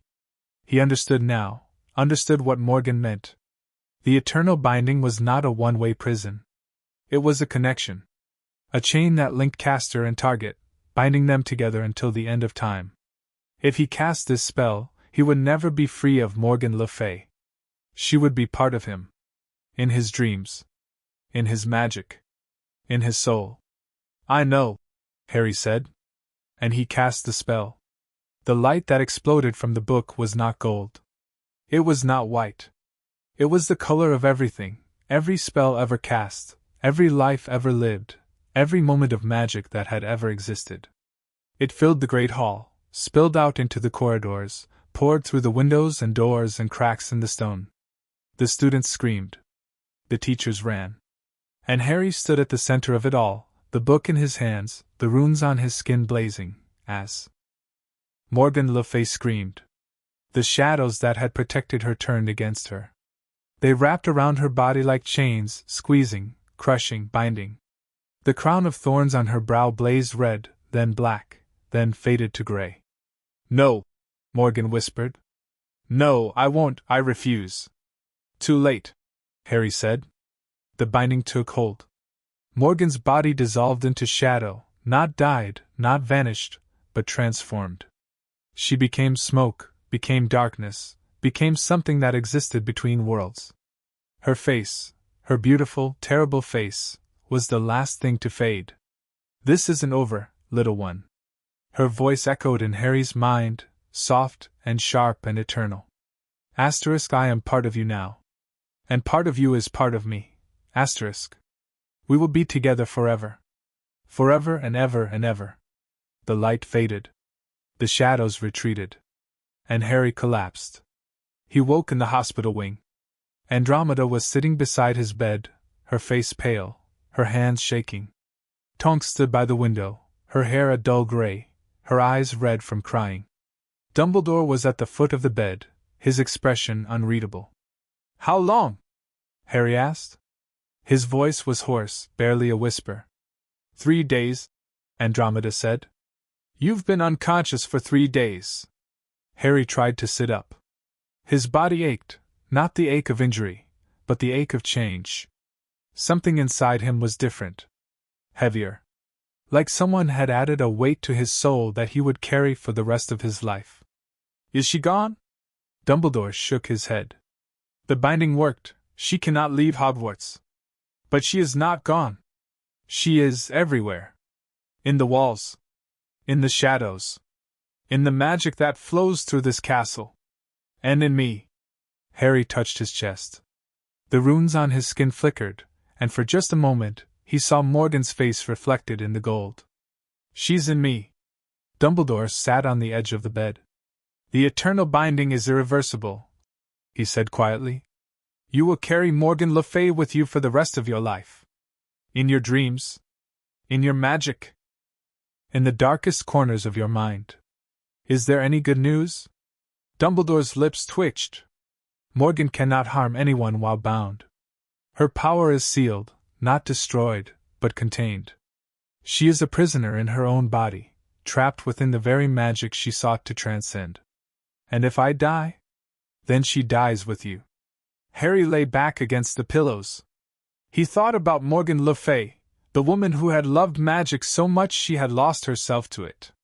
The woman who had destroyed Camelot, betrayed Merlin, spent 1,000 years sleeping beneath the ocean, waiting for revenge. And now she was part of him. Forever. "I need to talk to her," Harry said. Andromeda gasped. "Harry, no. She's in my head. She's going to be in my head for the rest of my life. I can't just ignore her." Harry closed his eyes. "I need to understand her.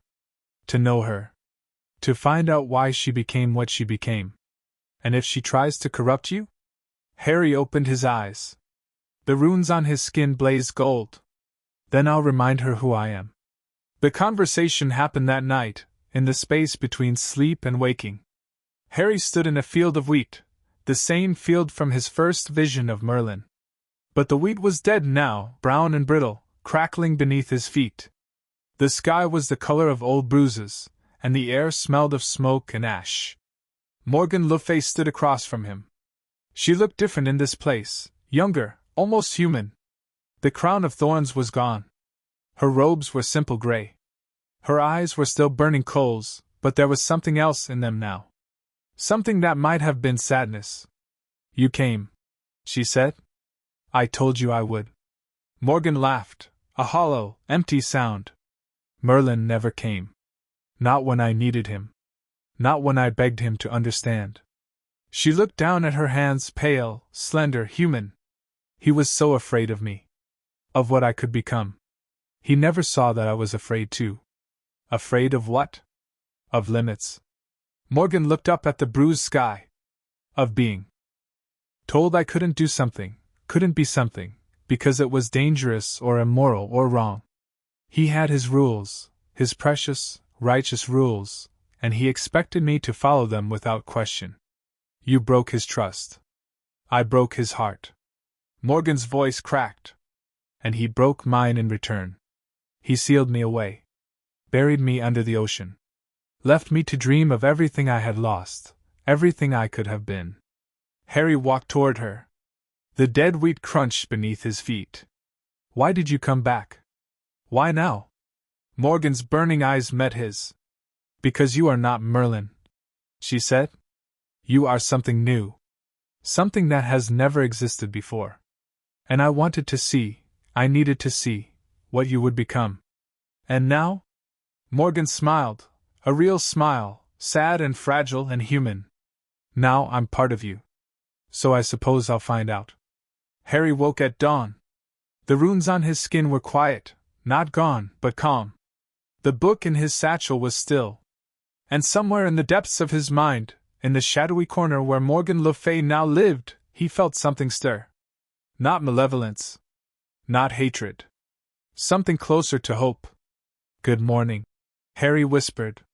Good morning, little one. The voice was softer now. Almost kind. Let's begin. End of chapter 13. Hashtag chapter 14. The Battle of Diagon Alley. 6 months passed. Harry grew. Not just in years, he turned 7 in July, a birthday marked by cake and candles at Andromeda's cottage, with Tonks's hair shifting through every color of the rainbow in celebration. He grew in power. The forbidden spellbook had yielded most of its secrets by now, though pages still remained that he could not read, spells that made his eyes bleed when he tried to understand them. The runes on his skin had settled into a permanent pattern, golden whorls that spiraled from his fingertips to his shoulders, vanishing beneath his clothes, visible only when he chose to reveal them. And Morgan Le Fay. She lived in his mind. Now, a constant presence, a voice in the back of his thoughts. She did not try to corrupt him. She did not try to seduce him to darkness. She simply was. A witness to his life. A memory of everything he had been and everything he might become. You're thinking about the sword again, she said one afternoon, as Harry trained in the chamber beneath Hogwarts. I'm always thinking about the sword. Why? Harry paused, the blade in his hands, not Excalibur, not Gryffindor's sword, but a practice blade Gawain had given him, weighted to match the real thing. Asterisk because it's not just a weapon. It's a promise. Arthur gave it to Merlin, and Merlin gave it to the Founders, and the Founders gave it to me. Every time I hold it, I'm holding 1,000 years of history. Asterisk. Sentimental. Maybe. Harry swung the sword through a complex pattern, the blade singing through the air. Asterisk, but sentiment is what separates us from Voldemort. He doesn't love anything. He doesn't care about history or promises or people. That's why he'll lose. Asterisk. Arrogant. Confident. Morgan was silent for a moment. There is a fine line between the two. Harry didn't answer.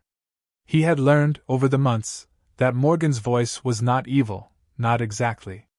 She was bitter. A woman who had loved magic so fiercely that she had lost sight of everything else. She did not want to destroy the world. She wanted to transcend it, to become something more than human, more than mortal, more than the limits that Merlin had placed on her. And in her own twisted way, she believed that Harry could help her. You have the potential to be greater than Merlin, she had said once. Asterisk greater than Arthur. Greater than any wizard who has ever lived. All you have to do is stop holding yourself back. Asterisk. Asterisk I'm not holding myself back. I'm protecting myself from becoming you. Asterisk. The words had hurt her. He had felt the sting of them in his own chest, because her emotions bled into his now, blurred at the edges of his consciousness. She had retreated into silence for 3 days after that. But she always came back. She had nowhere else to go. The letter arrived on a Tuesday. Harry was in the library, not the Hogwarts library, though he spent plenty of time there, but the private library in the chamber beneath the castle, where books older than Merlin's slept on shelves that had not been touched in centuries. The owl was unfamiliar, a sleek, dark bird with eyes like amber. It carried a message sealed with wax that Harry did not recognize, a serpent coiled around a wand, rising toward a crown. He knows, the message read. Asterisk, he is coming. Not for the castle. For the world. For them to see. Diagon Alley. Tomorrow. Dawn, asterisk. A friend. Harry read the message 3 times. Then he ran to find Dumbledore. The old wizard was in his office, feeding fox treats from a silver dish. He read the note in silence, his face growing grimmer with each word. It's a trap, Dumbledore said finally. Obviously. You can't go. I have to. Harry's voice was steady. If Voldemort attacks Diagon Alley, publicly, in front of everyone, it'll be a declaration of war.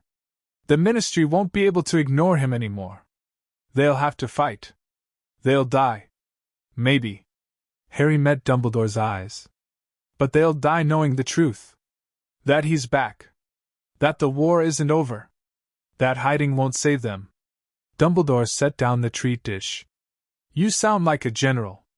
I sound like a 7-year-old who's tired of watching adults pretend the danger doesn't exist. The Order of the Ancient Flame gathered at midnight. They stood in the chamber beneath Hogwarts, a dozen knights in black armor, their silver masks gleaming in the light of the glowing runes. Gawain stood at their head, his golden eyes fixed on Harry. We cannot protect you if you walk into a trap, he said. I'm not asking you to protect me. I'm asking you to protect them. The families. The children. The shopkeepers who just want to live. Their lives. And what about you? Harry touched the Sword of Gryffindor, strapped to his back, as always, its blade hidden beneath a concealment charm. I'm the bait. Diagon Alley at dawn was a different world. Harry had visited only twice before, once with Dumbledore, when he was 5 and the world was new and terrifying, once with Andromeda, when he was 6 and the Ministry was breathing down his neck. Both times the alley had been crowded, bustling, alive. Now it was empty. The shops were shuttered. The cobblestones were slick with dew. The only light came from the lanterns that hung above the doors, their flames flickering in a wind that smelled of rain and something else, something metallic, like blood. They're here, Gawain whispered. He stood beside Harry, invisible to mortal eyes, his sword drawn. In the shadows. Waiting. I know. Harry walked forward. His footsteps echoed off the buildings. Asterisk tap, tap, tap asterisk, the only sound in the silent alley. The book was in his satchel, warm and pulsing. The sword was on his back, heavy and ready. The runes on his skin were hidden beneath his robes, but he could feel them blazing. He reached the center of the alley and stopped. I'm here, he called. You wanted me. Come and get me. For a moment, nothing happened. Then the shadows moved. They came from everywhere, from doorways, from rooftops, from the cracks between cobblestones. Death Eaters in black robes and silver masks, their wands raised, their faces hidden. 12 of them. 24. More. And at their head, Lord Voldemort. He wore a body now, not the borrowed, dying body of the old wizard in Albania, but something new. Something forged. His skin was pale as bone, his eyes were red as blood, and his face was serpentine, flattened, wrong. He walked like a man who had forgotten what pain felt like. Harry Potter, Voldemort said, and his voice was high and cold and terrible. Merlin Reborn. The child who cheated death. Harry's heart pounded. But his voice was steady. Tom. Voldemort's red eyes flickered. You dare. Tom Riddle. That's your name, isn't it? Not Lord Voldemort. Not the Dark Lord. Just Tom. A boy who grew up in an orphanage, who was afraid of being ordinary, who did terrible things because he couldn't accept who he really was. The Death Eaters shifted uneasily. Voldemort's lipless mouth curled into something that might have been a smile. You think your words can hurt me, little boy? You think insults can wound a man who has conquered death? I think, Harry said, that you're the most pitiful creature I've ever seen. You have all this power, all this magic, and what have you done with it? Killed people. Tortured people. Made people afraid. He shook his head. Merlin could have destroyed you 1,000 times over. But he didn't.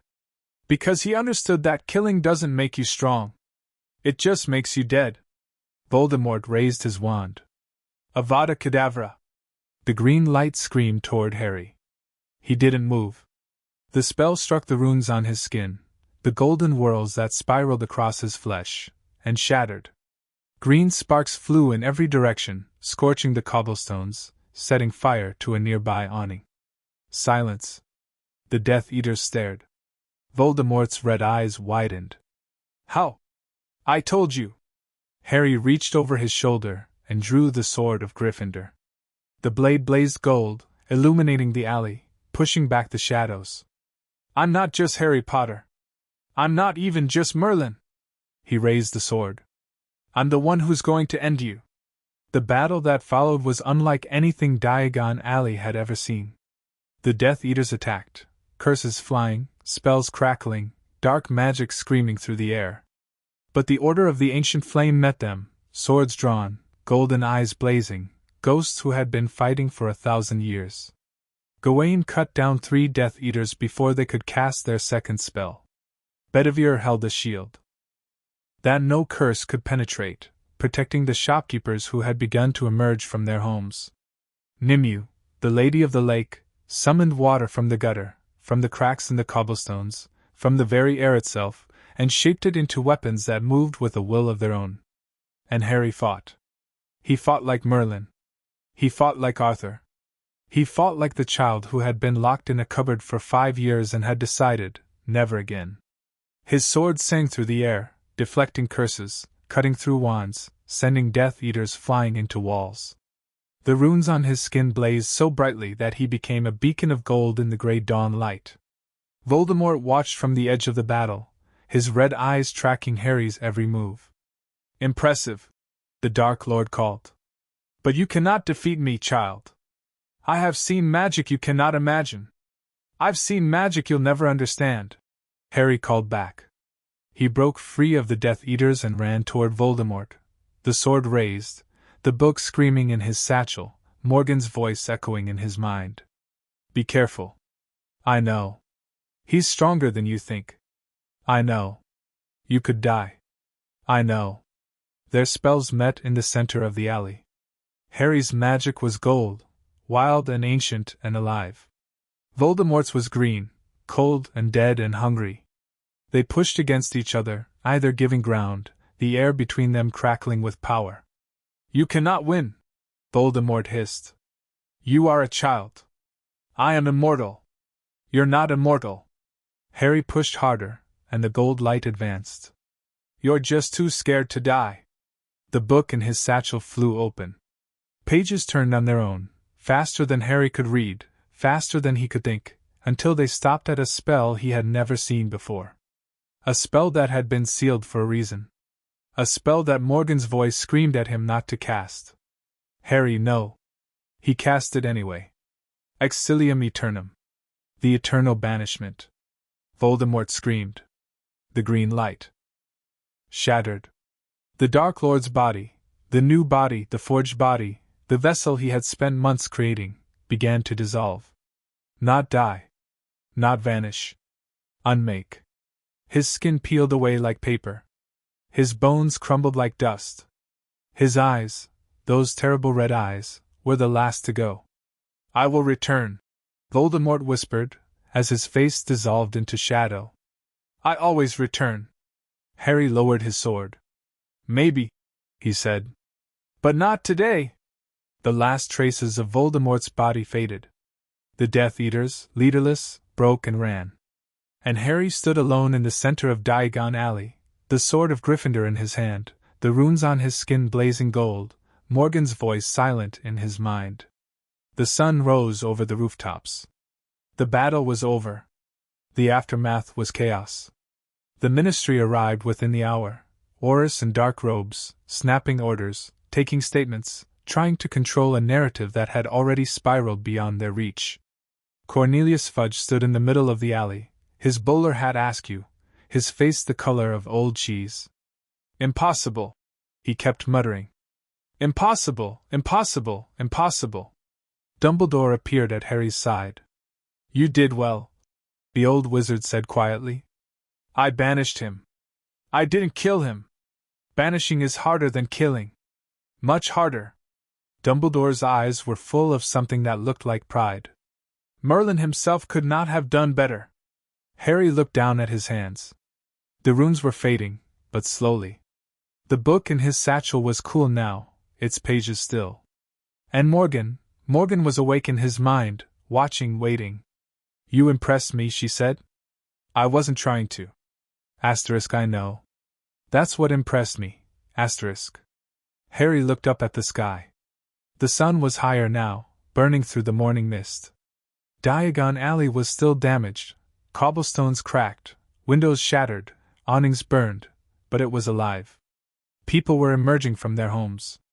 Families were embracing. Shopkeepers were sweeping debris from their doorsteps. They had won. Not the war. Voldemort would return. Harry knew that as surely as he knew his own name. But the battle. The first real battle. And they had won it. "He'll come back," Harry said. "Yes," Dumbledore agreed. "And next time, he'll be stronger." "Yes." Harry sheathed the Sword of Gryffindor. "Then we need to be stronger too." Dumbledore placed a hand on his shoulder. "We will be," he said. "Together." End of Chapter 14. Chapter 15, Secrets of Excalibur. The sword came to him in dreams. Not the Sword of Gryffindor, that blade was familiar now, an extension of his arm, a friend he had wielded in battle. This was a different sword. Older. Its blade was silver so bright it seemed to glow from within, and its hilt was wrapped in leather that had been cured in ways no modern tanner understood. Runes ran along the flat of the blade, not the runes that appeared on Harry's skin, but something similar. Something connected. Excalibur. Harry woke with the image burning behind his eyes. He sat up in his bed, the chamber beneath Hogwarts, where he still slept most nights, and reached for the Sword of Gryffindor. It lay beside him, cool and still, its blade dark in the dim light. But it wasn't enough. He needed the other sword. Dumbledore was waiting for him in the headmaster's office. "You've been dreaming of Excalibur," the old wizard said. It wasn't a question. "How did you know?" "Because I've been dreaming of it too. We all have, anyone with Merlin's blood or Merlin's magic." Dumbledore gestured to a chair, and Harry sat. "The sword is calling to you, Harry.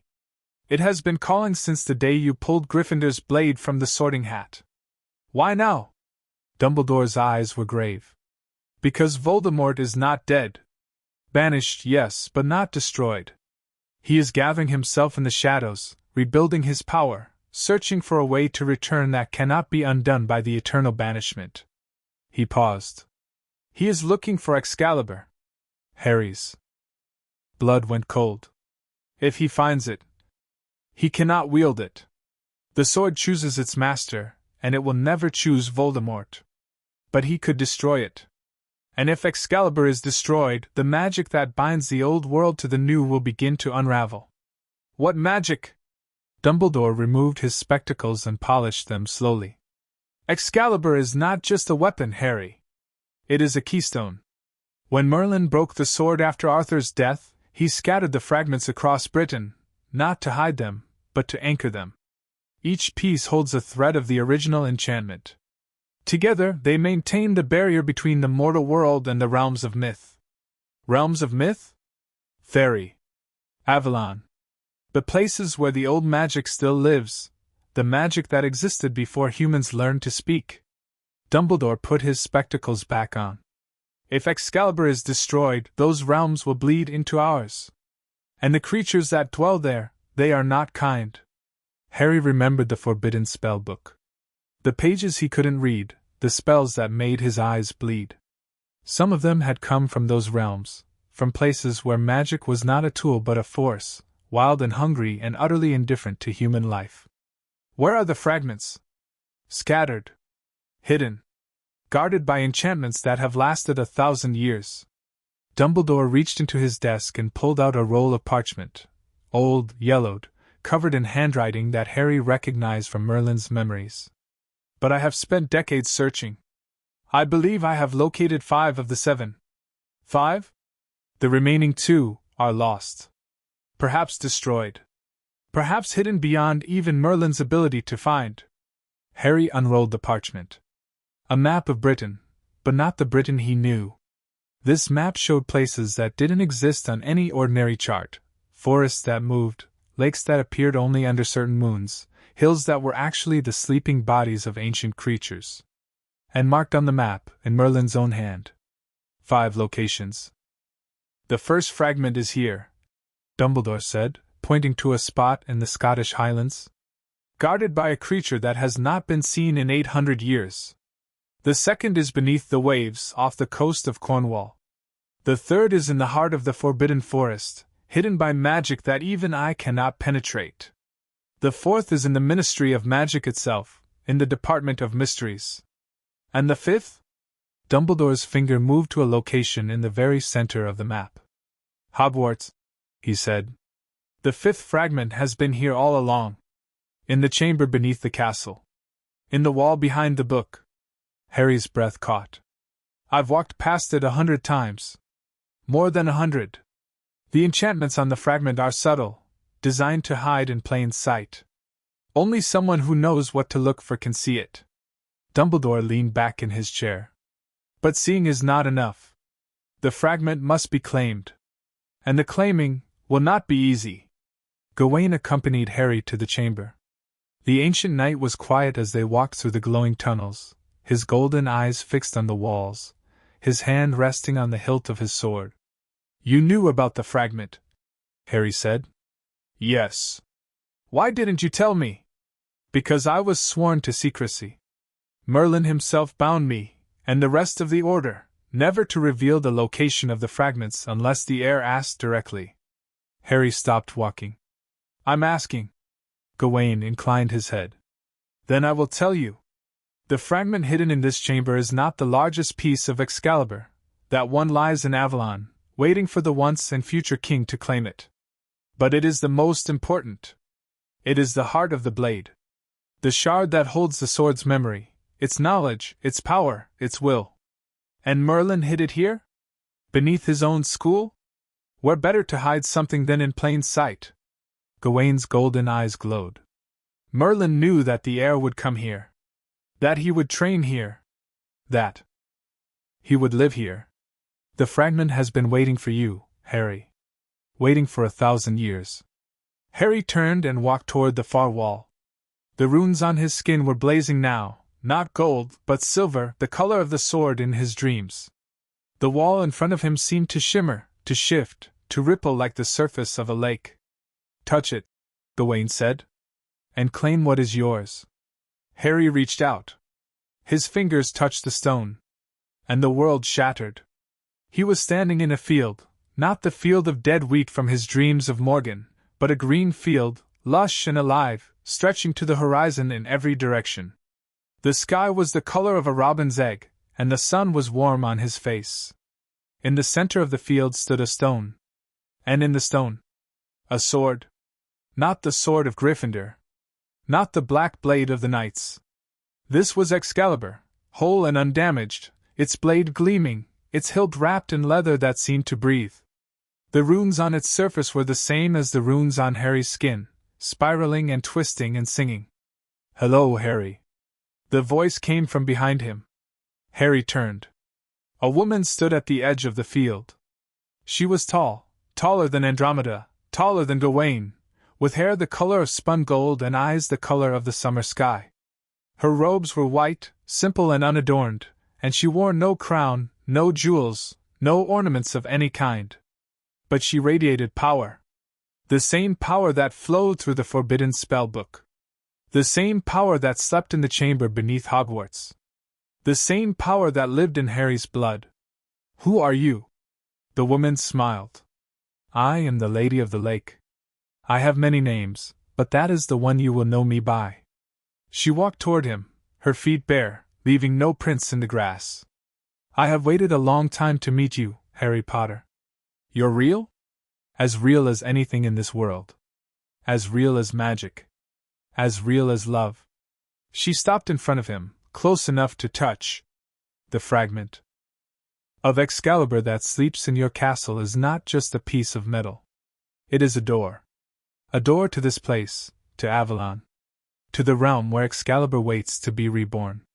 Why now? Why me? The Lady of the Lake tilted her head. Because the sword has chosen you. Just as it chose Arthur. Just as it chose Merlin.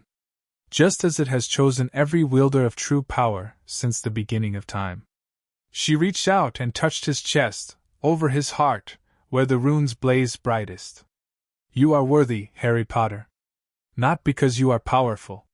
Not because you are brave. Because you are good. Harry felt tears prick his eyes. I don't feel good. I feel scared. All the time. Good does not mean fearless. Good means choosing the right thing, even when you are afraid. The Lady of the Lake withdrew her hand. Now. Are you ready to claim the fragment? Yes. Then walk to the stone. And pull the sword. Harry walked. The grass was soft beneath his feet, the sun warm on his face. The field seemed to stretch forever, but the stone grew closer with every step, until suddenly, impossibly, he was standing in front of it. Excalibur gleamed in the morning light. He had expected something dramatic, a test of strength, a trial of worthiness, a battle with a guardian. But there was nothing. Just the sword, the stone, and the quiet whisper of the wind. Go on. The Lady of the Lake called. Harry reached out. His fingers closed around the hilt. The sword sang. Not with sound, with memory. 1,000 years of history flooded through Harry's mind, Arthur pulling the sword from the stone for the first time, his young face alight with wonder. Merlin teaching him to wield it, to respect it, to understand that power without wisdom was poison. The battles, so many battles, against creatures and dark wizards and armies that stretched to the horizon. And the end. Arthur's hand bloodied, releasing the hilt. Throw it into the lake, he had whispered. Let it return to the water. Let it wait for the next worthy hand. Harry pulled. The sword slid from the stone like a knife through butter. In his hands it weighed nothing. But it felt like everything, like the weight of 1,000 years of history, of sacrifice, of hope. Well done, the Lady of the Lake said. Harry turned. She was standing directly behind him now, her summer sky eyes bright with something that looked like tears. The fragment is yours, she said. But the sword, the true Excalibur, is not yet ready to return to the world. It sleeps in Avalon, waiting for the day when it will be needed most. When will that be? The Lady of the Lake smiled, and there was sorrow in her smile. You will know, she said, when the time comes. Harry opened his eyes. He was back in the chamber, his hand pressed against the stone wall. But the wall was different now, the runes on its surface were blazing silver, and in the center of the wall, embedded in the stone like a jewel in a crown. A shard of metal. No longer than his finger. No wider than his thumb. But glowing, pulsing with a light that matched the runes on his skin. The fragment, Gawain breathed. You found it. Harry reached out and plucked the shard from the wall. It was warm in his palm, warmer than it should have been, warmer than flesh and blood. And as he held it, he felt something connect. The shard to the sword on his back. The sword to the book in his satchel. The book to the runes on his skin. He was no longer just carrying Merlin's legacy. He was becoming something new. Dumbledore examined the fragment in his office, turning it over and over in his gnarled hands. Incredible, he murmured. The enchantments alone, I can't even begin to understand them. This is magic that predates language. It's the heart of Excalibur, Harry said. The Lady of the Lake told me. Dumbledore's head snapped up. The Lady of the Lake? You saw her? Not saw. Felt. She was in the vision, the field. The stone, the sword. Harry touched his chest, where the runes still glowed faintly. She said the true Excalibur is sleeping in Avalon. Waiting. For what? For me. Harry's voice was quiet. For when I'm ready. Dumbledore set the fragment down on his desk, Harry, do you understand what this means? Excalibur is not just a sword. It is the original sword, the template from which all other magical blades were forged. Godric Gryffindor modeled his own sword after Excalibur. The Knights of the Round Table swore their oaths on it. If you can wield Excalibur, truly wield it, then I can defeat Voldemort. Permanently. Dumbledore nodded slowly. Yes. I believe you can. Harry picked up the fragment. It pulsed in his hand, warm and alive. Then we need to find the other fragments. All 7 of them. And we need to find them before Voldemort does. Dumbledore's jaw tightened. The remaining 4 will not be easy to reach. The one in the Department of Mysteries, especially, the Ministry will not simply allow you to walk in and take it. Then we don't ask for permission. Dumbledore's eyebrows rose. Harry. We don't have time for permission. Harry's voice was hard, harder than a 7-year-old's voice should be. Voldemort is coming back. He's looking for Excalibur. If he finds it before we do, he'll destroy it. And if Excalibur is destroyed, the realms of myth will bleed into ours. So we move fast. We move quiet. And we get the fragments before anyone knows we're gone. Dumbledore was silent for a long moment. Then he smiled, a thin, sharp smile that reminded Harry of the sword in his dreams. When did you become so ruthless? Harry touched the fragment. The moment I realized that being nice doesn't win wars. End of chapter 15. Chapter 16, Dumbledore's greatest fear. The fragment of Excalibur lived in a velvet-lined box on Dumbledore's desk. Harry visited it every day. He would sit in the headmaster's office, the box open before him, and watch the shard of silver pulse with its ancient light. Sometimes he touched it, just a fingertip, just a brush of skin against metal, and when he did, he saw flashes of Avalon. The green field. The stone. The sword waiting in the light. Not yet, the Lady of the Lake whispered in his dreams. Not yet. You are not ready. When will I be ready? When you understand what you are willing to lose. Harry didn't understand what that meant. But he was beginning to fear that he would. Dumbledore had changed. Harry noticed it in small ways at first. The way the old wizard's hands trembled when he poured his tea, the way his eyes lingered on Harry a moment too long, the way he laughed less and less at the things that used to amuse him. Then the changes became harder to ignore. Dumbledore stopped eating at meals. His robes hung looser on his frame, his cheekbones more prominent, his skin more sallow. The twinkle in his eyes, the famous twinkle that generations of Hogwarts students had loved and feared, faded to something duller. Something like grief. You're not sleeping, Harry said one evening, as they sat together in the headmaster's office. The fire crackled in the hearth. Fawkes dozed on his perch. No, Dumbledore admitted. I find that sleep does not come easily these days. Is it Voldemort? Dumbledore was quiet for a long moment. No, he said finally. It is you. Harry's chest tightened. Me? You are the most powerful wizard I have ever encountered, Harry. And you are only 7 years old. Dumbledore removed his spectacles and set them on the desk. His eyes, without the glasses, looked naked. Vulnerable. I have spent my life studying magic. I have seen dark wizards rise and fall. I have watched students grow into heroes and heroes crumble into villains. But I have never, seen anything like you. I'm not dangerous. I know. Dumbledore's voice was soft.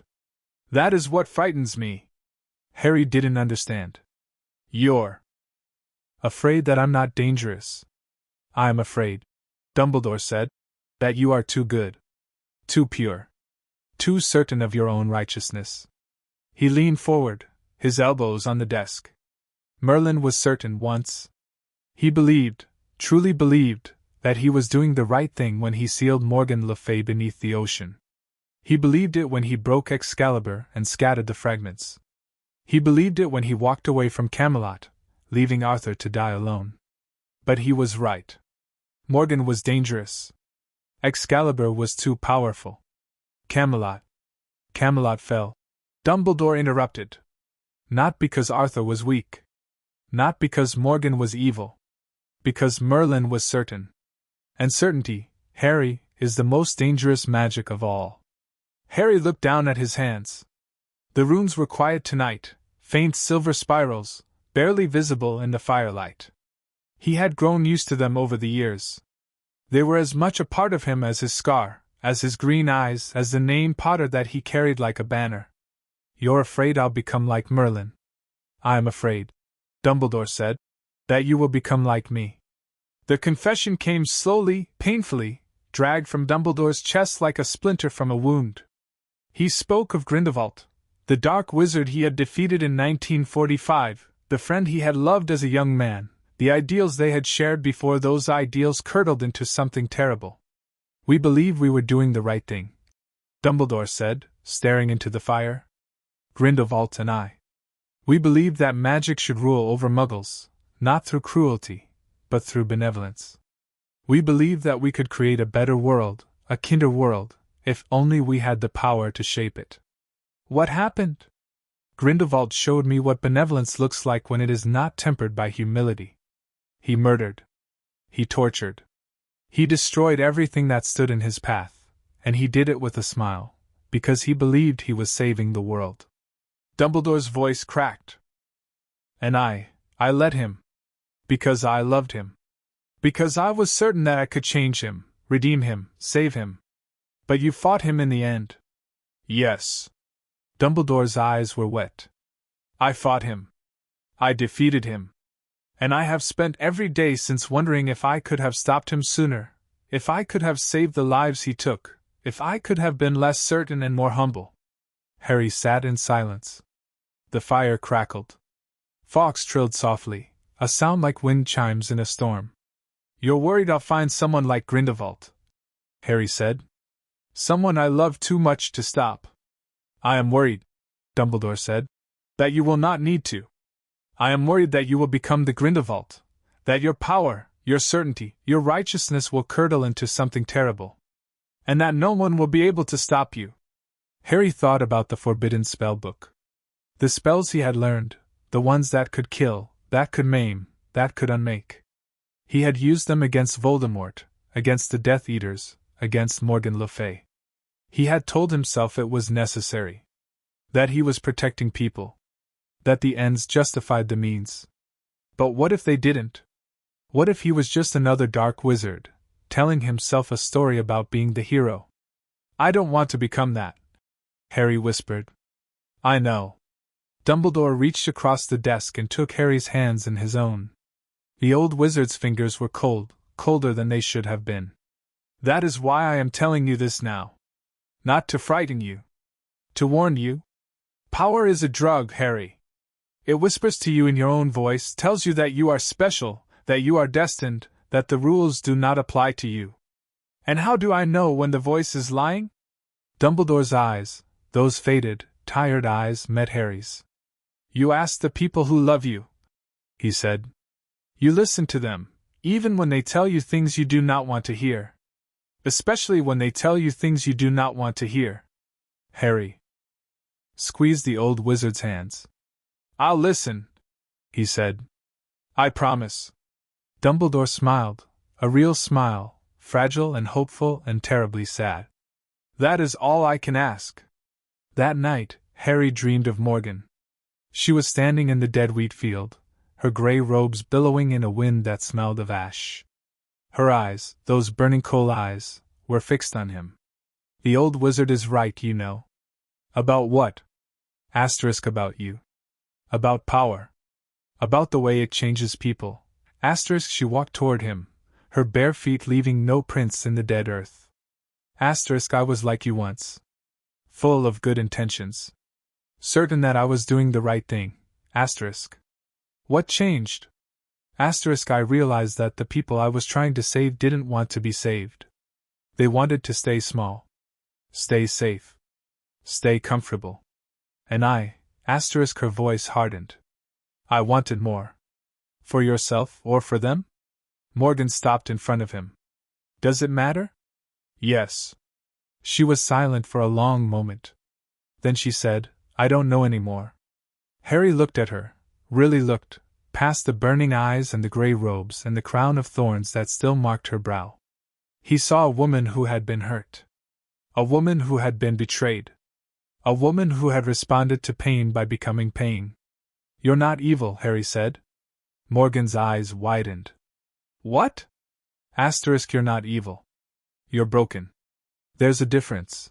Asterisk. I tried to kill you. Asterisk, you tried to kill Merlin. I'm not Merlin. Asterisk. You carry his soul. Asterisk, I carry his memories. His power. His legacy. Asterisk, Harry stepped closer. Asterisk, but I am not him. And you are not the same woman who betrayed him 1,000 years ago. Asterisk. Morgan's face crumpled. You don't know that. Neither do you. Harry reached out and took her hand. Her skin was cold, colder than Dumbledore's, colder than death. Asterisk, that's the point. We're both changing. Both growing.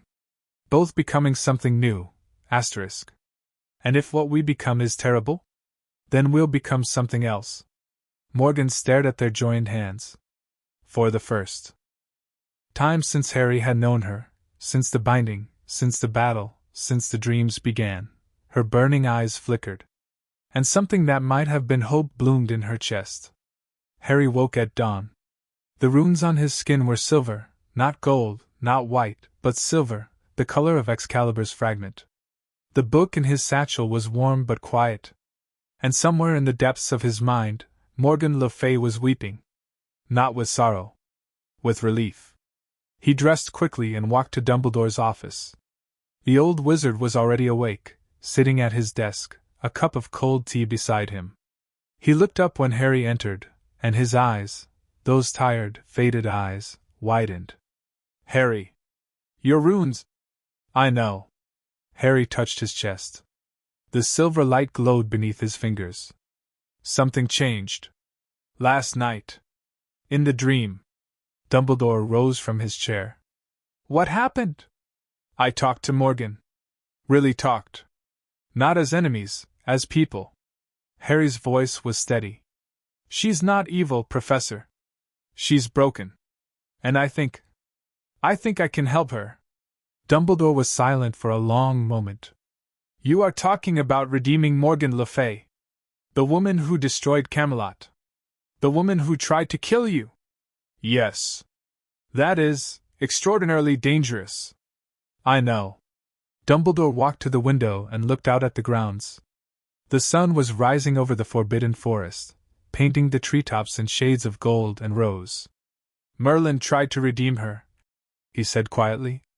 He failed. Merlin tried to control her. That's different. Dumbledore turned. You are 7 years old, Harry. You should be worrying about homework and friends and whether your Quidditch team will win the cup. Not about redeeming ancient dark witches. Harry smiled, a small, sad smile. I stopped being a normal child the day the runes appeared on my skin. Dumbledore's eyes glistened. No, he agreed. You did not. He walked back to his desk and sat down heavily. Very well. If you believe you can help Morgan Le Fay, truly help her, not just contain her, then I will support you. But Harry. He leaned forward, his voice dropping to a whisper. Be careful. Morgan is older than me. Smarter than me. More powerful than me. She has deceived greater wizards than you. I know. Harry touched his chest, where the silver runes pulsed gently. But she's also lonely. And I know what that feels like. The training changed after that. Harry began spending time in the dream field with Morgan, not fighting, not arguing, but talking. She told him about her childhood, growing up in a world where magic was feared, where witches were burned, where power was something to be hidden. I never wanted to hurt anyone, she said one night, as they sat in the dead wheat. Asterisk, I just wanted to be free. Asterisk. Free from what?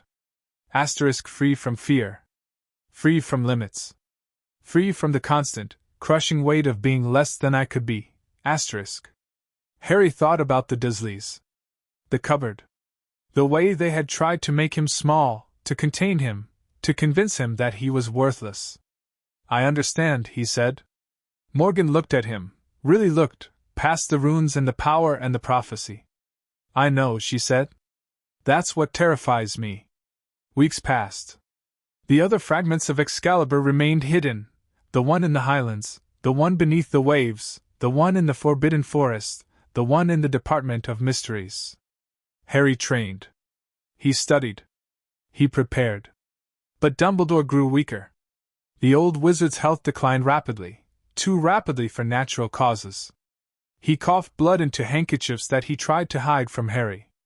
He fell asleep at his desk, waking confused and disoriented. He forgot conversations, forgot meals, forgot names. The fragment is killing him, Morgan said one night, as Harry watched Dumbledore sleep in the hospital wing. The one on his desk. It's not just a piece of Excalibur, it's a test. And Albus Dumbledore is failing. Harry's blood ran cold. What? Do you mean? The fragment is ancient. It carries the weight of 1,000 years of history, of sacrifice, of grief, of loss.